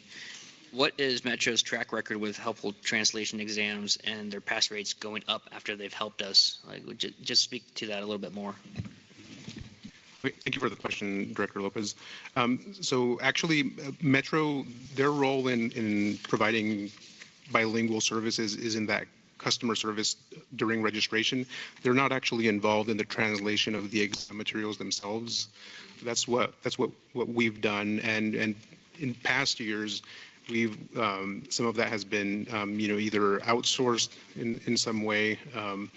But when we do those changes, if we're looking at it, using our new statistical methods and running those types of analyses, there has to be a certain accumulation of data before we can actually reassess and see how effective that those changes have been. And so with some of the changes that we've implemented, it hasn't been long enough, or there haven't been enough test takers for us to really assess how much of an impact those changes have made for the time being. And so we have to make the changes and then kind of wait until we get enough test takers to then reassess those impacts. Director Owen? Yeah, just a couple quick questions. First, this has been brought to our attention a couple different times, and the one thing that caught me off guard a little bit was the whole label issue, the label is law, and if you can't read the label, I mean, that puts a lot of liability on somebody, whether it's the producer or the employer. But is there I did a quick search during break on my phone. There's not a lot of resources to find labels in Spanish. I see Oregon OSHA has some, and EPA has some, but they're kind of hard to even navigate. So do you see a solution for that? And then my other question was the changes you made, the organizations that were asking for this, are we there? Do you think that this is going to solve the issue so we're not asked again, I guess? Or is it just wait and see? I'll answer your second question, and then I'll let Gilbert answer the first question. So I think if I had to assume like their perspective on what we've done so far and where they would like us to be, I don't think we're there yet. I think they would like to see us farther down the road with a fully new exam and the new exam questions implemented immediately. As we presented, though, we're waiting for that national manual to be in Spanish with those exam questions so that we have that work to standardize and move forward, which will be January of 27. So that gap period, I'm sure, is a struggle for those groups because there's a time lag there. So I would say they would probably like to see us do more work faster. Gilbert, the second part, and then we'll go to Director Lopez. Yeah, and could you just repeat, just to make sure that I got that first? The federal labels in Spanish. So there have been some very recent changes that mandate that parts of certain labels, particularly agricultural labels, be translated within a certain timeline. So as those changes get implemented, we could reassess whether those sections that have been mandated to be translated be included in Spanish in the exam, but that's still a ways down the line as that's getting implemented. For the time being, the labels that are available in Spanish, those are made available on a voluntary basis by the pesticide companies, and so we don't have the bandwidth to review the language and assess it, and there's really no standardized language or vocabulary, so we can't really bank on that to be able to make that an offering during the exam. And so we do have to, at the moment, rely only on an English-based label, even though the questions are going to be in Spanish. Any label-based questions in the exam will still be in English until those changes are implemented. And just for clarity's sake, any changes to the pesticide label for requirements or whatever would be a federal and might actually have to be statutory, but it could be regulatory federally change to mandate that, right? So it's volunteer now, but okay. There have been some statutory changes through the PREA Act. Like the warning label mainly?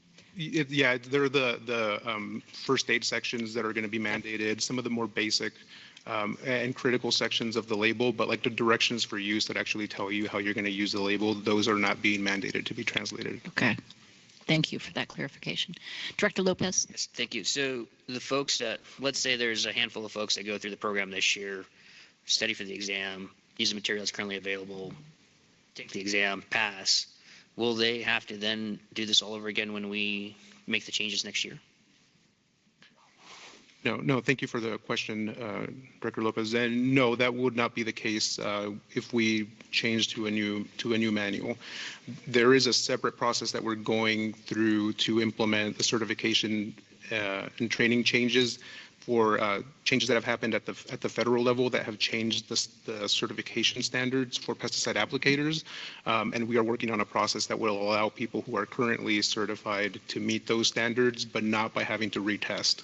And so that's a separate process, but no, folks who pass now won't have to retest in order to maintain their license.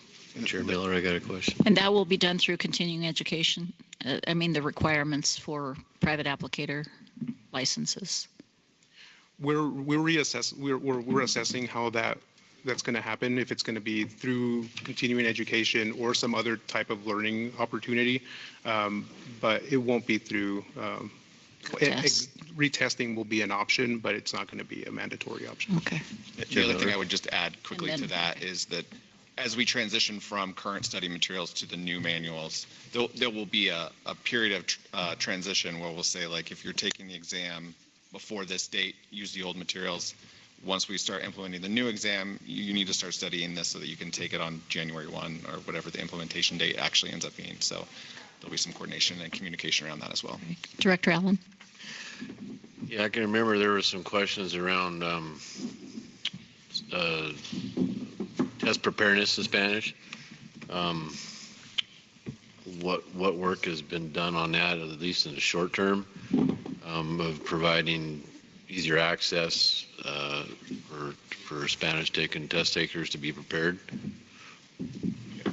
Thanks for the question, Director Allen. At the Department of Agriculture, we don't have the bandwidth to be able to provide that training ourselves. We do, if there are organizations that are organizing that and they invite us to participate in it, we will allocate some more resources to do so as we are able to.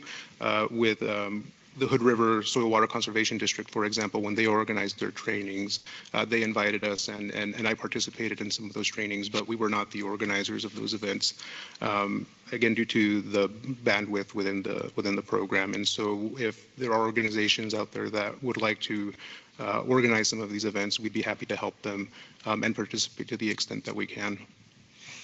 Yeah, it seems that, just in the discrepancy of success in the test, that, I mean, would be a huge opportunity to increase the success rate in the Spanish taking test in terms of just being prepared, right? Yep. And so how do we allocate some resources in a way that, has participation worth the time and effort and everything, even if it's a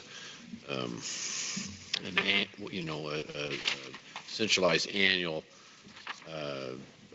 course preparedness time, right? Instead of sporadically throughout the state, if there was some way of organizing, a class in a community college of some area that, we're gonna develop and put some resources and planning towards this one event once a year. And if you're interested to get prepared, here's the time to do it, right? And instead of trying to plug a bunch of holes, you at least provide it, and then those employers can decide whether they want to send employees, to that and overnight or whatever, 4 days or whatever that is. There might be some opportunity there. Yeah, good, because that was definitely one of the key feedbacks, and maybe even through extension. And or wherever to and I know bandwidth, it's really tough, but at the same time, to be able to provide that opportunity, and you might be waiting till you get to that new test because you don't want to, you do a module and then well, in 6 months we get to redo the module, and I can understand that for sure. So, but something to think about. Yeah, Director Lopez. Yeah, I just like to add a comment on to Director Allen and Morham's comments.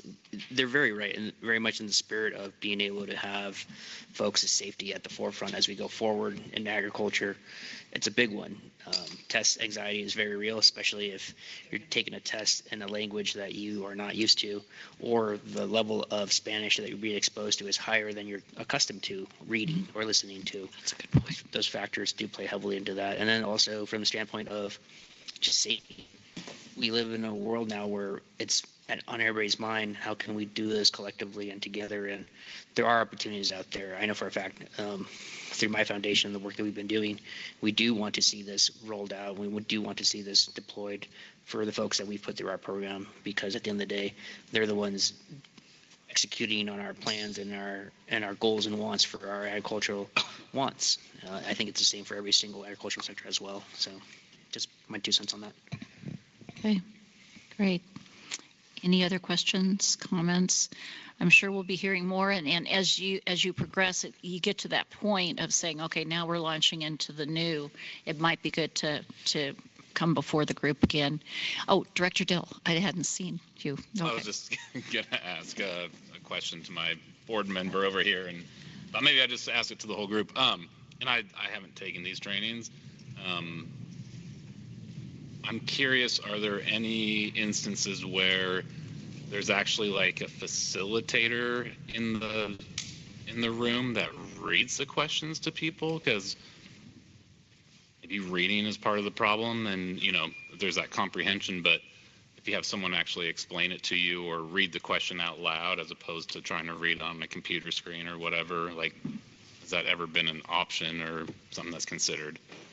And then maybe there's that option to like, oh, clarifying question, do you mean this versus like, I'm not understanding that. No. Currently, thanks for that question, Director Dill. That's not an option in the testing center. There's not a proctor that facilitates the questions to an individual like that. I think one of the concerns too would be in terms of like the label comprehension and reading and understanding the label in the field. And so that would be a concern from the reading component, but I definitely get like, how do we meet people where they're at and their certain learning needs to make sure that they're successful. And I think that's something we need to consider continually as we move any of these materials forward. Bottom line, having taken that test, it's not the easiest test in the world in any language. It's tough. And it needs to be. But at the same time, how can we facilitate things to make it work for all the folks who are making it work in agriculture for us? So anyway. I recently took it, and I used almost my 2 full hours. See? Direct. Yeah, just one quick question or follow-up, because like at work, when I'm tasked with something new, my boss doesn't say, hey, here, read this, and then go figure out how to do it. They say in dialogue, hey, like, will you do this? This is how I'd like to have it done, blah, blah, blah. I mean, yes, sometimes it comes in email or whatever, but so I just think if there's some way to get more conversational training and testing and not verification, what's the...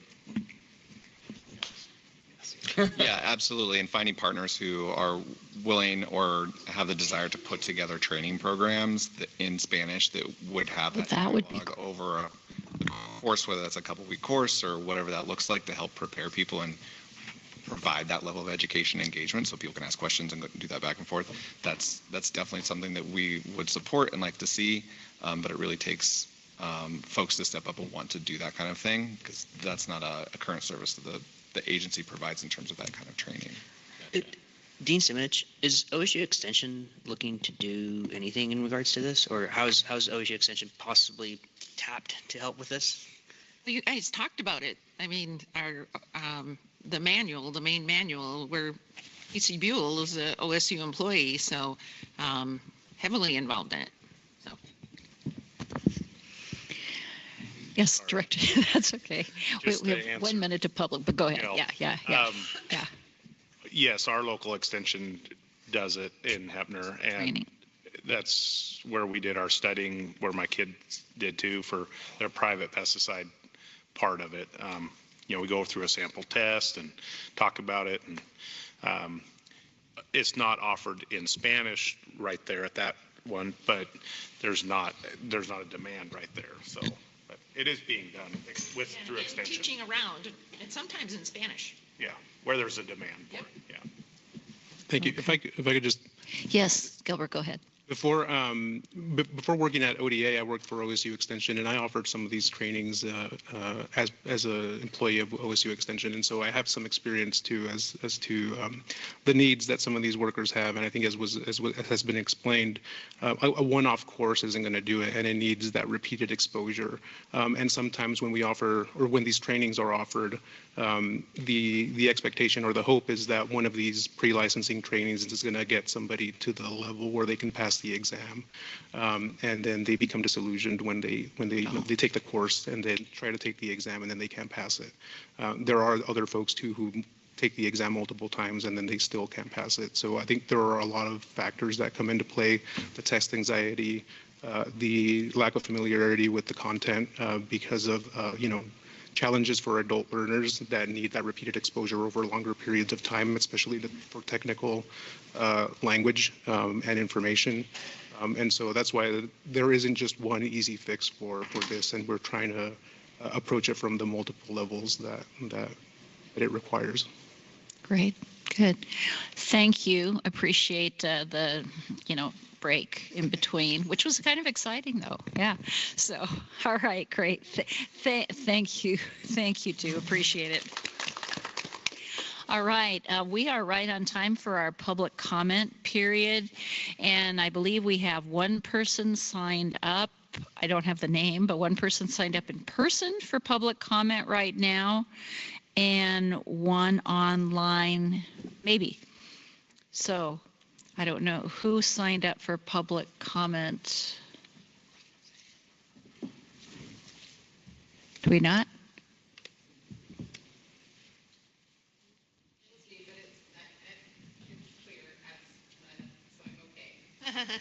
Clear as mud, are you sure? I mean, if you can have an opportunity. You're good. Okay. All right.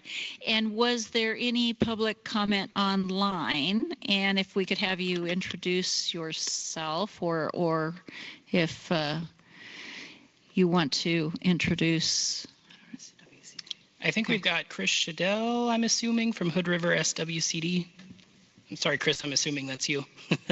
It is me, Chris, yeah. thank you.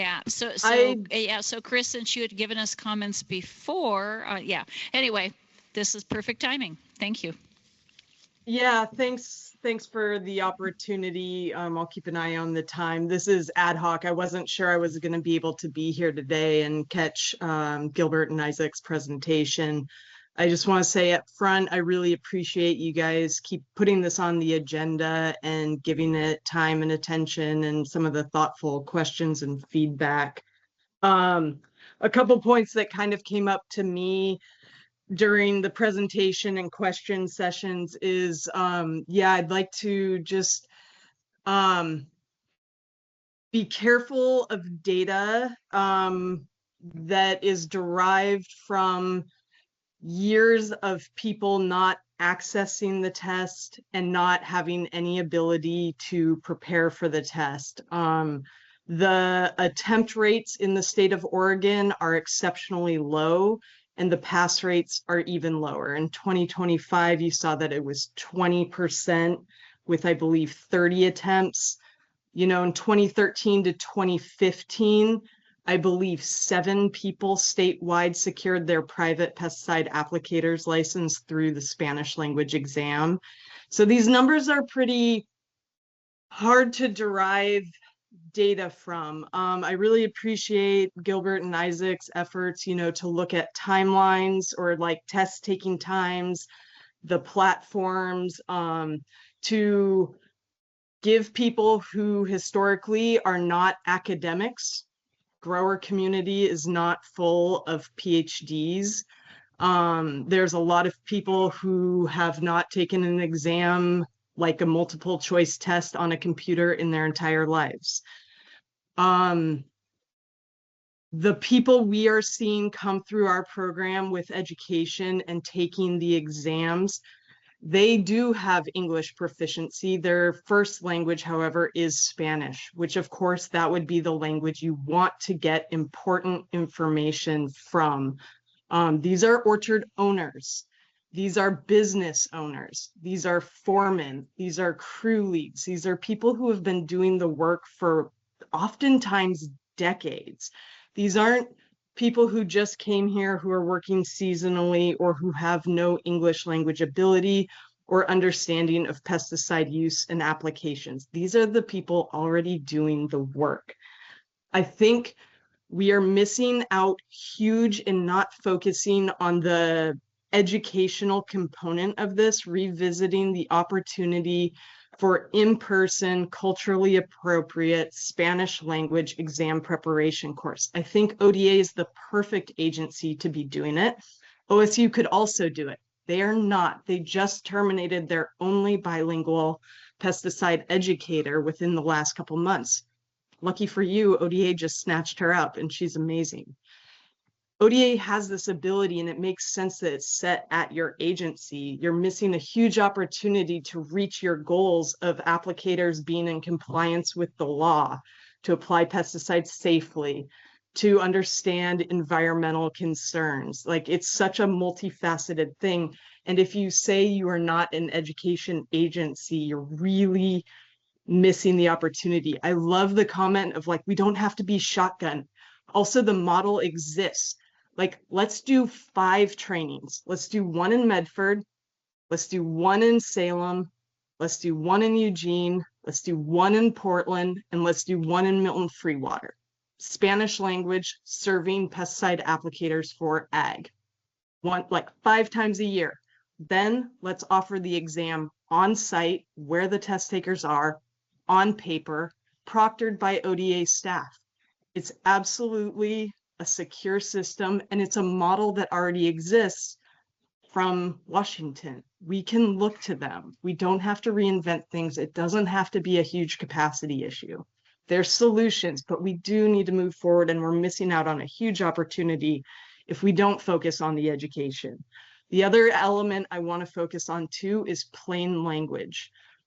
It's important. It's not necessary that people read at a college level to apply pesticides.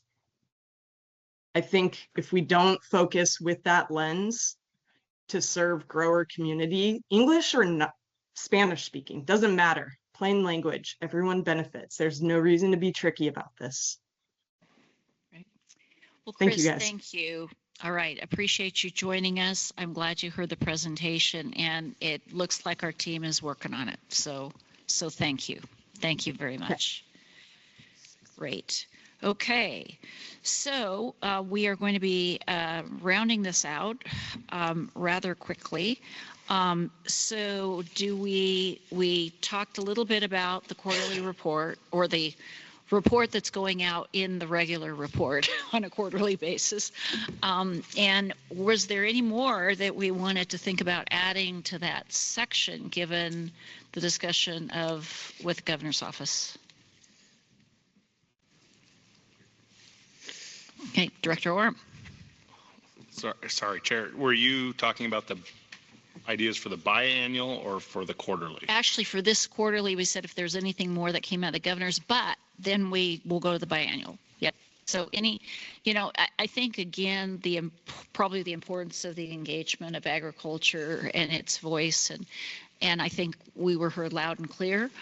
And I think they were very open to that, and stuff happens. So I don't know if we can maybe weave that theme in, and that we want to have participation from agriculture on lots of things across the state. So maybe that could be kind of a thematic.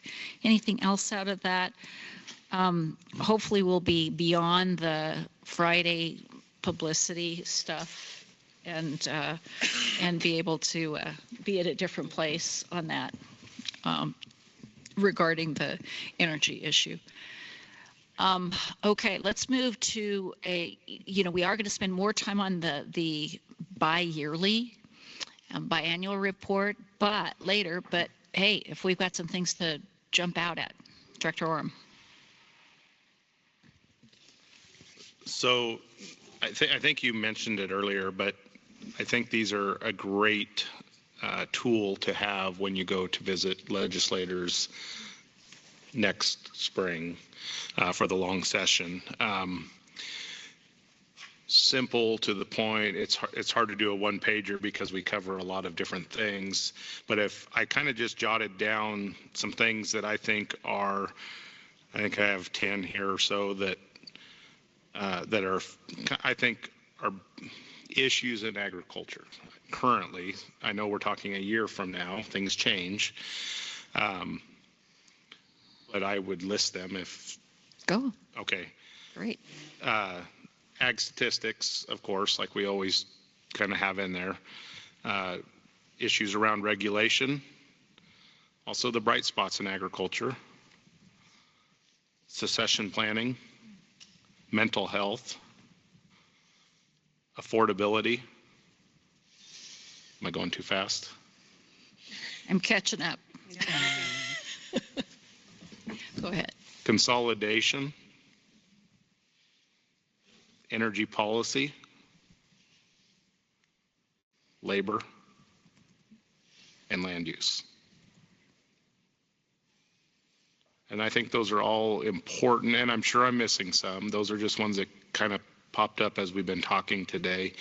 I just kept jotting them down. And there was one other thing going back to energy policy that I kind of forgot earlier that we need to make sure that we're communicating, is that a lot of these energy projects are going on land that is not owned by the producer that's actually farming the ground.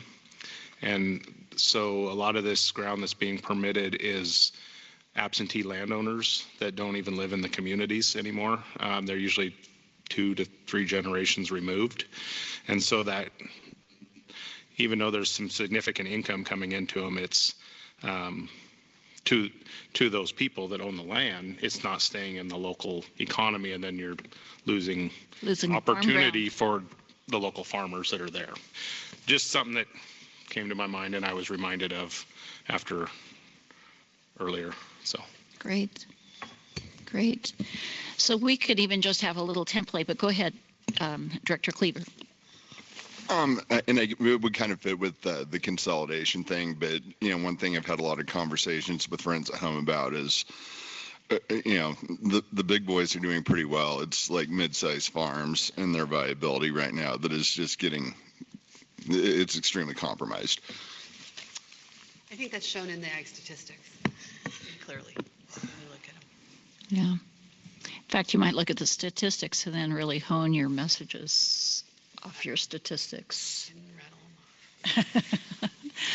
Okay, so that was a good prelim. Excellent. Thank you, Eric. Appreciate that.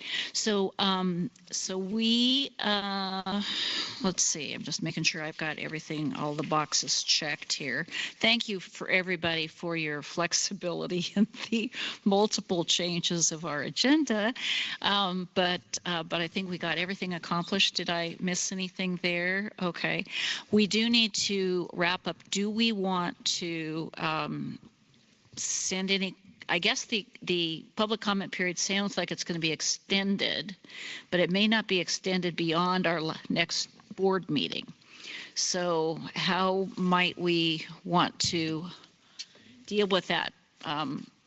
Is it important?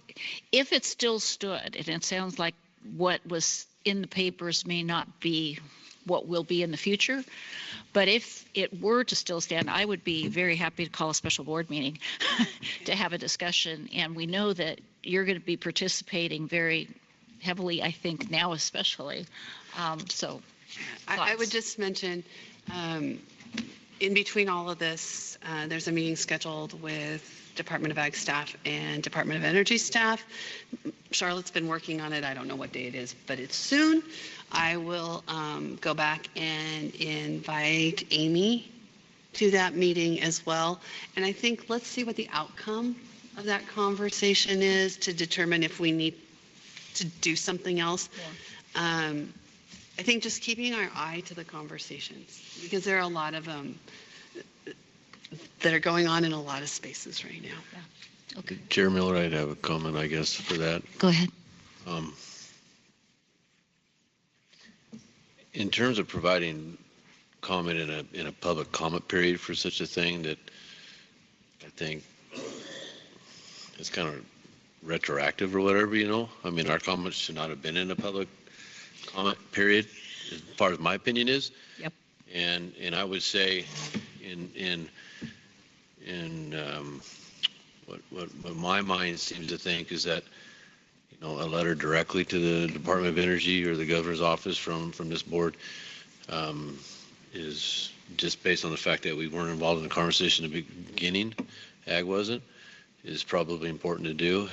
And waiting to see what happens, that's part of the process. Is those things are going to happen anyways, and that I like how we've strategically placed communication where it's needed from this board appropriately, and I think this is probably another example of the right time to do so, and that's what I think about that.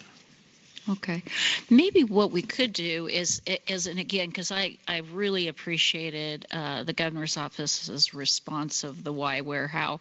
It could be a surprise, wish we were a reminder we should appreciate the fact that that's being acknowledged, and here's how we are going to want to participate in the future. And we look forward to the meeting that either has happened or will happen, because I think we can whip this off pretty quick, with the Department of Ag to provide, background on all the things that we have been working on and interest in the future. You kind of laid out a pathway how to outline that kind of communication. Okay. But yeah, I mean, and you. Hope somebody wrote that down. And I think the letters that have been presented have been done really well. And that doing that, I mean, thanking for the participation, this and this, and acknowledging that we can do better, and but still making sure that that in terms of some of the gap ideas, are concerning. Okay. Right, got it. Does that work? Okay. Work with everybody. And since we, with our public meeting laws, if I ultimately screw up, it's on me. So then I'm sure you'll let me know. So anyway, wish we could send it out for comment, but yeah. So anyway, okay. That sounds great. Is there anything we need? We need credentials to be able to get in to dinner tonight. So the dinner should have everyone's name, so just walk into the dinner. No, you have to get through the gates. I was told we would be allowed in. How do they know we're we? Okay. So everybody better have their badge, and then we'll collect them tonight, because we lose them if we take them home. Yep. So okay, yeah. Could add one thing on that note. Yeah. So I did have to go out and get some stuff to take in, and the guy at the gate told me you go to the booth and they take your name and then they give you the button. Oh, so maybe on our way out, go to the booth. Remind you, because it's that button that gets you in. And I kind of connected at FFA, and I've been not allowed in. So that's what I'm just saying. So Might want to go to the booth. On the way out, stop at the booth, get your button, and if you didn't, the idea of having the badge will be back up. And we should wear our badges tonight anyway to the dinner. Yeah. So, well, thanks everybody. Appreciate all the work, and we will be seeing you in not too far from here in June in Madras next. So, and we hope, Ellie, that you might be able to be joining us since it's getting ready for blueberry season. It's really the projected start date of season, so. Oh. Probably not. Yeah, so much for that. Sorry about that. And we screw up Josh's time this time because of, the nursery industry. So anyway, all right. Anything else? Yes. Yeah, just real quick. So I just want to express my gratitude to staff, and some of them have already left, in really grabbing hold of some of these issues and thinking about the timeliness and how we're moving the dial at ODA around some of our programs with existing resources and trying to meet the needs of what's shifting in agriculture today. I also really want to thank the board, because you all have played a big role in providing a forum for us to have some tough conversations and bring issues to you to give us feedback as we really think about moving forward in some of these areas. And so thank you for that. I was sitting here, over the last day and a half and having several of these aha moments, 2 years into this. I'm like, oh, we look different. We really look different in terms of some of the work that we're doing in the field and how we're approaching things. And I think we look different in terms of what we're bringing to all of you, and hopefully it's more meaningful in terms of substantive conversations. Yeah, and it's interesting too. Lisa and I actually speak pretty often, and just kind of checking in and making sure no surprises and all of that, and then deciding whether the board should, and luckily you didn't need too many heads up. Well, we got one kind of after the fact, but that was after our fact. yesterday, but it's, it's a good, this is a great board. This is a very talented group of people, and thanks for all your participation. When I first got on this board, hardly anybody said anything, and so this is wonderful. So really, really appreciate the participation. John, you did a great job. Thank you. We'll get our timing down a little bit more next time around. And Lisa, thanks for your leadership. So thanks, everybody. Appreciate it. All right.